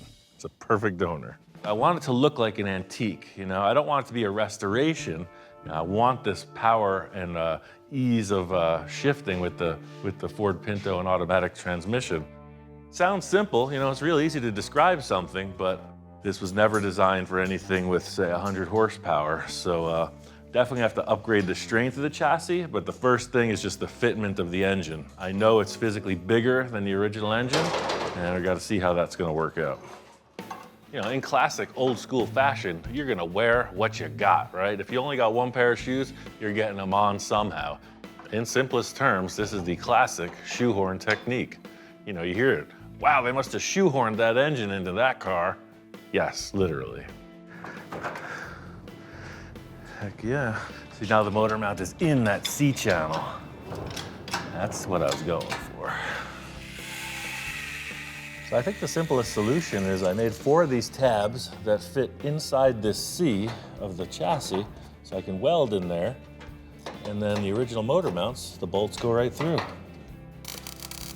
I really want to keep the same formula for the transmission mount. I'm going to leave all the stock pieces in place and then attach it to the chassis. You can see is the original cross-member transmission mount from the Pinto. It's going to hang right on this surface. It'll get drilled through, and then this will sit right on top of that. And the little wrench comes in real handy with this. Put your little wrench on there, and yeah, give it a pull. Well, the coolest factor of these Model Ts is back in the day, there were no roads, so everything was off-road. It's a perfect runabout, you know, just for getting into town and back. So what I did here was I set this plate on top of the frame, so that's just sitting there like a cradle, and I set this side under the frame. So that way when I unbolt it, I can just drop it out and get rid of it. That is step 1 in the 500 steps of this simple project. We're making progress on the mechanical. I got some really cool ideas for this ranch buggy. I'm talking about the style. On to the good part. Notice anything different? I see a lot different. The thing with this is, you know, I need a ranch truck, right? You see what I'm driving. I want something with character. You know, when I show up at Carl's Hardware, everybody knows who's coming to town. Yeah, this is rad. You know, Alan is well-versed in custom work and creativity. He works on the fly a lot like me, and I'm sure that he is not concerned with a venture into the unknown. Check out the Harley exhaust. I love it, I love it. I was gonna use the Model T exhaust, and then I remembered I had these chopper fishtails. Yeah. So I just put it into a single. I used both tubes and put them together. You're a really talented fabricator, right? You got the paint skills, you got the bodywork skills. How's your carpentry? I think I know what a square is. Okay. Let's throw this on, I'll show you what I'm thinking. As usual, I like to loosely assemble all the pieces and then see how it fits together. You know, I wanted like a truck, but not like a pickup truck, like a van body with a roof that comes over, like a C cab, but a wooden body. A cab. Let the envisioning begin. So I think I see what you're saying. Like a stagecoach, like a paddy wagon, but kind of a hot rod. You know, like something I would say like Mother's Pies on the side or something, like a delivery truck. I really don't see it yet. I know it's pretty vague, but it's like a van, right? But it's like a C cab, but it's like a delivery vehicle, but it's old fashioned, but it's new. I hear you, I see. but I don't see it in my head. Fortunately, But I love what I see. I love what I see. I came up with an idea, the envisioning process, right? Forget about whatever fabrication it takes. Let's just talk concept for a moment. Yes. You know, I'm not one to tout my own merits, but this may be my greatest achievement of all time. The envisioning board, the full-size sketch pad, Da Vinci, Einstein, the greats. I'm standing on their shoulders and I feel that I've arrived. See how I jacked it up in the back with that rake? So that's kind of what I was thinking, like it would have that stance, you know, so it's not fully Model T. You know, a lot of times you'll see where it's like, you know, kind of like a that shape, right? Right. It kind of takes away from that nose down look. It kind of does. It's almost like they kept the buggy look where the man stood there holding the reins. Right, exactly.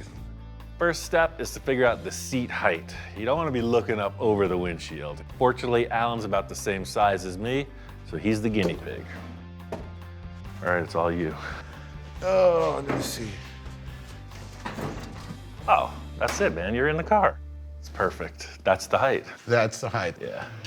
It feels comfortable. You could theorize all day long about the look and proportion, or we can use Ian's envisioning board. That's a take. Take that drill, and right where your shoulder blade is, drill a hole right through. Perfect. Right where your knee is, you're bent. Now right where your ear is.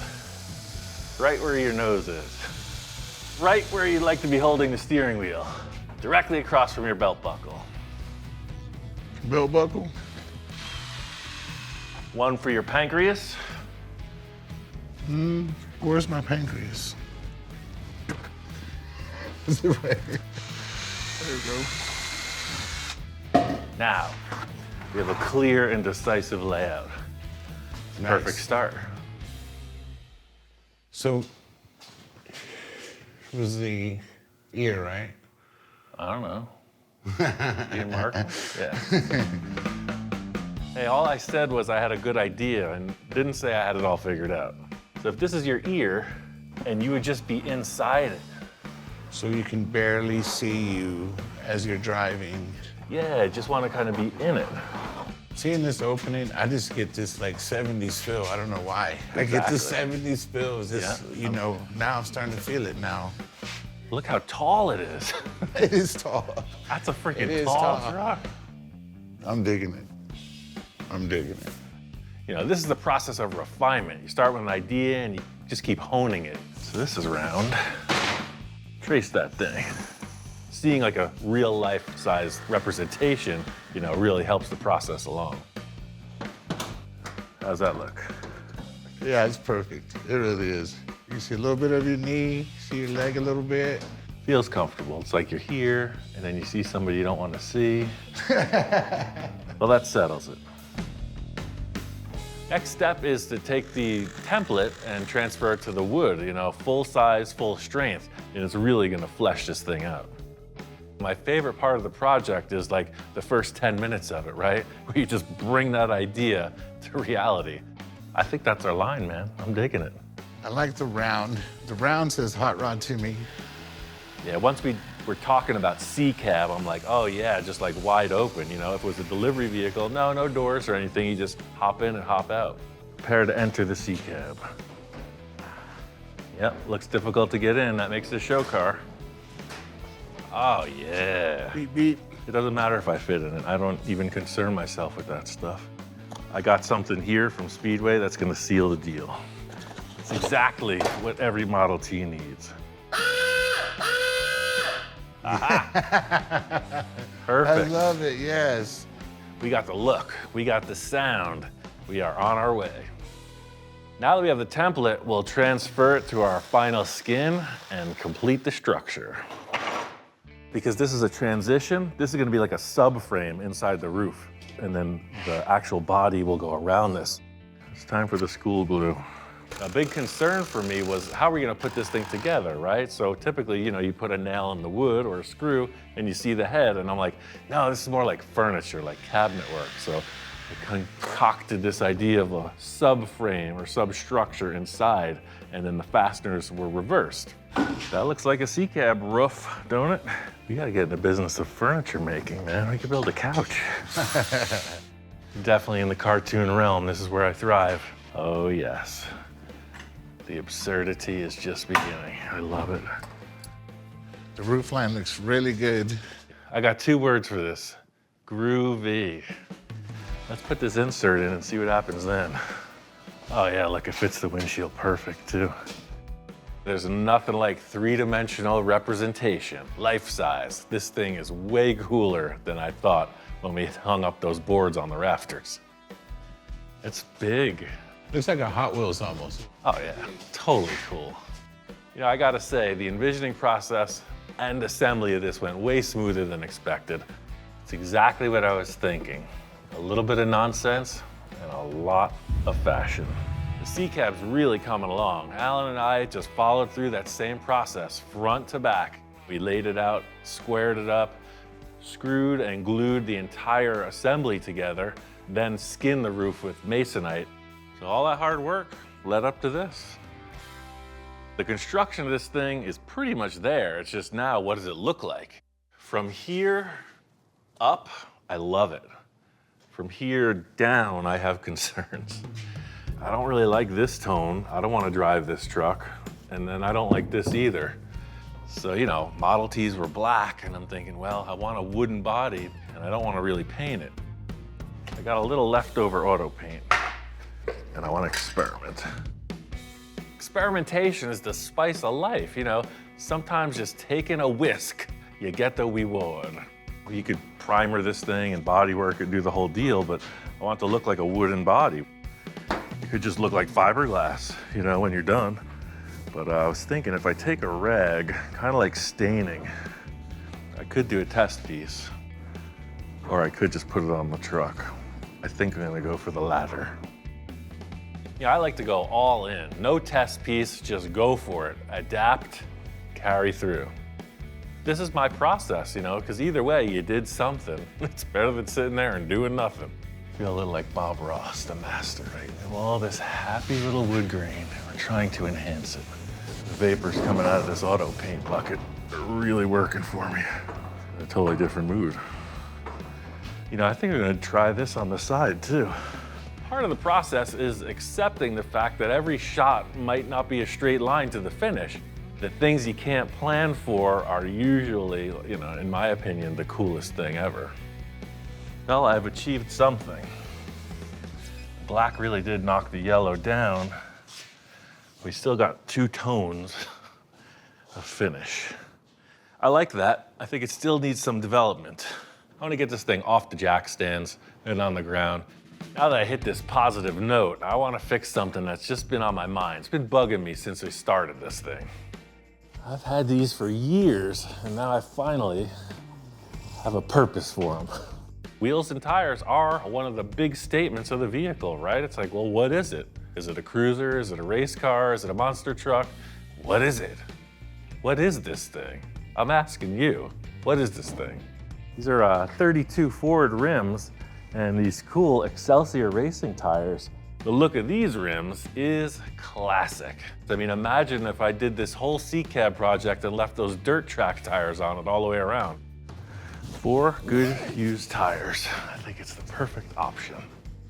The big problem is the 32 Ford bolt pattern doesn't match the Model T and it doesn't match the Ford Pinto, but I got a plan.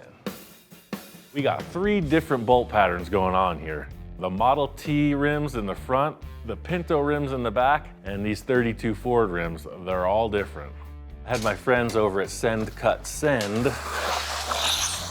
They're really cool. You send them a drawing of what you want, they cut it, and then they send it back. So it's perfect, laser cut, steel plate. They also set up the bolt patterns for me. This is the 32 Ford rim bolt pattern, and this is the Pinto bolt pattern. All I gotta do is start drilling. You gotta be careful with wheel adapters. You know, not all bolt patterns are meant to be paired together. So the 4-lug to 5-lug conversion gets a little tricky. It's the moment we've all been waiting for. Is it gonna fit?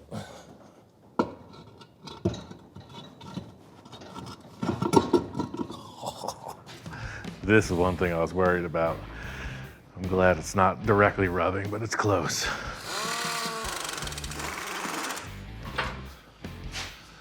Exactly what I was looking for. Simple, clean, old-fashioned. What was on there was pretty weird. What's on there now is just right. The next challenge is the front. That Pinto engine is significantly bigger than what was there. So we got a couple problems, as usual. Sometimes when I'm deep in a project, I just wake up in the middle of the night, shocked and sweating. I had trouble sleeping last night. That typical thing, the big question mark, what to do about this paint job. I came out here first thing in my nightcap and socks. I sprayed that side black, and I gotta say I'm happy with it. Am I compromising the airflow from this fan? Absolutely. Is it gonna overheat? That's hot rodding. So it looks like it's gonna work. And you know, the only thing that's gonna tell is testing it. But man, if I rev this thing and it starts nipping on the radiator, that could be the end of it.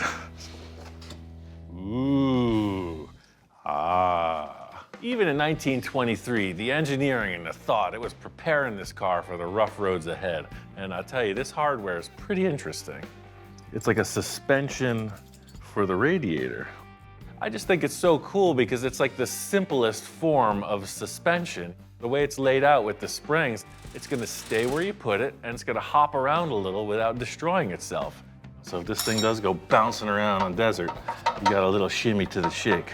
So this looks good for sure, it'll cool it. But I'm looking for something a little bit more like the Model T, you know? That aluminum is way too bright. I know just what to do. All of a sudden, period correct. Look at that. That looks old-fashioned, wouldn't you say? The big stickler in selling the antique look is keeping this hood in place. Nobody sees what's going on in the engine, you know, the sleeper factor. This is where our problem begins. And that. So if we were to scrub a line straight through, you got an alternator bracket, got an intake manifold, we got a dipstick. So it looks to me like we're gonna have to cut that hood pretty good. That's not very stealthy in my opinion. But you gotta do what you gotta do. Desperate times call for desperate measures. There's no way this thing's going without a hood. See, I got that dipstick tucked out of the way, no problemo. If you're an auto purist and somehow made it this far in the show, I suggest you cover your eyes. It's about to get real. You know what that means? I'm gonna have to cut into this original hood, and I ain't scared. Okay, maybe I'm not that nervous, but I do feel a slight tug on the nostalgia heartstrings. Scratch the paintwork. Aha!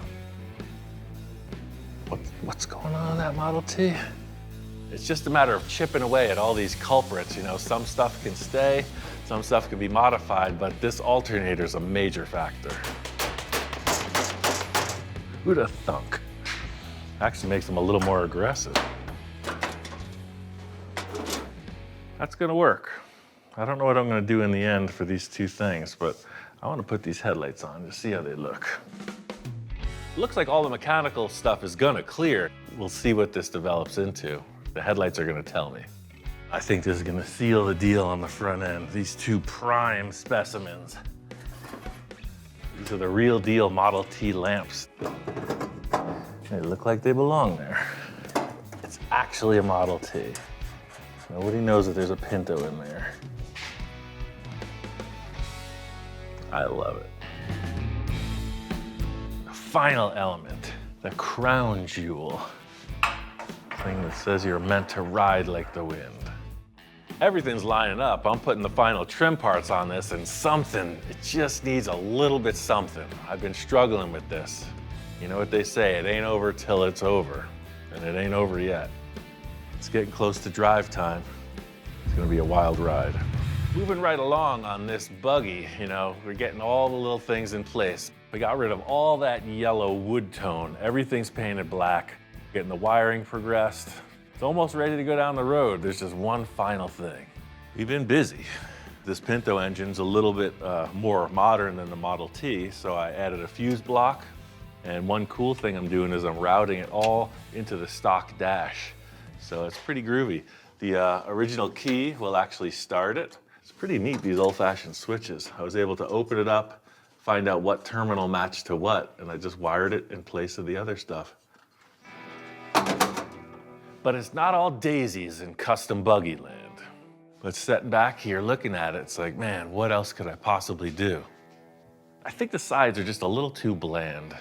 It's just a real big panel. You know, there's a lot of action with the hardware on the windshield, with the lights, you know, the way that the running boards, it's all very dimensional. And then you have this long, flat side. It's like it needs something. Everything's fair game when I'm working on a new project.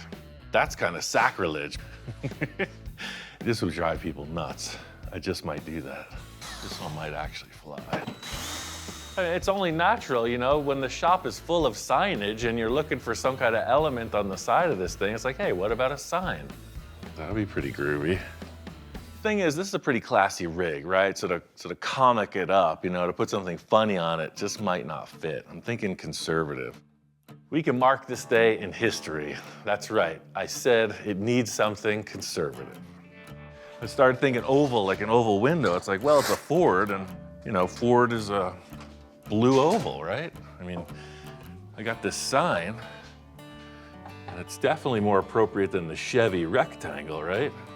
I'm not really feeling the blue, but a little the old envisioning device. That works.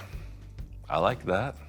It needs to be antique, you know, and that's the right script. It's old school, Ford, you know? It's like headlights had it. It was on the grill shell. I just think hanging a sign on the side is gonna be a little bit like not what I'm looking for. I got an idea that just might enhance it a little bit. Check this out. The Ford oval, right? It's not complicated. It fits the bill. It's the iconic emblem. Why wouldn't it be there? It's gonna take a little something to fit it up, but I think it's a good progress point. You know, I was thinking from the start, like an oval window, and I was like, why would it need a window? But you could see that would play, for sure. Just like making a custom bumper or a chop top, you know, the modification should look like it belongs, like it was always there. That was a little dustier than expected. But I think that this edge is gonna be really set off if I make it black, like that. I think we can kill two birds with one stone here. I definitely need a piece that's gonna support the signage, but I think we could also enhance the look of the interior with the same panel. Kind of a double whammy. Yeah, see, nice and clean. It just gives that interior like some kind of like reason. I really want this to look like a picture frame, you know? It's like it really amplify the fact that it's inset, so by painting the edge, it's gonna draw your eye inward towards the sign. I like it. But the blue's still bugging me. If you don't like it, spray it black. That's my motto for this vintage vehicle. Getting rid of the blue really helps. What if I took that part back? It's like I kind of like having it look like brush strokes like that. Kind of looks almost hand painted if I just do it like that. It's super antiqued. Finger painting, it's not just for kindergarten. I couldn't have hoped for better on that sign. You could see it's that oval shape, it's recessed, and it looks antique. It looks good. The whole thing here is, you know, this is the artist's canvas, right? There's bound to be a little overspray. We'll work through all that in the end. I made that template to duplicate it on the other side. I'm gonna do the same process. A few more minor details, and this chuck wagon is ready to chuck, or something like that. We got this Model T project finished up and in gear. My favorite thing about it is just that old-time feel. I dubbed thee Mr. T. I pity the fool that doesn't like this car. I mean, this thing is a pretty unique mashup. It feels like an antique car, exactly what I was looking for. Thing was, I started just with an idea, right? 27 ranch truck. Once Alan and I started collaborating, you know, we got the plywood out, we got some 2x4s out, and really we developed the look of this C-cab body. And I gotta say, it's beyond my expectation. It's got the old Model T steering column, Model T switches, a little old, a little new. It's definitely got the flavor. A huge part of this was the visual statement it's gonna make. And my friend Gilbert, the pinstripe master, he came by and did his number to the sides of this thing, and it's perfect. I didn't want to get into this restoration. I just wanted it to be functional, and everything I added to it, I wanted to make it count. It's got the big giant eyeball headlights in the front. It looks like a classic vehicle, but it's got a little trick underneath. I got it wired up, I got it fired up. Now it's time for the true test. This thing is engineered to cross the Great Desert and go all the way to the market.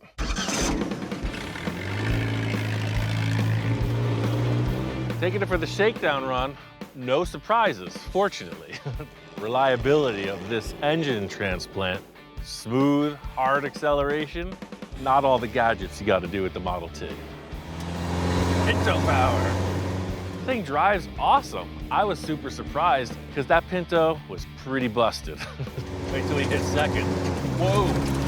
The driving experience of something like this on a dirt road is just mind-numbing. It's teeth-chattering. Old school. You take a corner, you're going across the seat. It barely stops because there's only rear brakes. It's got way too much power for the whole thing. It's over the ruts, it goes in the berms, over freaking mud piles. It's a heck of a ride. No stop lights, no seat belts, nothing between you and your destiny but this plate glass window. My first statement was, I want a ranch truck, right? Of course, do I do anything that's absolutely functional? Heck no. And I was allowed to do exactly what I want, and that was wing it. I had all these components, I had an idea how they could be retrofitted together, and I just went for it. Sort of an experiment with a strong reward, and man, Model T, it's definitely a cool rig.